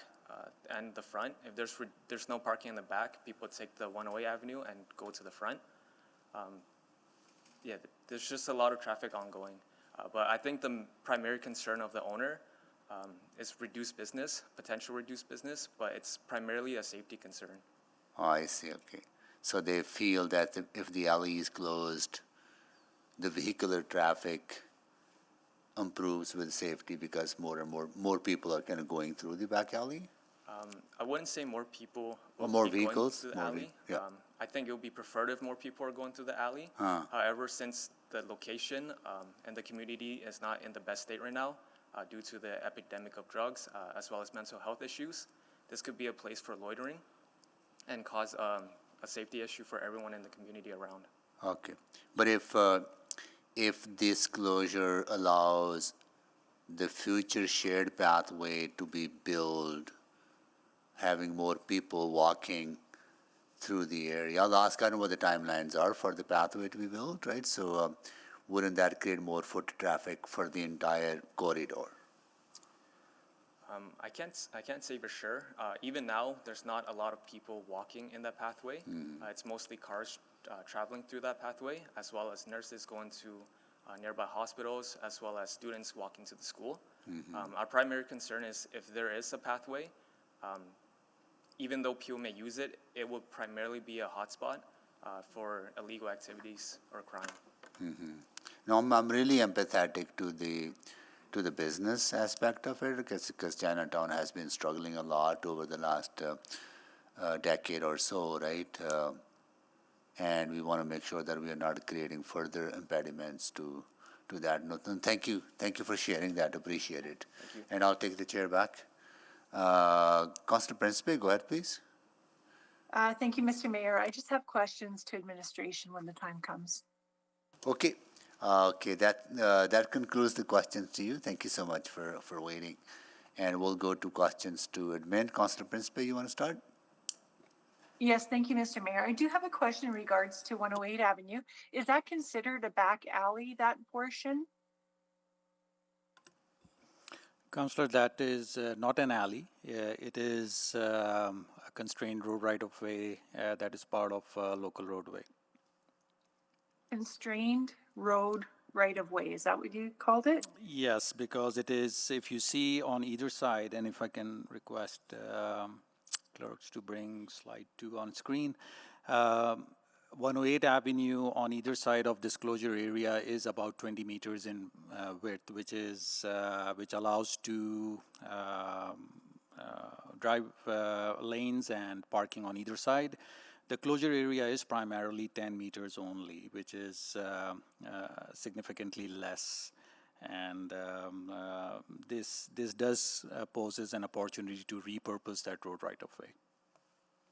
Okay, so it does, at this time though, it does accommodate one lane each way?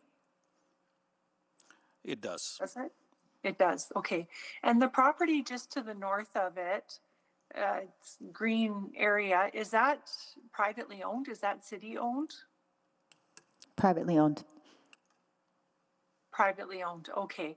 Was it ever considered keeping that area open and just continuing a shared pathway as is to the east of 98th Street? Councillor, are you asking if the closure area, like in the design for the cross-section of the roadway, that it would have a travel lane and also a shared use pathway? Right, yeah, I'm not sure if there's enough space for that or if that was something that was taken into consideration. Because I see to the east of 98th Street that there will be a future shared use pathway. Is that correct? Yes, so this makes a connection to complete a shared use pathway as part of our bike plan and local routes. I would have to defer to the applicant on the specifics for the design, but we do know throughout engagement there were multiple designs considered, and it's my understanding, Faisal, I think you can chime in here too, that it was determined that there was not enough space in the cross section for the shared use pathway and the travel lane. Right, because you're administration, you're not the applicant, right? Maybe I should be asking the applicant the questions? Yes, sorry, this is one of those difficult ones where we're wearing Yeah. two hats. And the applicant is online here, Integrated Infrastructure Services and the Building Great Right. Neighborhoods team, so, yeah. So can I ask that question of the applicant? Was it considered to use a shared use path? Not at this time, but maybe not at this time? when we come back to new information, we can ask that. Okay, that sounds good. Thanks, Mr. Mayor. No worries. Okay, yeah, that's it for me. The administration, thank you. Okay. All right. Councillor Stevenson?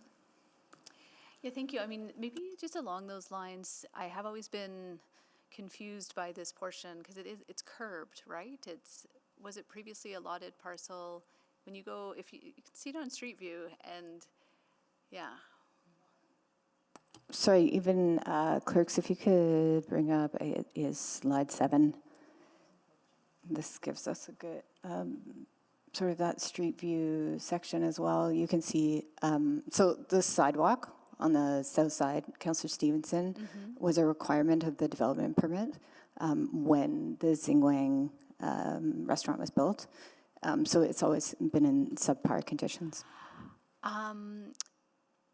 But sorry, I guess what I'm flagging is typically on a road, like if this Google image, if you were looking the other way, it would just be asphalt all the way through, right? Whereas there is a sidewalk that dips. Anyway, it's not that important. I think that maybe just in terms of the traffic analysis that was done, again, I'm just sort of mindful of some of those travel paths, that there is access to 98th Street, within a block of this closure. So no one would have to go further than a block around. Is that? That's correct. It's 108A Avenue to the north. Connectivity-wise, this small portion is there. It does provide connection, but taking it out for vehicular traffic doesn't impede any movements. Yeah, and again, 108th Ave, just looking, that's sort of not a major cross route. Again, if you were sort of traveling east to west, you would likely be on 107th A or 108th A. That's correct, because those are also the transit routes. 108A Avenue, 108 Avenue is a local road. Is a local road. Okay, thank you very much. Thank you, Councillor Stevenson. Councillor Tang. Great, thank you. And if my question is more appropriate to the applicant, please let me know. Yeah, I'm familiar with this area. It has one of my favorite grocery stores, and I do find that area quite confusing because you go down 108 and eventually you're like, hey, am I in a back alley or not? I guess, so how long is a closure? Is a time limit to this? It's part of renewal, so when it's closed and the design of the roadway or of the closure area is complete, it would be a permanent closure by bylaw if approved today. And then that would be connected to that future shared pathway. That's right. It connects from the east to the west. Yeah. And then the future shared pathway right now is an active pathway, not a roadway. That's That's sorry, correct. go ahead, Faisal. Yeah, okay. And then the closure area, once it becomes an active shared pathway, it will connect to 99th Street and the rest of 108 Avenue, because those two will also include a portion that will be active pathway. Is that right? That's correct. Okay. This is essentially connecting 108 Avenue to the two major north-south district connectors, which is 97th Street to the east and 104th Street to the west. So this is like it's one of those missing links that the renewal is trying to correct for? This is one of the links that got identified as neighborhood renewal went in and looked at what is in place and where we can find some opportunities, and this is one of them. Yeah, I understand where the business is coming from, because once we turn that into active pathway, given sort of the current condition, there's lots of revitalization happening, but it's not at a point where people feel safe to walk or bike through. And so I understand where they're coming from. Sorry, and I'm wondering if those other revitalization efforts and safety measures, that's part of land use consideration, correct? Safety of the community Okay. is valid. Yes, thanks for checking. I'm not saying that closing this and turning that into active pathway, because we want to have a more connected active transportation network. So Councillor, this is Yeah. providing an opportunity for more people to be present and share and use that route for Yeah. transportation or active mobility, and it's part of a larger Yeah, I get that. revitalization. So yeah, but And it will be better, it will be improved, and I think the renewal will also include tree planting, et cetera, to make it look nicer. But I think the question is if the safety condition doesn't really change, but it could change once this is improved. right, and it might be a question for the applicant in terms of how they're taking safety into consideration of development of the closure area. Yeah, okay. Just one more. So this was it's going to be closed now, and then when it is done, it will be permanently an active pathway.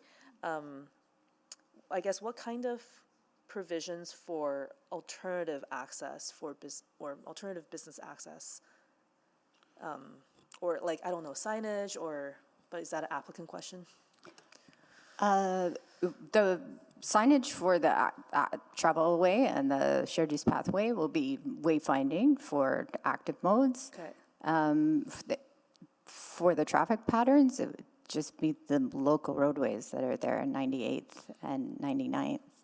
I guess I'm just thinking, like, would it be intuitive for people to know how else to access the business? Yeah. Councillor Tang, I'm just going to give a little bit of a history here. The development permit for this business was granted in 2020, and it's clear that the vehicular access is to be provided on 99th Street. So, and specifically rather than the flanking public roadway, Okay. 108th. So I think cars understand streets and avenues. I get what you're saying. Yeah, and But it doesn't necessarily alleviate sort of the concern about turning it into a walkway that would promote other disorder, or because it's already happening in the area, I think is the argument. I think that converting this to a shared use pathway is going to make it much safer for people traveling on foot rather than cutting through 108th Avenue in its current physical condition. Yeah. And if I can just quickly add, Councillor, Sure. better connectivity does encourage better utilization. So if someone is wanting to use this path and it is not fully connected, then the utilization definitely is lower compared to if it is well connected to the larger network, then more That's eyes helpful. on the street. That Thank helps. you. I'm way out of time. Thank you. Thank you, Councillor Nag. Thanks. Just confirm, so, because I've ridden this many times, 108th to the west at 104th Street is a dead end for the vehicle traffic. And then 108 Ave at 104th Street, it cuts off because then there's the LRT, and then the east side, it's 92nd. So like it's not a commuter road. Like you can't use it to get, it's sort of like 102nd Ave downtown, where essentially you end at 109th Street. That's right? correct. Yeah. Yeah. So I guess I'm just curious, like the traffic volume can't, did you say, did I miss how many cars per day must use this? Because it's not a commuter road, so It's would a it even be a local couple road. hundred? Would it even be a couple hundred a day at most? Could be, I don't have those numbers in front of me. Okay. Maybe the applicant may have that. That might be a question. Okay, great. And then similarly, I guess the other piece is like, would they, with this change, and maybe we'll ask the applicant, like they could the business owner put like some patio chairs and tables on that space? Because right now you couldn't because it's a street. But I'm wondering with this change, would that actually allow them to do that so that people could actually use that space as an activation space? Right, activation. Okay. Yep, now that there would be more room and no vehicles, yeah. So they could actually use that as a way to bring more life to the area and help with it, because, yeah, it's, okay, that's great, thank you. Thank you, Councillor Knack. Councillor Wright? Hi, I hesitated asking this tonight, so I put myself on and off the board. But when we're talking about safety, so from a land use perspective, we're talking about the traffic safety movement through that area, right? Yes. Okay. Yeah. and Okay, so it's there are not, other impacts. okay, but the safety, the is it Mr. Guan, I think, spoke about feeling unsafe in that due to addictions and mental health and that. That's not something the city's responsible for, that's the province, right? It's a systemic issue in our social issues that many orders of government have a responsibility for. Land use impacts, like Councillor Wright, if you think about like crime prevention through environmental design, Okay.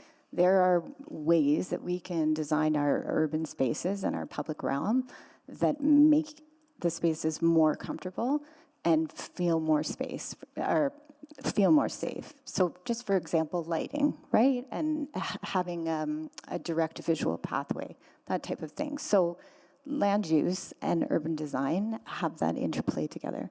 Okay, so the landscaping that might be provided on there would be done in such a way that it wouldn't maybe block off or hide, there would still be visibility around the area. Right, and maybe the applicant can speak to the specific design, but from what we can see in the site plans, it's wide open with the trees, so greening up the area, softening the space on the north side, making it quite inviting. Okay, thank you. Thank you, Councillor Wright. So that concludes the questions to administration. At this time, we'll ask the questions to administration or the proponent and folks in opposition on any new information arising out of the previous conversation. Councillor Salvador. Yeah, just to follow up on some of the questions that were raised to administration, I'd like to pose similar ones to the applicant, and maybe we'll just start with questions around some of the considerations that went into the design to support safety.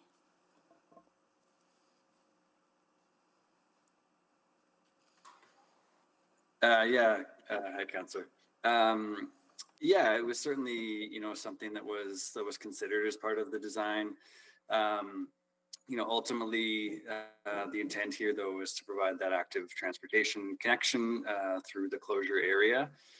And we feel like the connection sort of achieves that goal. Obviously, there's safety concerns within the area, but the active transportation connection itself, I feel like, or we feel like, isn't sort of negatively impacting safety. We certainly wouldn't have put this forward if we felt that way. So. And maybe just to go a little bit further, considerations like lighting, or even the visibility that's supported through the landscaping choices. Can you speak a little bit about that?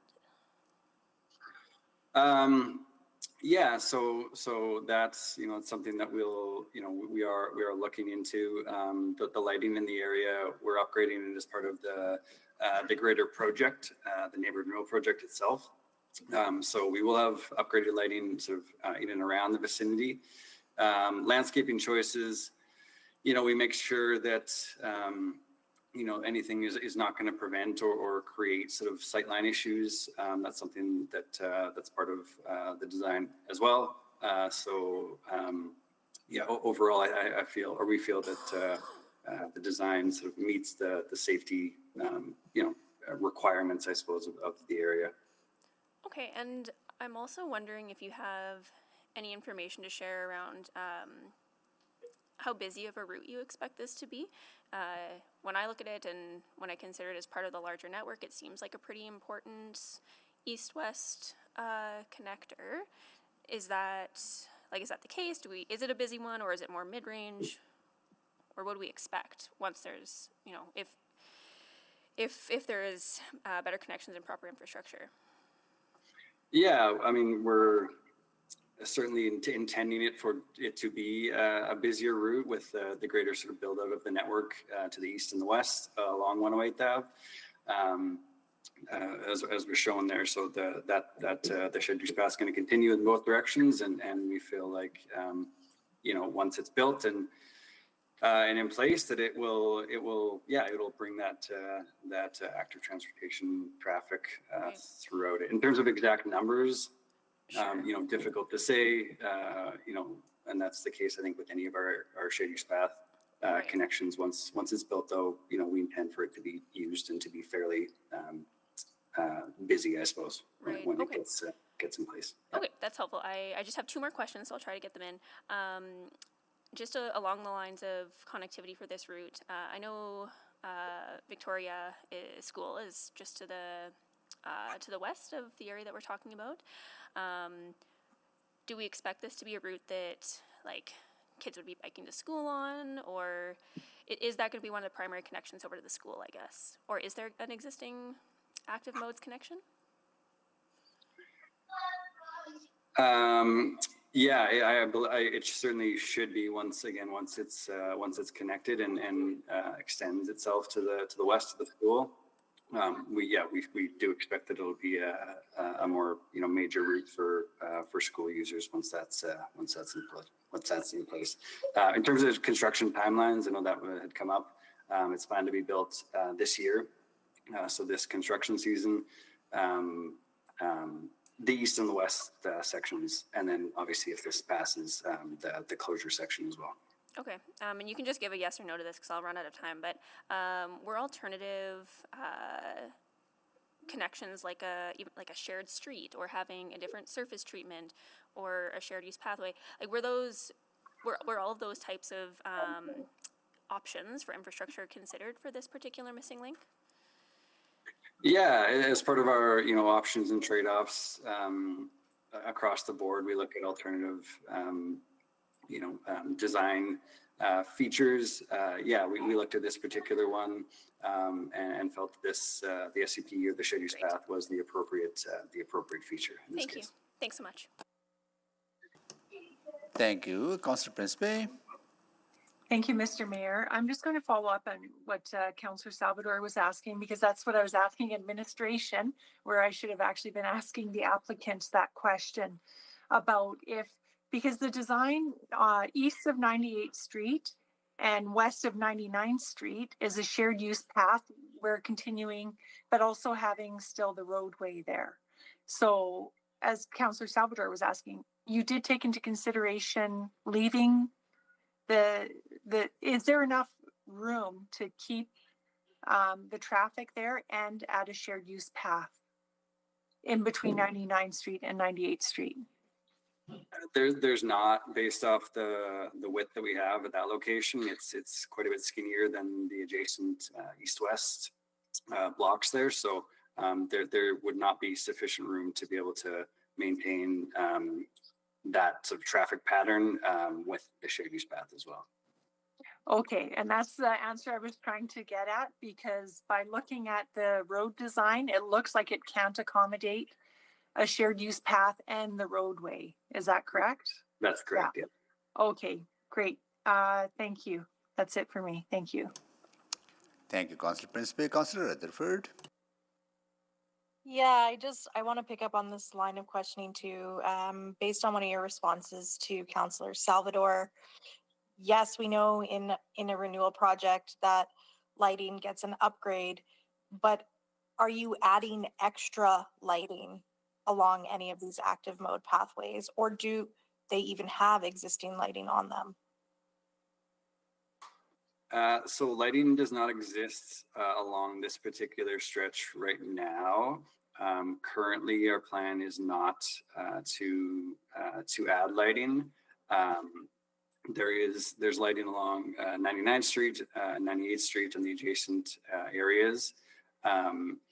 With that being said, if we do feel like that, this particular location could use, a little bit of extra lighting, that's certainly something that we can.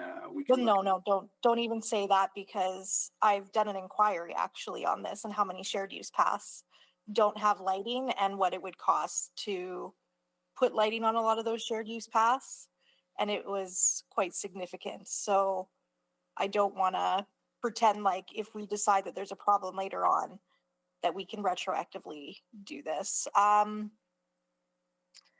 understanding was similar to like other policies, CEPDED, the crime prevention through environmental design, was meant to be overlaid on all planning and design.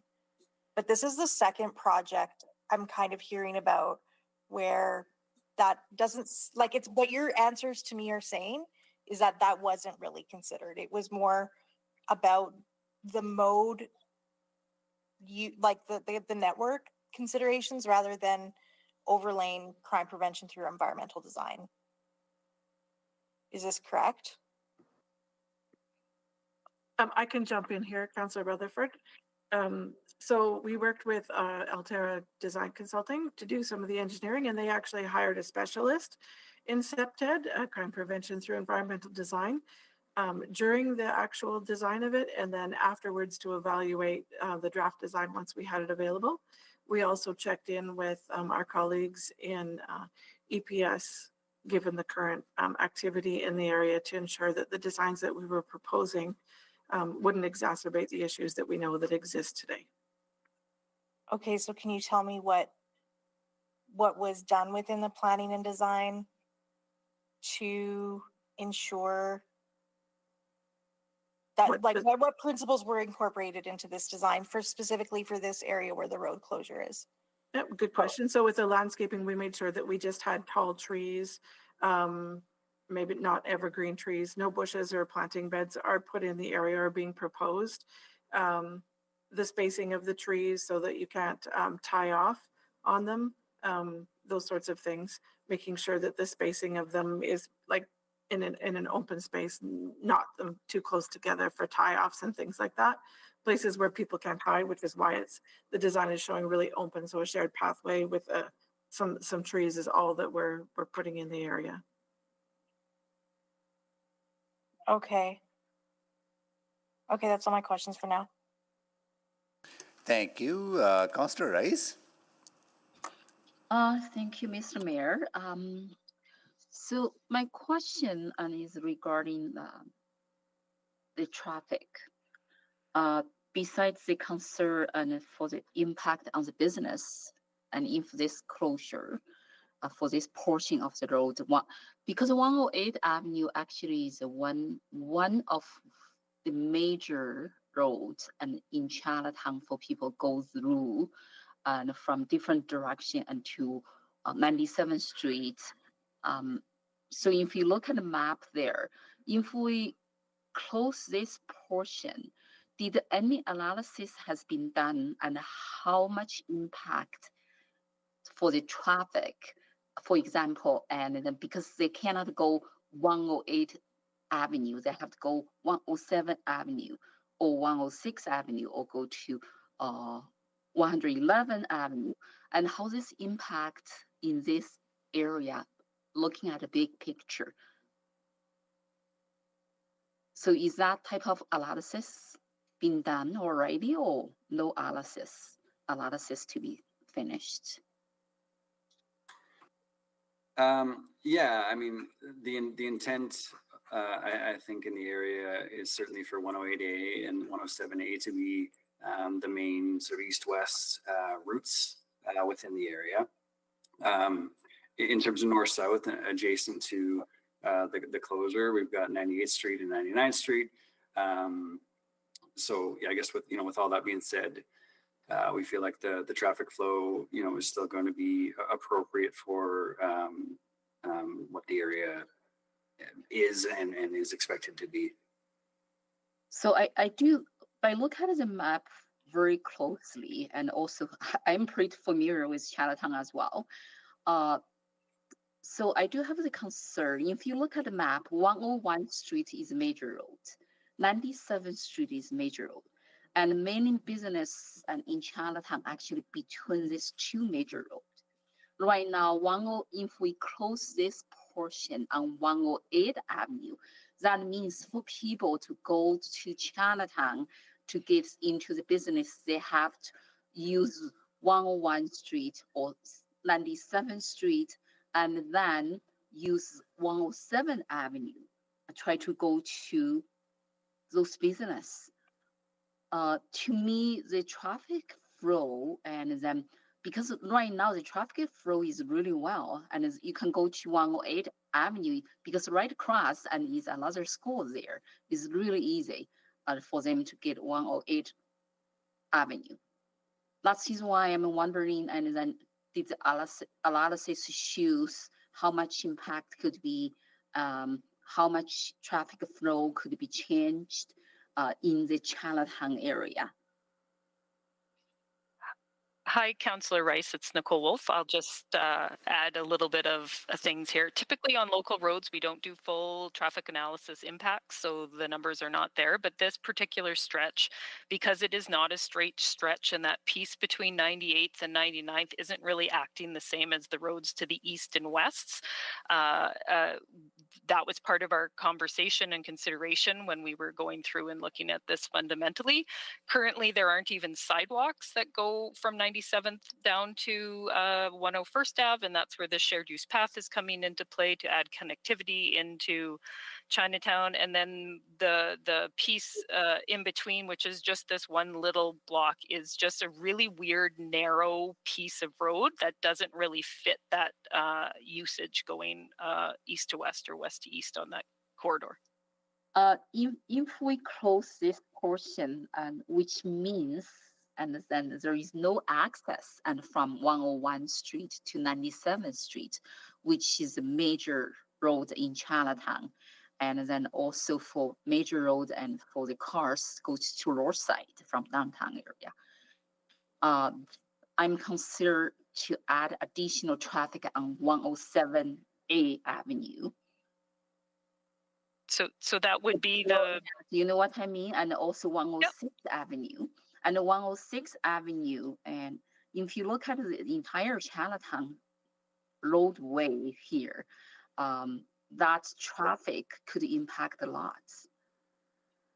So the traffic east-west will be on 108th Ave and 107th Ave. We will Yes. still have access to 98th and 99th from the east and the west through that particular stretch of road on there. So it doesn't cut off the entirety of Chinatown, and the expectation is that you would use the other routes to get through there. Yeah, I agree Thank with you. you. Thanks, but sorry, now- Cons- Oh, okay, my time is up? Yes, sorry. About that. Yeah. Okay. Councillor Stevenson? Yeah, just very briefly want to follow up on the comment around the potential of adding lighting to that stretch. I think that's a great point. And am I understanding that that's sort of within the scope of what could be done through neighborhood renewal? Or is there a further step that's needed? So from a lighting perspective, we look at lighting locations. I don't know that we would add anything on this little particular block, but there is a light that is on the corner that goes on 99th and that particular section, and we could look at the placement along 98th as well to be closer to that particular section with some review to see that the main street lights provide enough light for that area. Excellent, that's great. Thank you so much. No further questions. Can you take the chair? Sorry, Councillor Knack, go ahead. Sorry, just I also wanted to ask, just to follow up on the traffic volume piece. So did I hear you say, because again, 107th would use, 107 and 107A would be in the tens of thousands of cars per day because it's the major arterial. Kingsway turning into 108A. I imagine Kingsway's heavier. I'm not sure if 108A is heavy. So do we have a number? I mean, my guess is that we're talking in the low hundreds per day at most. Do we have a number though? I don't have a number, no. Okay. Is that so? You've done some analysis though about why that location. Like, do we have the numbers on the other two adjacent roads? I mean, because essentially we're talking about half a block in either direction to a road if you wanted to go east-west. I don't believe we have those handy. Okay, that's all right. I think there's some information on that. Thank you. Okay. Can you take the chair, Councillor Stevenson? I have the chair. So I'm looking at slide 2. Maybe administration or the applicant can answer this. I see the existing bike route. Is that, I mean, east of 97th Street? Is that a kind of existing bike route on a roadway or just a bike route, segregated bike route?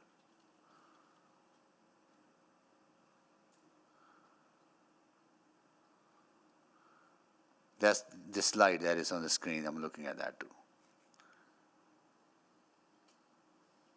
Then turns into future shared pathway, then road closure, then 108 Avenue with dotted lines.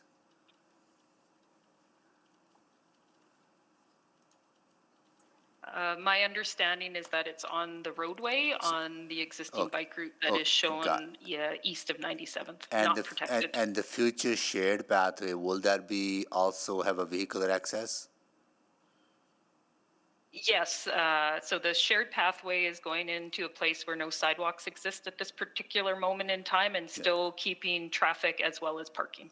Got it. And building sidewalks and bike path, and then road closure area if approved. And 108 Avenue will have vehicular access, but also sidewalks and a bike path, right?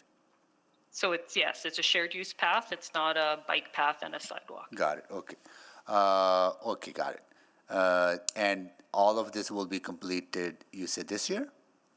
That is correct. If road closure area is approved. Were there, like, how engaged are you as part of the overall neighborhood renewal with some of our key stakeholders in the Chinatown, like BIA, the vibrancy folks within the city? Like I'll start and I'll let Becky answer. We're very engaged with them. They've seen all of our designs. We've done special sessions with them on all of these aspects. We've worked with Brett Latchford's team to make sure we're connecting with the right people, as well as our normal engagement in multiple languages throughout the project here. So we've done pretty extensive reach outs. So are they aware of this application in front of us today for this portion of being proposed to close?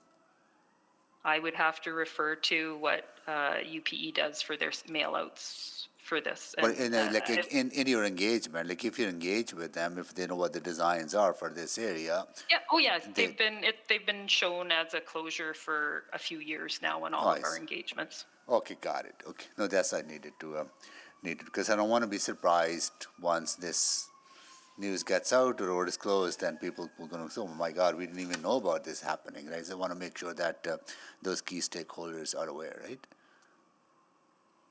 Okay, got it. Okay, thank you. I'll move the second round. Second. Thank you. Please vote.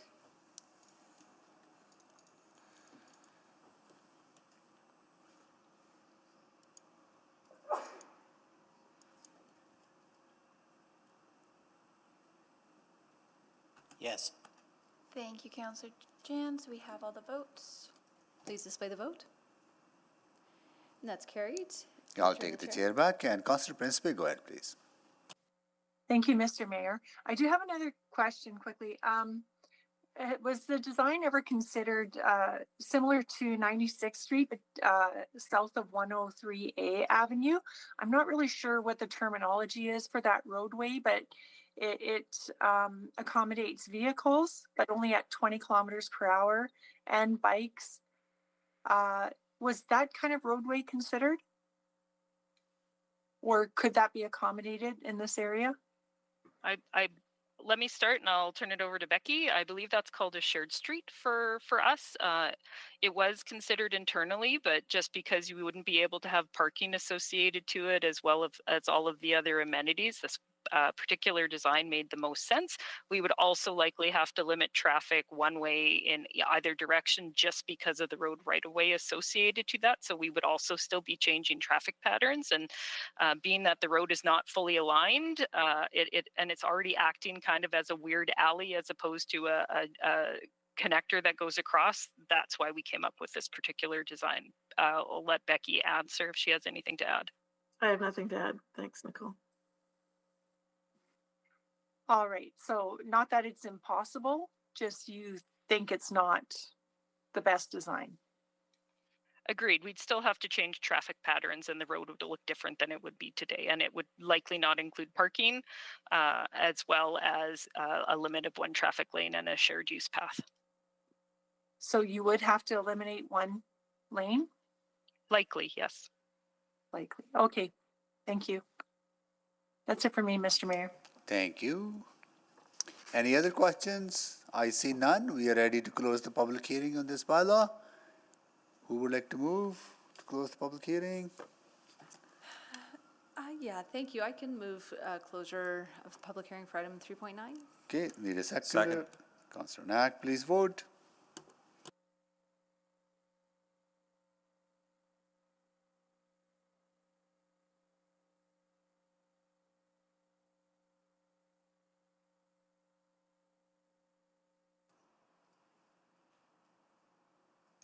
We have all the votes. Display the votes, please. That is carried. I'll move first reading of the item. Second. Okay, we have first reading on the floor. Anyone to speak? Councillor Stevenson, go ahead, please. Yeah, thank you. Just really want to thank our speaker for coming out today and for sharing the thoughts and also for being part of a business in Chinatown. I appreciate there have been a lot of pressures recently in the area.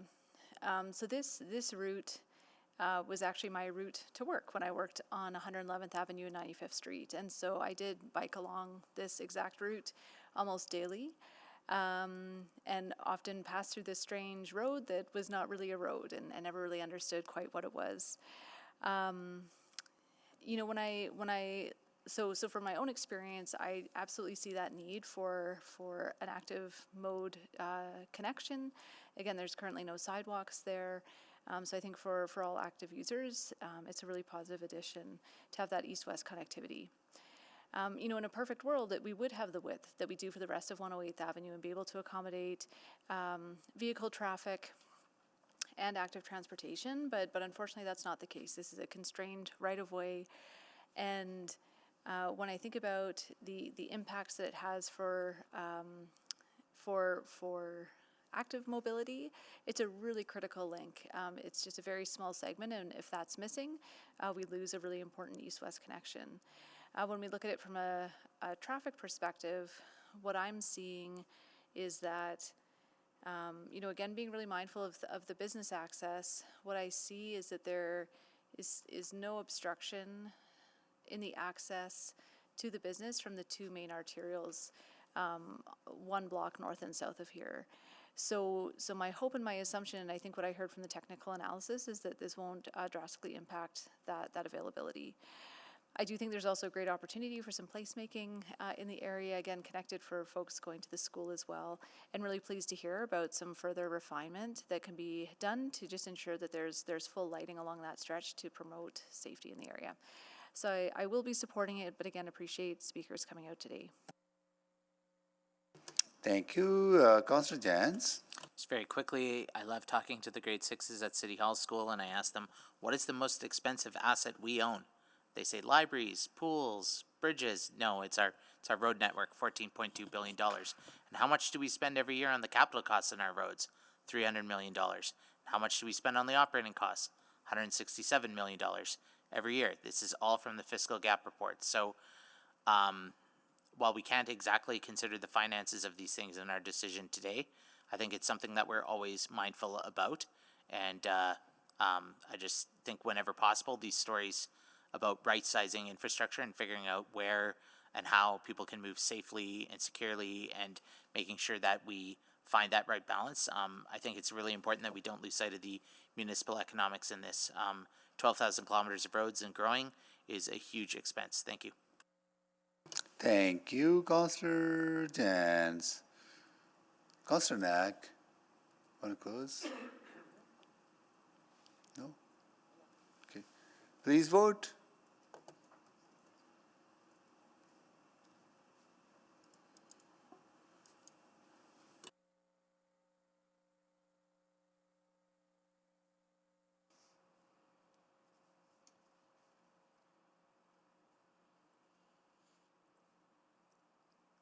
We're just waiting on one vote. I'm a yes. Thank you, Councillor Cartmel. We have all the votes. Will you display the votes, please? That is carried. Mayor, so I'll move second reading of item 3.9. Second by Second. Councillor Tank. Please vote.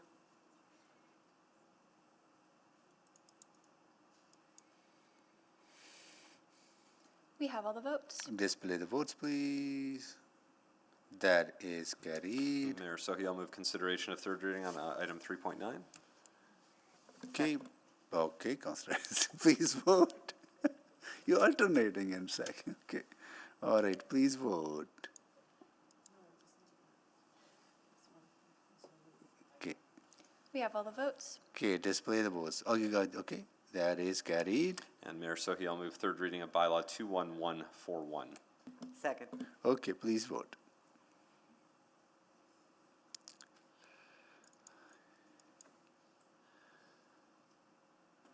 We have all the votes. Display the votes, please. That is carried. So, want to see if we have next one, 310. We have a number of speakers. And then 311 and 312 are also exempted, but there's no one in opposition to that. Councillor Principe, you exempted that, right? You have extensive list of questions, or I wouldn't say extensive. yeah, I don't think. okay. Because I want to see if we can deal with some of those that don't have any speakers, done with them quickly, right? So we don't have to postpone them to the next meeting. I know. That's what this one item that this one doesn't have anyone in opposition. There's one more, the city plan.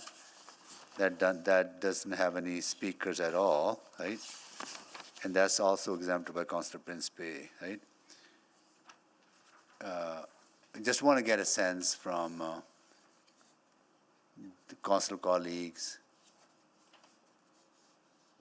if we bring them forward, would we be able to get them through quicker?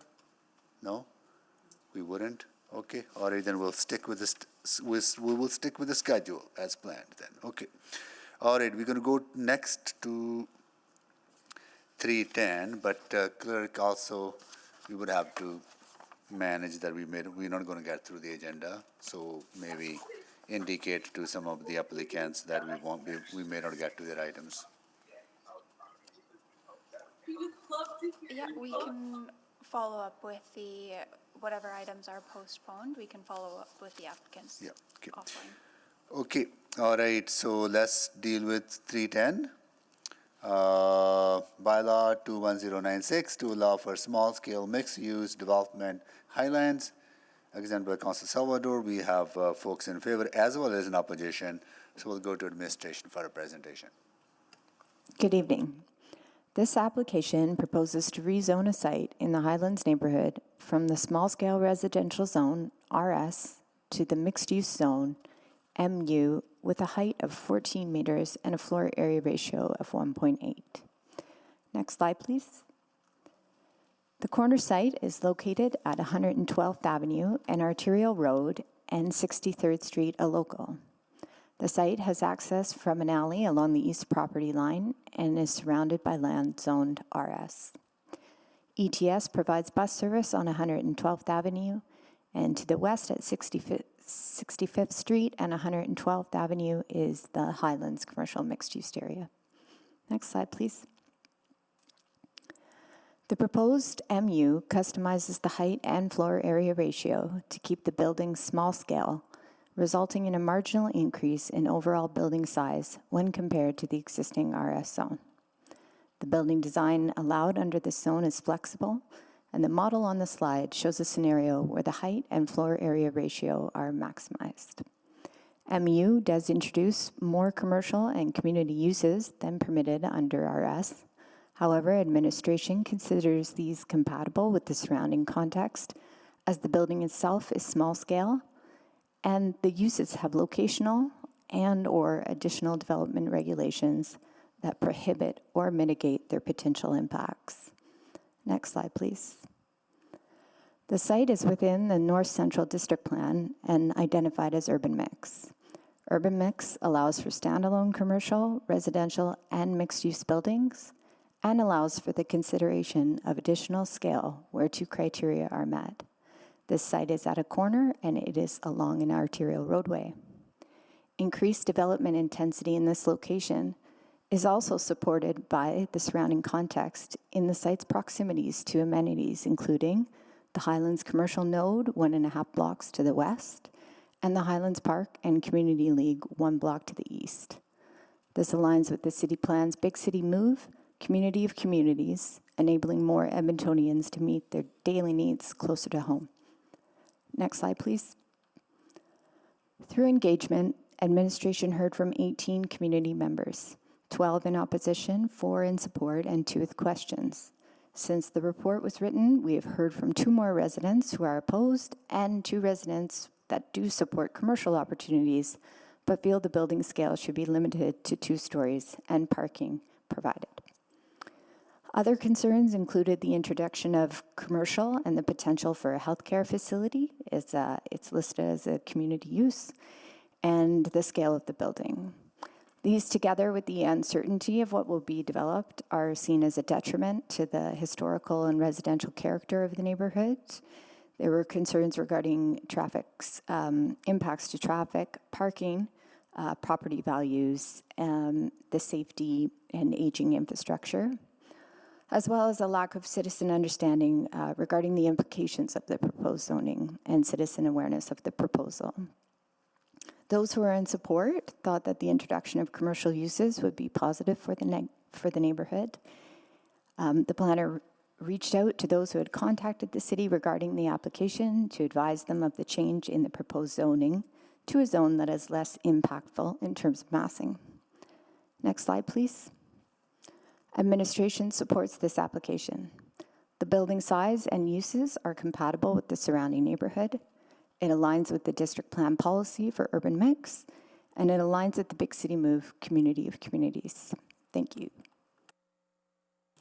Thank you, Thank you for the presentation. Okay, clerk, before we go into speakers, I think items 314 and beyond, we will not get to today. We'll be lucky if we even get to 313, but we'll keep that in the back pocket just in case, right? Rest of the items would be dealt with at the next public hearing. So to confirm, items 3.14, 3.15, 3.20, 3.21, 3.22, and 3.23. Yeah, whatever was exempt, yeah, just hold that, yeah. And I would just turn to administration to confirm when these items would be coming back to public hearing. As I understand, there are specific dates that they might want to use. Yeah, so there'll be 3.14, 3.15, 3.20, 3.21, 3.22, and 3.23, right? Okay. Can you please confirm when can they come to the...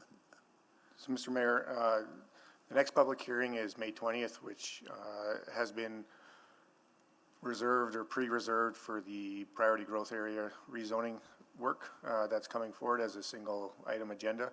So if this were to go to that agenda, we would ask that these items not be brought forward at that time, as the PGA work is important that it goes through on May 20th. So these could be put on the May 20th agenda, but they would have to be after the PGA work. But you anticipate PGA work will take the whole day? Yeah. It's a fairly big item. Yeah, okay, got it. What is the next meeting? June 9th. June 9th. So we'll send them to June 9th, and we'll deal with them first on June 9th. Okay. So moved. Councillor Knack, need a seconder? Second. Okay, Councillor Wright. Okay, please vote.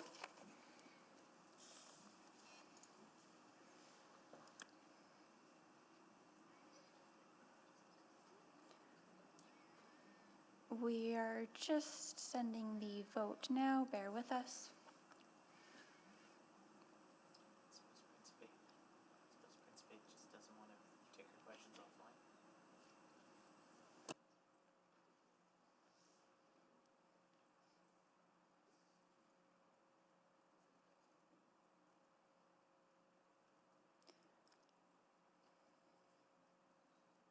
We have all the votes.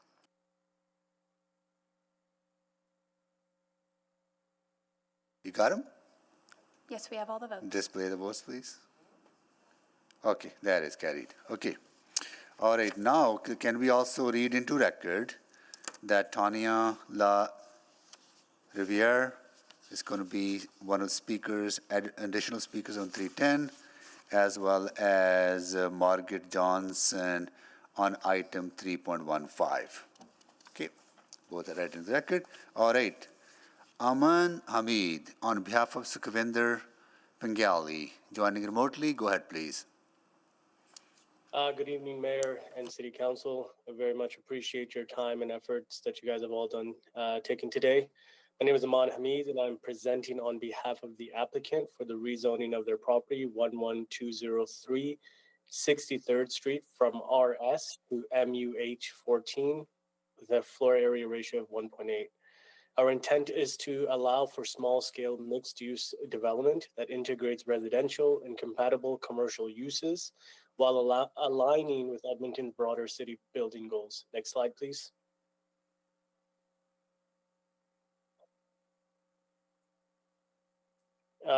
So since the launch of, whenever you get the chance, if you can flip the slide. Since the launch of the zoning bylaw, the city has approved multiple rezonings in mixed-use zones. Next slide, please. Such as Windsor Park, Forest Heights, and the West Jasper Place, that were all approved for mid-rise developments along interior corridors. Similarly, we believe that this application's formal support from city administration, as noted in the planning report, aligns with the urban mix designation and supports key policies underneath the city plan. Next slide. Our rationale is that this supports the 15-minute district along with walkable communities. It aligns with the North Central District Plan, and it helps the pressing need of the housing demand that the city of Edmonton has. Currently, there's about 26,000 people, households on the affordable housing wait list, and we do believe that this will provide flexibility for residential and or commercial use that be tailored for future demand, while also enhancing an underutilized land on an arterial road. Next slide, please. Our market analysis has shown that the city of Edmonton's population has grown by 100,000 residents between the year 2021 to 2024, and we're expected to see this growth increase alongside a demand for housing. Currently, vacancy is at a rate of 2.5%, the lowest in years, signaling a high demand, while rent has increased 12% in 2024, which is the fastest amongst Canadian major cities. We believe that this rezoning supports modest infill-oriented growth without placing a burden on the city's infrastructure. Next slide. Side context, as mentioned, this is a corner lot off of 112th Avenue and 63rd Street. It's serviced by transit with a bus stop within 50 meters of the proposed location. We are nearby a park. It's currently underutilized with a single detached home. And at the moment, we are not requiring any variances as this is a standard zone in line with the policy. Next slide. Why this rezoning makes sense. We meet 2 of the 5 criteria underneath the city plan of policy 2.5.2.6. It's located on an arterial roadway and it is a corner site. In addition, it supports gentle density. It provides more diverse housing options. It provides a potential for the neighborhood scale commercial. And most importantly, it provides walkability, transit use, and local services. Again, city planning supports the proposal as it contributes to the rebuildable city and community of communities. Next slide. As mentioned, there was 34 properties were notified in the October mailout. 18 responses received, 12 were in opposition. As updated, it showed 14. 4 were in support and 2 were neutral. A lot of it was related towards building scale, character, and overall uncertainty about the final development. Our proposal, as revised from the MUN to the MUH14, reduced the building height and density. It allowed for more residential flexibility from the original proposal, and most importantly, it provided an opportunity for on-site parking. As the city plan report states, the proposed rezoning aligns with the urban mix, and it is compatible with the surrounding area and supports the goal of the city. Next slide. And finally, again, this is supporting new housing and a neighborhood of businesses. Again, it aligns with the city policy and zoning goals. We will respect the existing character throughout the height, through the limits and the setbacks, and the uses of existing infrastructure and transit access. We will reflect the community's input with the, we have reflected the community's input with the adjusted zoning, and we look forward to building this development in the community, and I look forward to any questions. Thank you so much. Thank you so much. Next we go to Tania La Riviere. Please go ahead.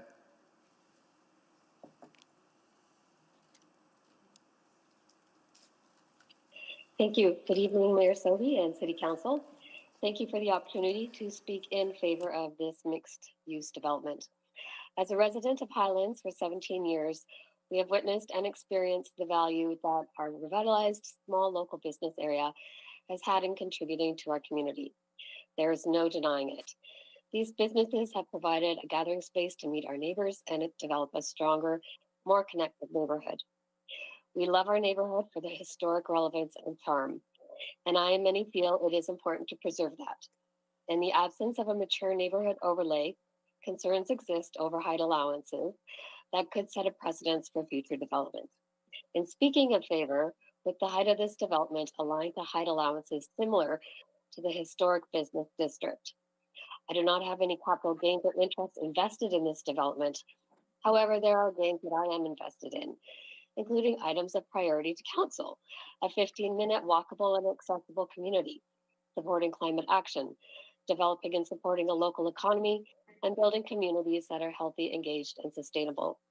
It would be great to support another local business that will contribute to the vibrancy of the neighborhood, and I hope council will consider this application. Thank you so much. So, colleagues, questions now? Councillor Salvador, go ahead, please. Thank you so much. Maybe just to the applicant. Wondering if you can share some additional details. I appreciate at a high level you spoke about desire for a mixed-use project. Do you have anything else that you can share, just a little more granular around what the vision is for the site? Do you have a use in mind? I recognize, there's not necessarily certainty around what use will end up there, and we're at the rezoning stage, but what else can you share?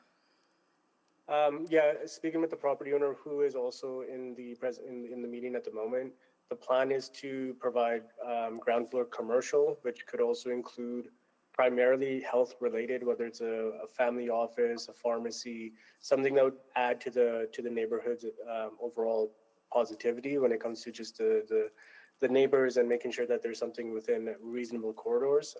The second floor would be providing residential. The second and third floor would be providing residential options. So as of right now, that is the proposed plan. Of course, once we hear from the neighborhoods and the community, we can definitely take that into consideration. But we would not be looking to add any sort of cannabis store, liquor store, or anything that would create, you can say, a nuisance. It would be more to add to the community as far as community services. And if there's any additional questions or comments, Sukhvinder's in the presentation here, so he'd be more than happy to add some additional comments. Okay, I appreciate that. If they do, then they'll have to register to say so. Okay, Councillor Salvador, go ahead, please. Yeah. Thank you. Maybe just a further question around MUH14 in particular. I'm wondering if you're able to elaborate on why you landed on H14 as a height. We originally were proposing a higher building density. We were going with the MU zone, and we were looking at a higher building height. But then, after working with the planner at the city, Cindy, we essentially reduced it so that the impact would be less, you can say, on the overall community as a whole. but at the same time, it can provide the density without making a big impact when it comes to the surrounding property owners to the north of us and to the west of us. The main thing is just making sure that it's a soft addition to the existing neighborhood, hence why we went with the MU14. It provides us that flexibility that if this does get approved, we can go up to a 14-meter height, while at the same time considering at the end of the day, it's monetary cost when it comes to these type of developments, but it provides us that flexibility that we can go up to 14 meters if this does get approved today. But originally the intention was to go higher, but then after hearing some of the comments that Cindy had provided us, that the city would not necessarily support that proposal, speaking with the property owner, we scaled it back so that, again, most importantly, that we can show to the surrounding community and the neighborhood that we're here to be a good partner in this development so that we're not creating a bigger impact overall. Okay, and I appreciate that. Just to clarify, so under the previous zone, it would have been, is it 16 meters? And now it's down to 14? Okay. Okay, thank you. And maybe just to go to Tanya, thanks so much for taking the time to be here tonight. I was interested in your comment just around the existing commercial hub that's just a little bit to the west of the site that we're talking about. Appreciated your reflections on the benefit that's offered to the community. I wanted to ask about the height in particular. I think I caught it, but you mentioned that the rezoning in front of us is consistent with the height of that area. Is that what you were getting at? Like to ensure or suggest or hope that it is. Gotcha. Consistent with that, and it's going to align with what is already in our neighborhood. Right. Okay. Great. I will follow up with administration on that front, but I really appreciate you being here this evening. Thank you. Thank you, Councillor Salvador. Councillor Jans. Yeah, thank you. Just to the applicant quickly, are you doing underground parking? As of right now, that is not being proposed. So I wonder, given some of the feedback from the community, and maybe when they speak to it, we'll hear, would it not be better to take the extra 2 meters of height and maybe even a higher or larger form in exchange for the underground parking, given some of the concerns people have shared? It's a valid point. Again, it does also come down to an economic cost of things. The extra to go underground, there is a substantial cost. We would look at working with, I just got a message from the property owner. He is saying that they would consider underground if it does make sense. So I'd like to retract my previous statement. Yeah, I'm just curious because sometimes people are opposed to the structure because of the parking reasons, not the structure. And so that's a question I'll have for the community if they don't speak to it, but thank you for answering. No problem, thank you.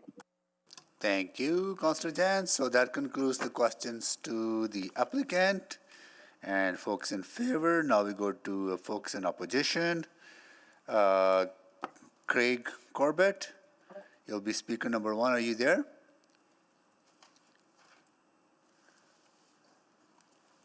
Nate Box, in person or remote?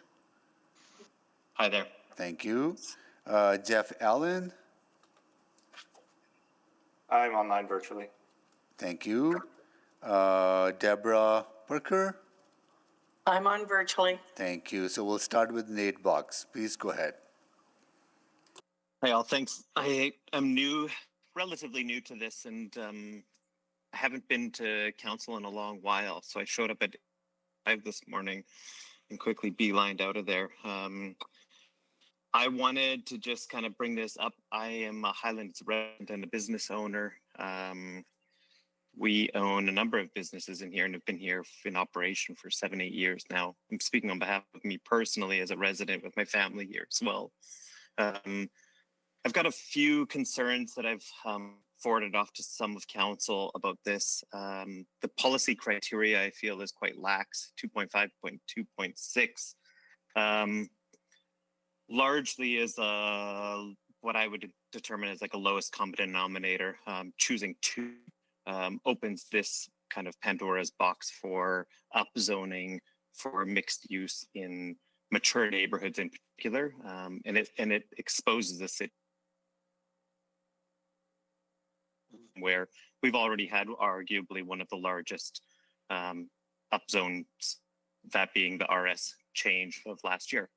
On that note, we're starting to see the beginnings of an RS upzone here, adding, instead of a single family home, moving those to sometimes as many as 8. We haven't seen the full effects of that yet, and we're only starting because permitting takes a while, building takes a while, expenses are piling, inflation, etc. One builder that I know that predominantly only focuses in this neighborhood is seen a 300% increase in the number of doors that he's going to build this year, going from 30 doors to 90 doors, going from mainly like small single homes, what used to be converted to 4 units are now going to 8. And that's just in the blink of an eye. I took this conversation to the Community League, which was part of the engagement process that that was cited by administration. Got a shrug of the shoulder and or board members being like, well, I don't want an 8-plex moving in beside me, to which we're not talking about an RS zone change that's in the past. What we're talking about is kind of like breaks a little bit for the future and just letting the dust settle. And so that's my urge. I think I see criteria in and of itself is based loosely off of some kind of like misplaced zoning criteria, that being like Windsor Park was cited as being part of the additional district policy change. There was one in McKernan Belgravia that I will say is probably the most similar, but the ones in Windsor or like West Downtown, I can't recall the third one offhand, but it's in the sidebar notes from December. Anyways, those I feel aren't congruent to what we're working with here. We don't have parking. We have several issues here. We have buzzwords like walkability or 15-minute community or communities of communities. But the reality is that I own and operate businesses, and I've seen the impacts of this where my staff, where I'm accosted, where people are in my face with a finger saying, there's parking, there's no parking, there's no parking. You guys have seen it for decades. The hard reality is that I am not opposed to urbanization or densification, but I do think that we are already at the infancy of like seeing this kind of like influx of homes being built and small scale affordable homes on single family lots being 8. And I don't think that this ticks enough of the boxes. By comparison, to say that it's in height, in accordance with the height of the neighborhood, there's one 115-year-old 3-story designated heritage resource in that neighborhood. One. There are other sites that are zoned mixed use already that are underdeveloped. There are other commercial sites within the node, not 105 meters outside of the node, that are already approved for zoning, for density, and for mixed use. So I think that it's not now, but I think we should, as council and as a city, learn to walk before we try and run, because I know firsthand the implications of this. And I think that we like the idea of having this like small local businesses, but I can assure you that ground floor retail rates for a 3-story development is not going to support small local businesses. Thank you so much. Really appreciate this. And next we will go to Jeff Allen. Excellent. Good evening, members of City Council. My name is Jeff Allen. I've been a resident of the Highlands neighborhood for over 16 years. My family and I live on 63rd Street between 112th and 113 Ave, and I'm located on the same block as the property in question. I'm here today to express my opposition to rezone the property at 11203 63rd Street.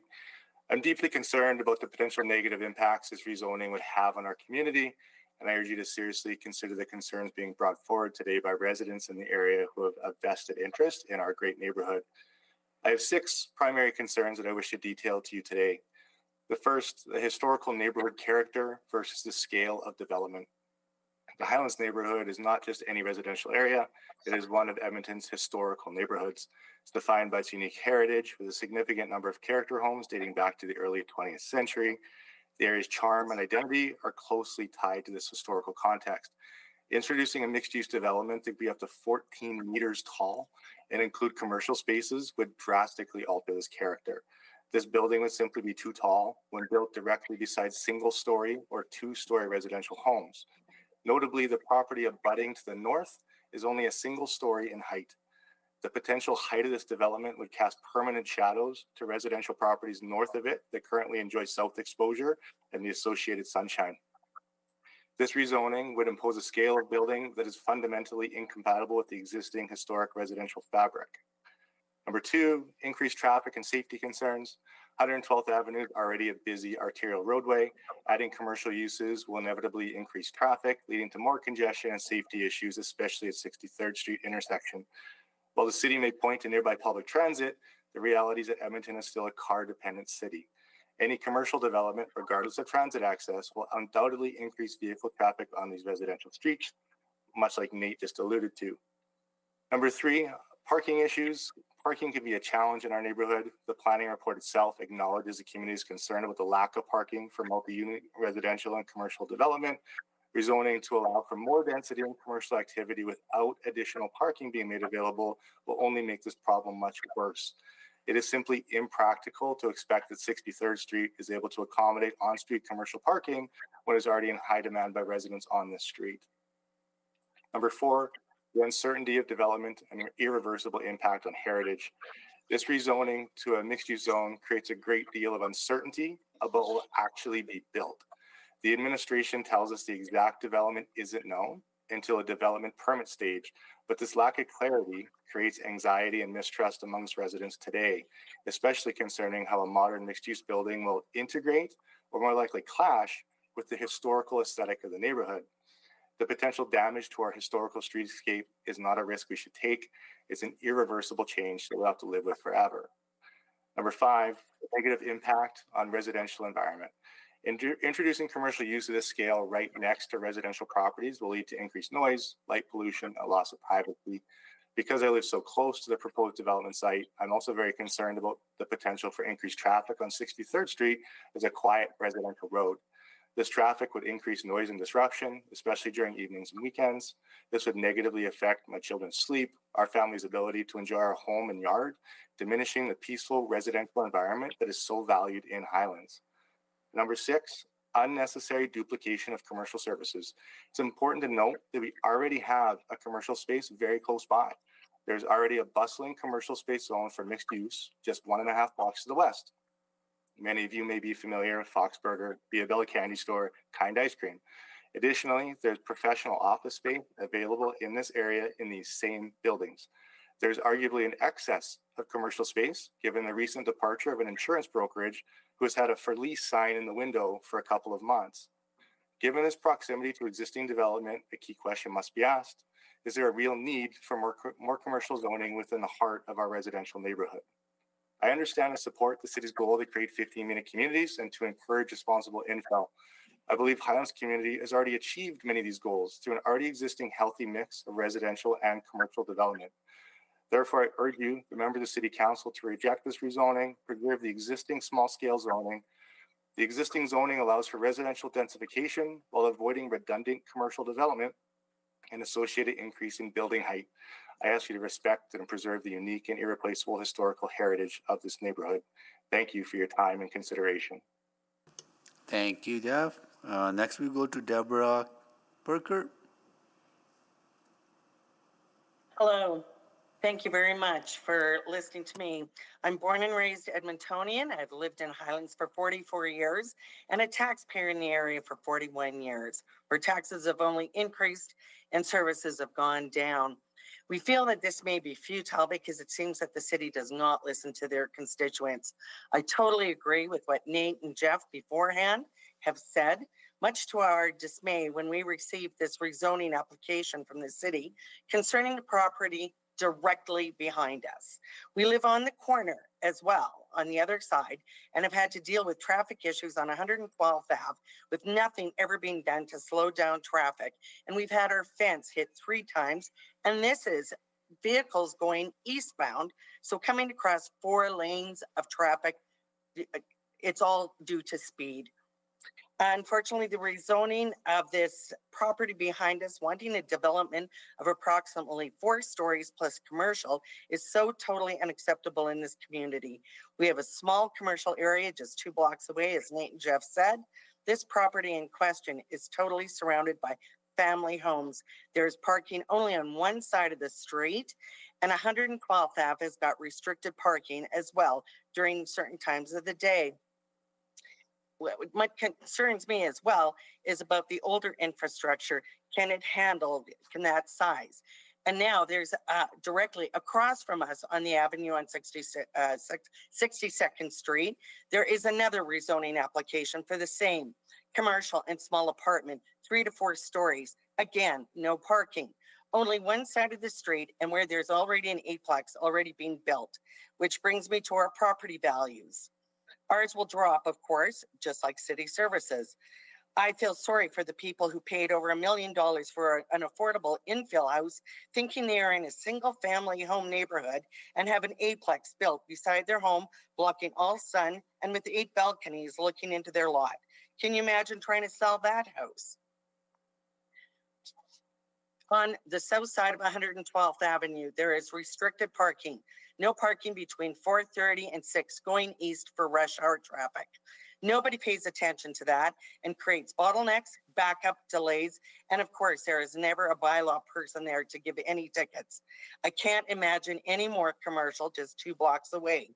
The city talks about 15-minute cities, which I did not vote for, and more housing. Then why would they take up all the prime land in the downtown area that were parking lots to make a central park? At the same time, rip up Beaver Hill Park to redo for the tune of how many millions? Talk about hypocritical. This is not New York City that a central park was needed when they preach about housing needs and before destroying a historical heritage area. And I'm not going to go on about Blatchford. Sorry, I'm a little nervous about this. But so after all my hard work paying off and maintaining my house and paying my taxes, I will be surrounded by small apartments with commercial, as I'm sure you will rubber stamp it all. Our quality of life, our property value will not be taken into consideration. Only what's best for more taxes. As Jeff said, there are more commercial properties that are for lease on 112th Ave right now. So if it was so important to have commercial, why haven't they been rented or sold as yet? I am pleading that this cannot go on. It's destroying our area. And when this gentleman talked about having a pharmacy or medical center, we are surrounded by them on 118th Avenue. We've got the East Edmonton Health Center just down the road on 112th Avenue. So you tell me, and Tanya does not live on this street or nearby. And I'm sorry, that structure that wants to build right behind us is not near, it'll be bigger than the Gibson block. I am sorry, it's totally unacceptable. Hopefully you can hear me out. Thank you. Thank you so much for joining us. Now we'll go to, I'll check if Craig Corbett is joining us. No questions now. Questions to members of the public. Councillor Salvador, go ahead, please. Yeah, thank you. I appreciate the speakers taking the time to be here and for sticking around. I know it's really late in the day, but really value hearing your perspective. So maybe I'll just go back to Speaker Box.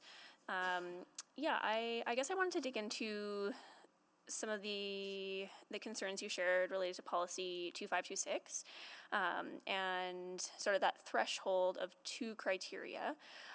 Just so I'm understanding correctly, are you suggesting that you'd want to see more than 2 criteria, like 3 criteria as a threshold?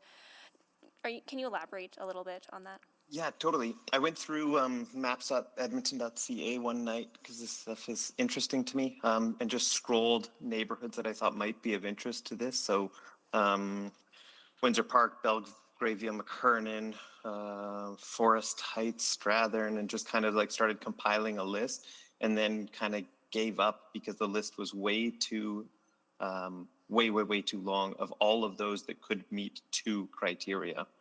And I think if you increased it to 3 or even more, or changed the criteria, I think a lot of these would disappear. I think that you're shooting for the bare minimum when you should be shooting for the moon when you're trying to make an exception, stating that the current RS zone is insufficient.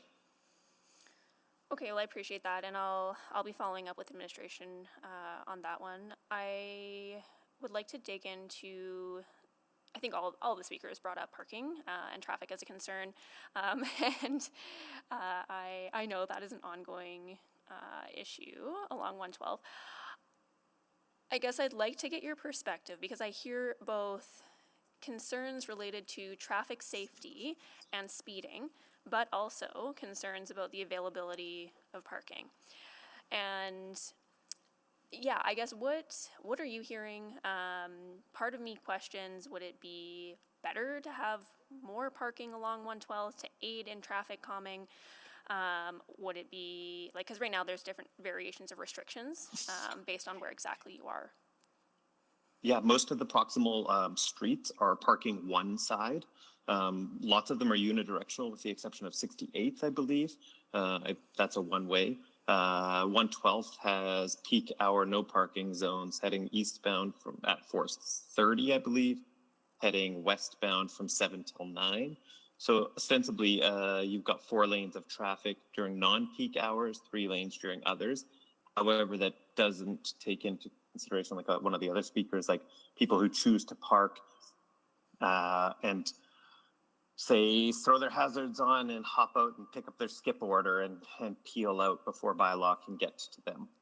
So then what we're seeing is these bottleneck pinch points at the already existing commercial node that then spill out to angered drivers on an arterial road that then punch the pedal to race through. And so, yeah, we don't have adequate parking. If you were to change curb lane parking along 112th Ave to accommodate in kind of like increased density, then sure. However, I feel that that would strongly go against arterial roadway definition, which like it would be a single lane with stopways and pedestrian crossings along the way.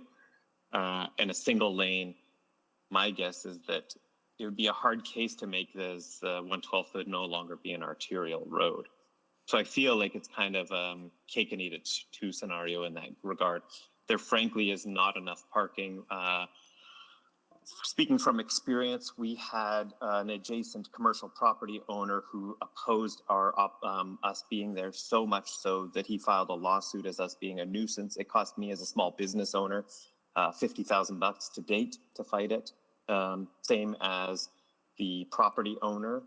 And what happened is not only did he file suit against a nuisance, but to curb his parking that he wanted fair market value for, he went and put a chain link fence around the whole thing because he couldn't control it. We have private residents, so rather than the city addressing it, it's now becoming private residents' property problems. Yeah, and I'm probably going to run out of time, so I might ask the question, but I'll have to come back for another round. But this one would be to Speaker Allen. Thanks so much for being here, Jeff. I was interested to get your perspectives around, I guess maybe a comparison between some of the existing commercial spaces that are available and that are serving the community and the adjacent single-family homes there versus, I guess, your description of potential concerns or nuisance or noise that would be associated with this project. So I'll let you think about that because I'm out of time, but I'll come back.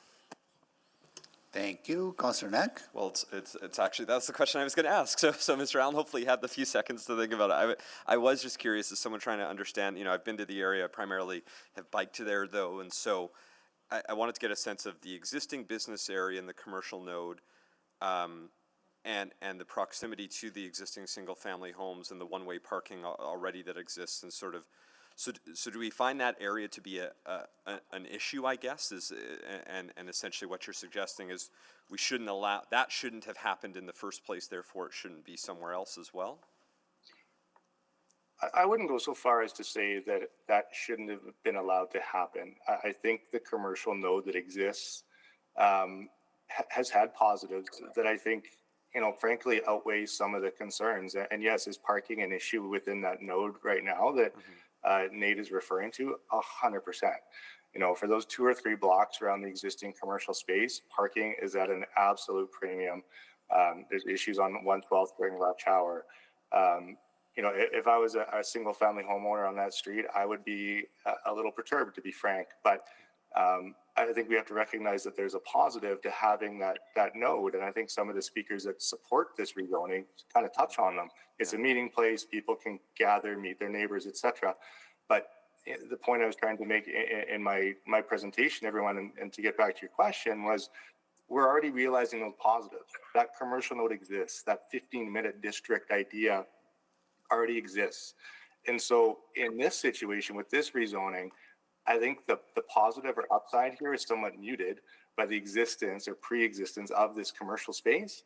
And we're now just going to bear the negatives. We're going to see the parking problems. We're going to see the traffic problems that we already know exist at another node, but the benefits now are much less. They're reduced because there's such a concentration of pre-existing commercial. And so that's where I struggle with this one, is that I can very, very quickly see the negatives, and it's much harder to see the positives here because they're already being enjoyed in another area. And I don't think those returns are pro rata to the negatives. They're diminishing returns at this point because of that large commercial development. Okay, that's helpful. This is probably a bigger question for today, maybe not one to answer today. Should 112th be an arterial road east of Wayne Gretzky Drive? Like, I'm genuinely curious, like, does that, why are we treating that road the same way we treat 118th and others? Like, it feels like it's contributing to the issues that I'm hearing today, but I'm just curious if anyone's got any thoughts on that. I'll start with whoever Nate unmuted, I guess. So Mr. Box, you want to start? Yeah, I don't think that it should. I think that at maximum 6 blocks north to 118th Ave, like, we've got an already commercial, like a commercially developed node arterial roadway that extends. You've got way more traffic, way more volume, and it's already got the commercial development there in a mass. So yeah, not to waste the time, but I don't think that 112th west of Gretzky should be an arterial road. Also, it dead ends at 50th Street. So we're talking about a maximum 25 city block, but there's about a 5-block disappearance there. Mm-hmm. So we're talking about a short stretch that's an arterial road when we could just push that a little bit north. Yeah, and I ask it because I'm trying to sort of in my mind, and leads a little to Councillor Salvador's questions, I think one of the best ways to help speed on that road is to actually just let parking be on both sides of that street and not have people regularly commuting on that road. I mean, if you're trying to commute east-west, maybe that shouldn't be the road we use. And to do, so I feel like I'm going down too deep of a rabbit hole that's probably outside of this particular item, but it's one that I just wanted to understand. So, oh, you don't need a second round anymore? Okay, got it. Thank you. All right, so that concludes the questions to folks from the community in opposition. And we'll go to questions to administration. Councillor Salvador, go ahead, please. Yeah, thank you. I want to pick up right on that because I had many questions about the designation of 112th as an arterial. I think I might have asked this before at previous public hearing, but why is 112th an arterial, and does that need to be reconsidered given the evolving nature of this particular road? Probably I'll answer the second one first, because first one I'm not sure about the history, when it got designated, or was this always an arterial? Most likely. Can it be repurposed or rethought? Yes, definitely. There are even ways to look into optimizing the carriageway, introducing parking, reducing the speed. There are many mitigation measures that can be applied. Given the connectivity, it does end at 50th Street. So that also begs the question, maybe it is a goods movement route that provides some connection to the broader network. I'm not sure about that, but I'm just laying out some of the considerations that there may be some reasons behind leaving it as an arterial. And what subsequent motion would I need to move in order to have that conversation? Can you support me in wording for something? Because I truly am interested. So the very recent example, not very recent, but in the last couple of years, we looked at 102 Avenue, for instance, west of 124th Street, all the way to 142 Street. That's another arterial that basically runs and divides the neighborhood north and south. It is 50 kilometer per hour, and there was motion to look at the functionality of it and see what mitigation measures can be applied. So maybe something similar to that. Yeah, I'd be very interested in moving that. So I'll send you folks a message around getting some wording there. But I do think it's an important conversation, and I think about the relationship between 112 and 118 and what is truly the more appropriate goods movement roadway, and whether 112's character and nature is changing now that it does have a bustling commercial hub or local node. Okay, so that's on 112. Actually, no, I'm not done on 112. When it comes to parking, so back to Councillor Knack's point around where parking is and is not allowed, what hours it is allowed. Is there an example where parking is used as traffic calming? Like in these areas where we are seeing higher density commercial uses, more traffic coming to the community, can that in and of itself act as a traffic calming mechanism or buffer? Short answer, yes. Have we ever looked at that, or is that something that could be included when we're looking at 112? Along arterial, more yes, I yeah. think that will require some more attention. Collectors, that's a common practice, that parking on both sides of collectors does provide that traffic calming measure organically. Right, because if we're using that as a bit of a traffic calming mechanism and narrowing of the street promotes slightly slower traffic and discourages people from speeding through those areas. And I would say more conducive to neighborhood movement as opposed to people who are cutting through or maybe even commuting out to Sherwood Park, because I think that's what a lot of the traffic that we're seeing is. Okay, thank you. I wanted to ask about yeah, so this is not along a primary secondary corridor. This is just in urban mix.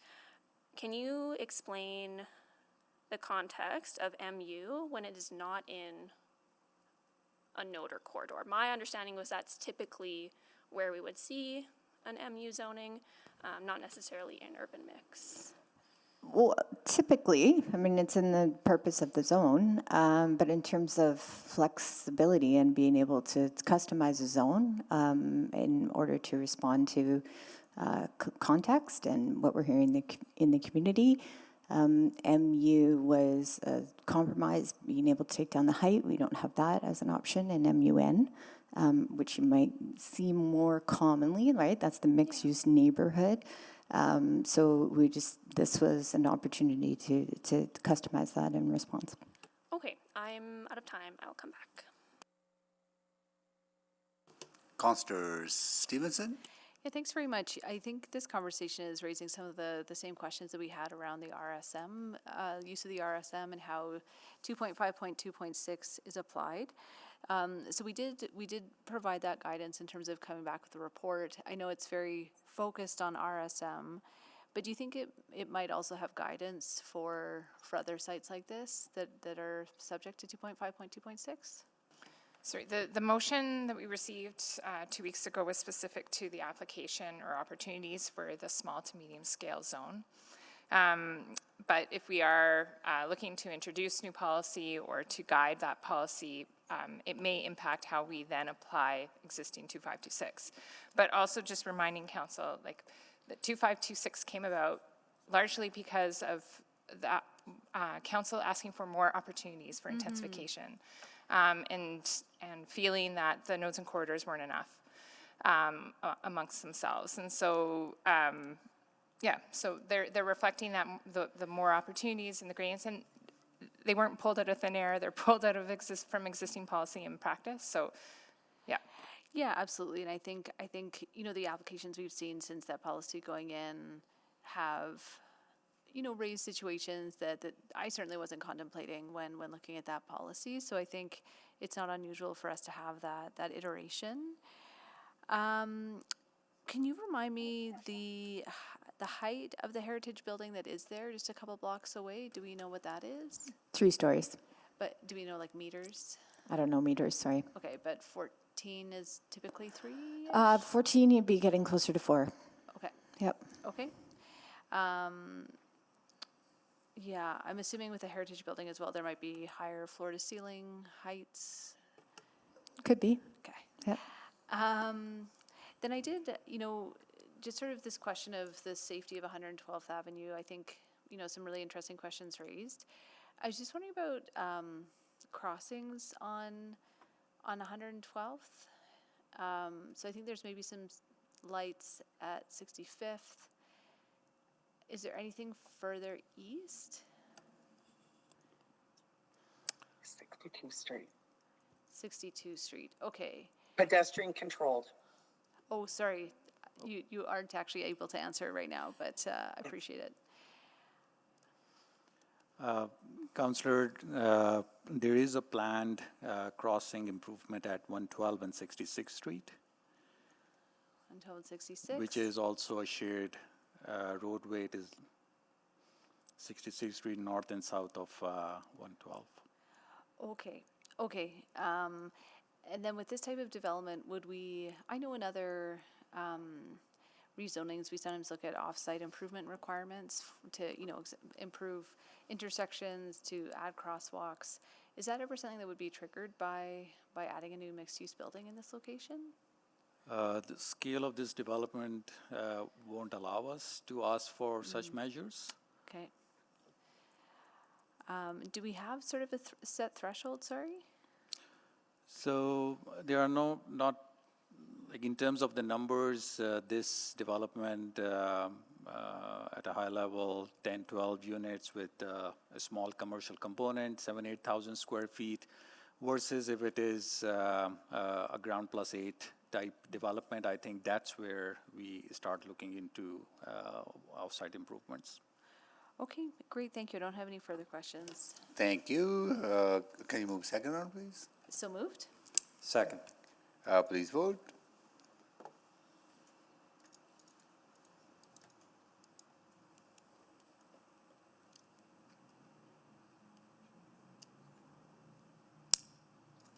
Yes. Thank you, Councillor Jans. Just waiting on one vote. Councillor Rutherford, did it come through for you?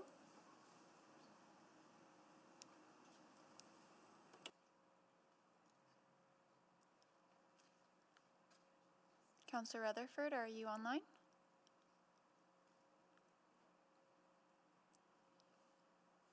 We will mark Councillor Rutherford absent. And No, we have I'm here, yes. Thank you. We have all the votes. Display the votes, please. That is carried. Okay, Councillor Salvador. Yeah, thank you.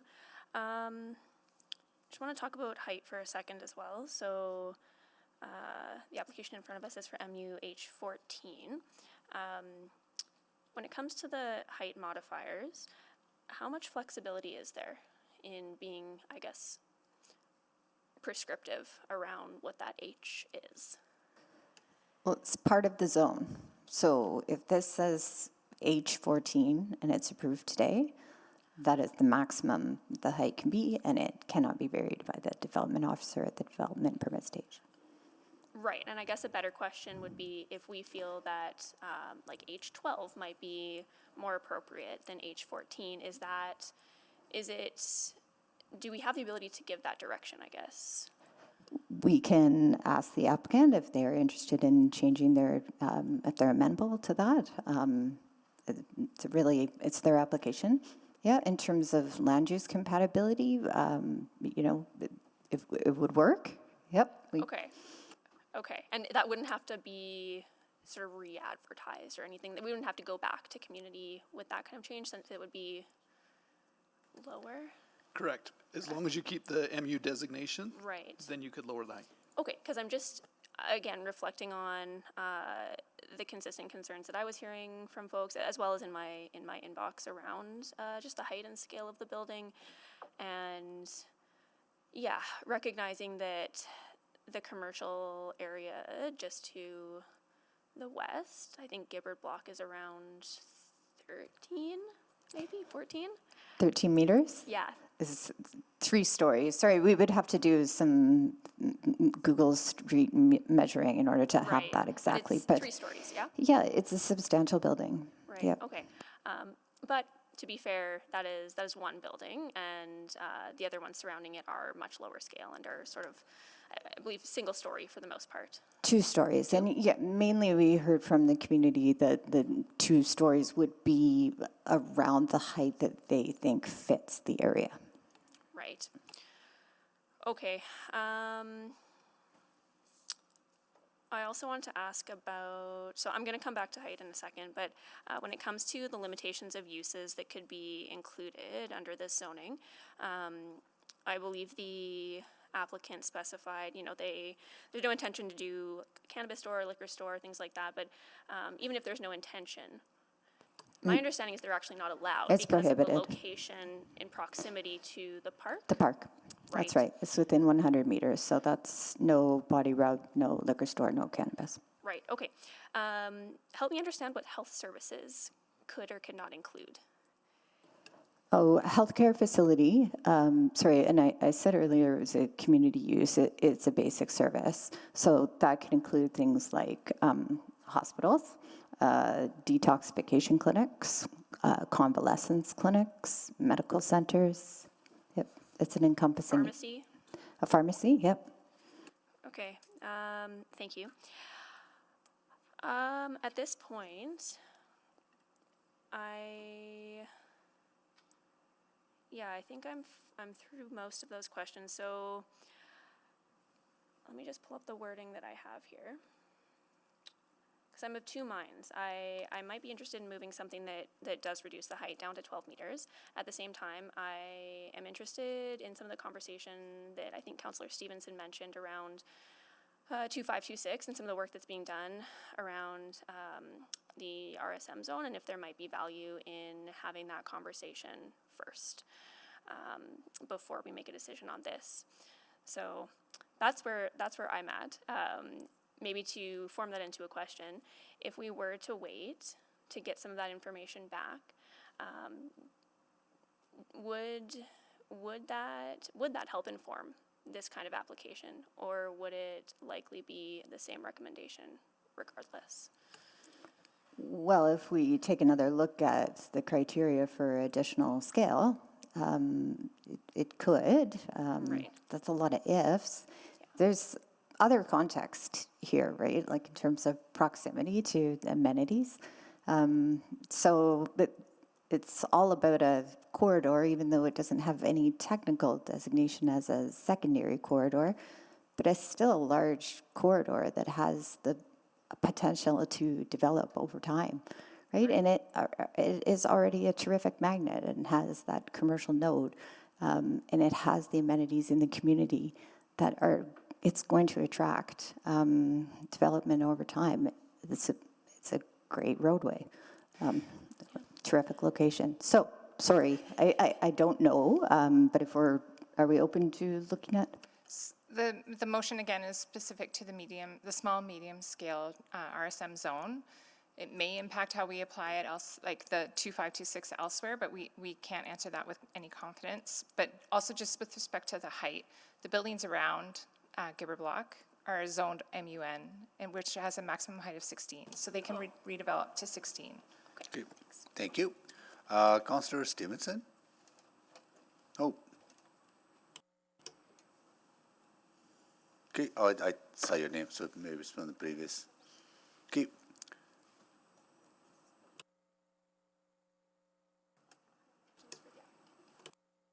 Okay, so that concludes questions to the administration. At this time, I'll ask if council members have any questions to administration, to the applicant, and to members of the community signed in opposition on any new information arising out of the previous conversation. Councilor Salvador, you do have some questions, right? Go ahead. Yeah, thank you. So just to the applicant, you know, listening into the conversation today, you've heard me allude a few times to potentially slightly lower height. I really see the value in more mixed-use opportunities within the community. At the same time, yeah, hearing the height might be a concern. What would an MUH12 do for you folks? To be honest, I don't think it would work just because that would make the basements real low. It would require more excavation, possibly more deeper window wells. Our original proposal was an MUN with the 16-meter height with a floor area ratio of 3.5. So we did already reduce it based off of just comments and kind of conversations that we've had with Cindy, the development officer on file. So we do believe 14 still does fit within the overall fabric of the community. And just like overall, like the whole thing is that we see that from 62nd to 66th Street, there's about 4 blocks of commercial that has been developed within the last century. So again, I think without going into it, 14 is what we're looking to stay at. Okay, well, thank you for that answer. So hearing that would affect, it sounds just like the viability overall of the project. That was going to be my first method here, but the second would be to consider waiting on this application until we've done a more fulsome review of of the RSM zone, but also 2526. So I will move that. I don't have the exact wording in front of me right now, but if I could get some assistance from administration and the clerk to get that on the board. Second. Let's get some wording on the floor before.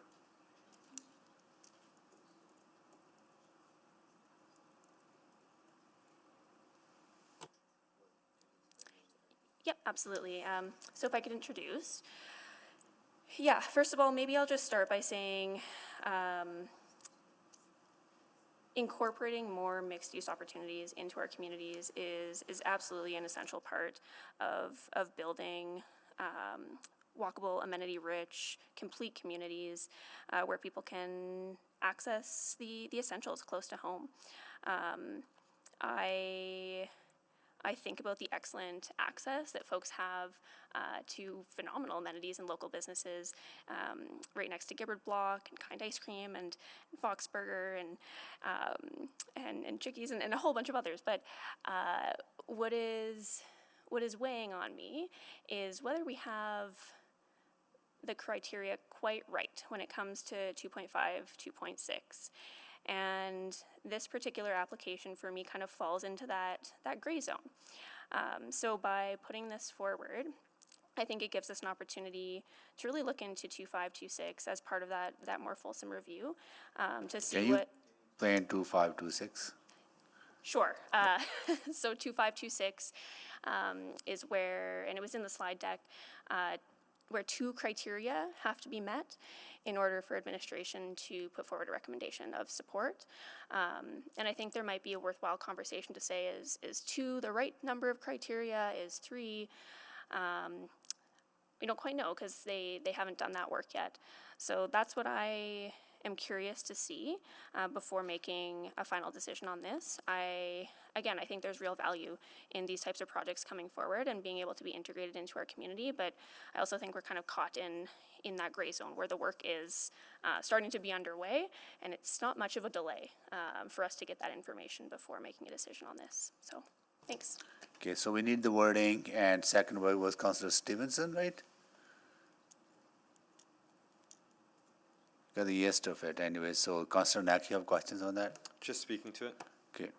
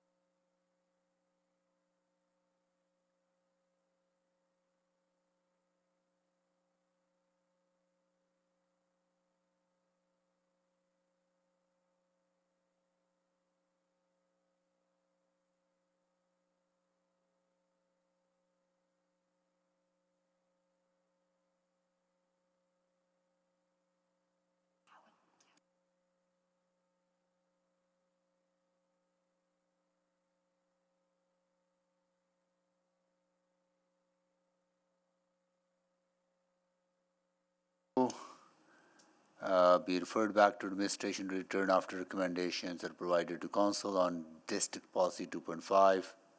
Oop, disappeared.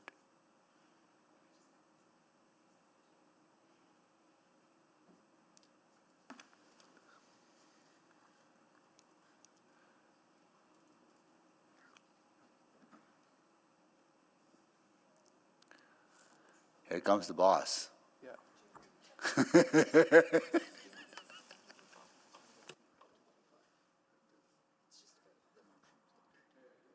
Here we are. 2.5, addressing the small scale residential zone and the recommendation to be provided to council. Is that capture the intent? Okay, got. All right, Councillor Nack to speak now. Thanks, Mayor Sohi. I'll support this for a few reasons. I mean, obviously, first, I'll give a lot of trust the ward councillor, and if they feel there's a need to have some additional time on this to have a bigger conversation, I'm more than comfortable to do that. My time didn't start properly, just so you know. I don't have 40 seconds left. That's a hint, but I'm not taking it. And so I appreciate to have a bit of that dialogue, but I do want to flag a few things. So even though I'm willing to support this referral, I think it's important to flag a few things. Even if we got to a point where this, let's say we change the designation of this road to a collector, which I actually think might be a very reasonable thing to do in the future, we do buildings of this height on collector roads. This is not an uncommon building height. In fact, council just a month ago approved in West Jasper Place a collector road on 95th Ave, a 16-meter high building. Now, that took up multiple lots, and so I appreciate this is a one-lot piece, so there might be some nuance, and I appreciate the application or the motion gives us a chance to dig into a little bit of that nuance, but I also don't want to provide sort of false promises or false hope. Collector roads are locations where we put higher buildings. There are also locations where we do put commercial. And of course, we don't have to look much further than literally just a few blocks to the west of this. And so the other piece I thought I'd mention is, I heard from some of the folks in opposition the tension about not having parking, and at the same time, I do feel that site where Mr. Box has some amazing businesses, where Kind Ice Cream, my favorite ice cream spot, is there. That clearly works, right? It is a hub with no parking for any of those businesses except the street, and so we do have to allow for more opportunities like that, because those hubs are important, and there's nothing wrong with having a couple of hubs in a community. That to me is encouraging. I think we should want to have more of that. I don't want to just walk to one commercial node in my neighborhood. I want to walk to 5 commercial nodes in my neighborhood, and I want them to be small scale like this, and I want them to be more friendly where I can just bump into folks. So I think we've seen that as a city, and we've developed to that. So I don't think the notion that there should be no commercial, a few blocks east is likely to be one that pans out at the end of this discussion.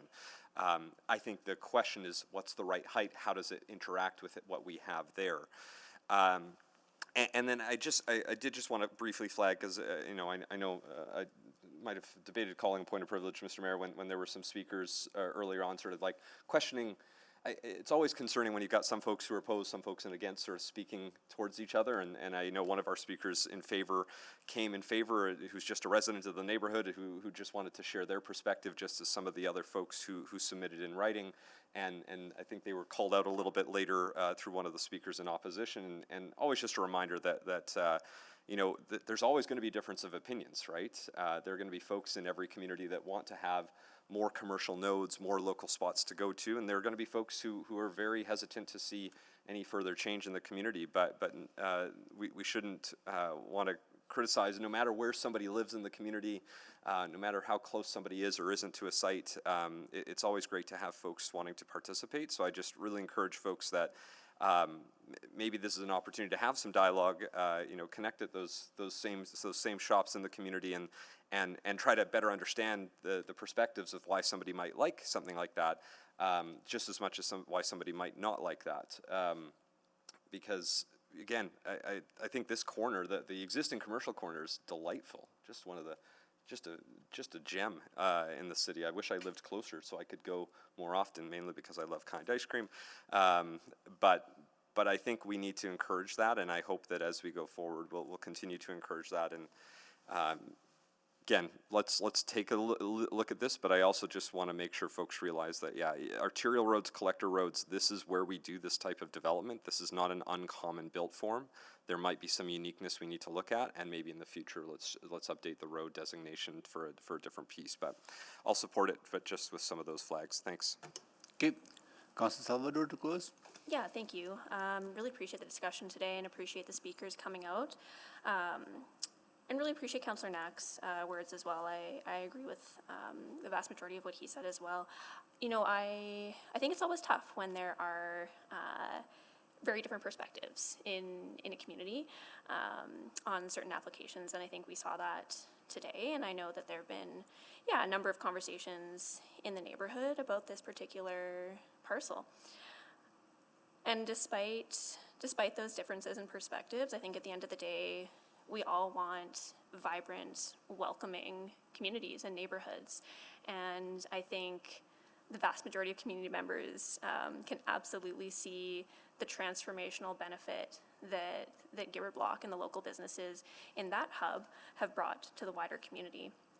I think about not just the businesses themselves, but the social space that has created. Neighbors who are walking and biking to experience those local amenities. It's a place for connection. It's a space for building neighborliness, and I think we should be encouraging more of that. If we can support more of that liveliness and vibrancy and connection across our communities, we will be getting closer to the goal of 15-minute communities, which is embedded in our city plan. And I think what this allows us to do, by taking a very brief pause and coming back to this, is ensuring that what is outlined in our policies is reflective of those intentions, and is implementing those changes in a way that supports those community goals and is going to be sustainable. So, with that in mind, I would encourage folks to support this. I do intend to have a subsequent about the designation of 112. I seriously think we need to take a look at whether an arterial designation is appropriate for this road. I have continued to hear concerns about, again, the traffic, safety concerns. I've seen a number of quite awful car crashes where folks are crossing over different lanes and into fences. It's not acceptable. So please know that is going to be following shortly. So I hope we have time to get to that. But again, thank you to all the speakers for coming out. Really appreciate your perspectives and would encourage support. Okay, please vote.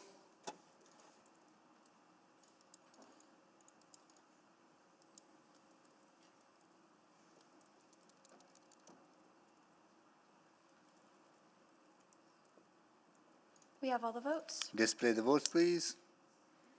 Okay, item is referred back. Okay, all right, so, no.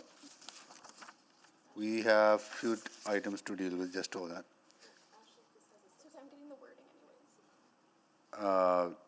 We may not have the time to debate it, but we need to deal with some of the items. What items are remaining? Aaron? 3.11, 3.12, and 3.13. 3.11, 3.12. Can someone move Move that? to postpone. Huh? Move to postpone Yeah, to the June 3rd? to the June 3rd. Is it June 3rd? June 9th, isn't June, it? June 9th, whatever June day. 9th, June seconded. 9th. Okay. Moved by Councillor Jan, second by Councillor Tang. Please vote. In favor.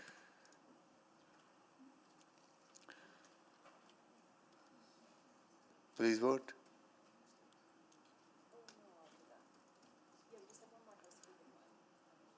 Which one? Oh, okay, yeah.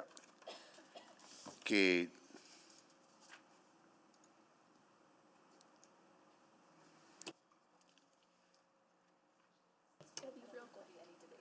Yes. Just missing one vote. Councillor Jan, did it come through? In favor. Thank you. We have all the votes. Display the votes, please. That is carried. And Councillor Knack, no, just do the housekeeping first. Okay, I'll move that City Council waive the rules on providing notice of motion as set out in Section 32 of Bylaw 18155, Council Procedures Bylaw, to allow Councillor Knack to make a motion without notice regarding, changes to the council calendar. Second. Okay, please vote. Yes.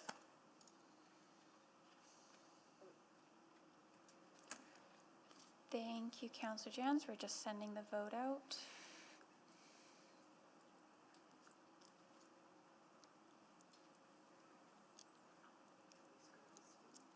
Okay, I'll see if I can.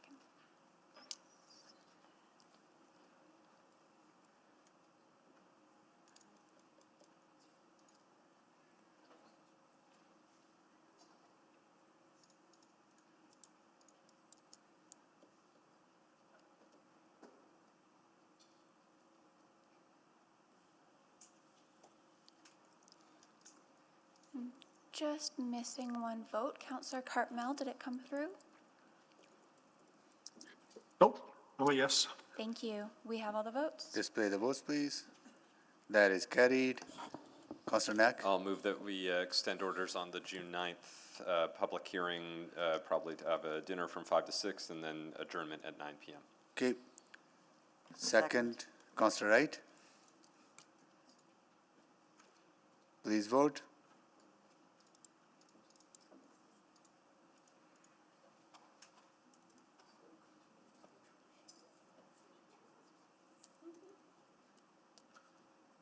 Yes.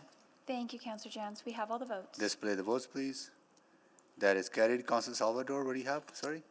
Subsequent. Go ahead. I'll be quick. So I'll move that administration review the functionality of 112th Avenue Northwest, east of Wayne Gretzky Drive, as a designated arterial roadway and provide a report to committee with recommendations, including design measures to mitigate speeding and other concerns, and the future functionality and designation of that roadway. Second. Okay, we have a motion on the floor, subsequent on the floor. I feel like I've already introduced it, so. Yes.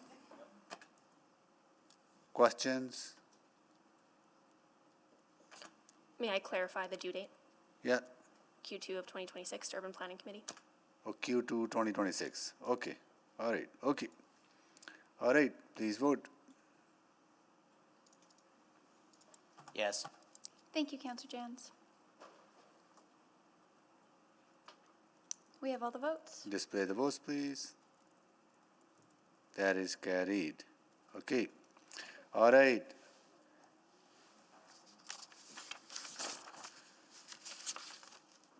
Notice of motions without customary, we're done with that. We are adjourned.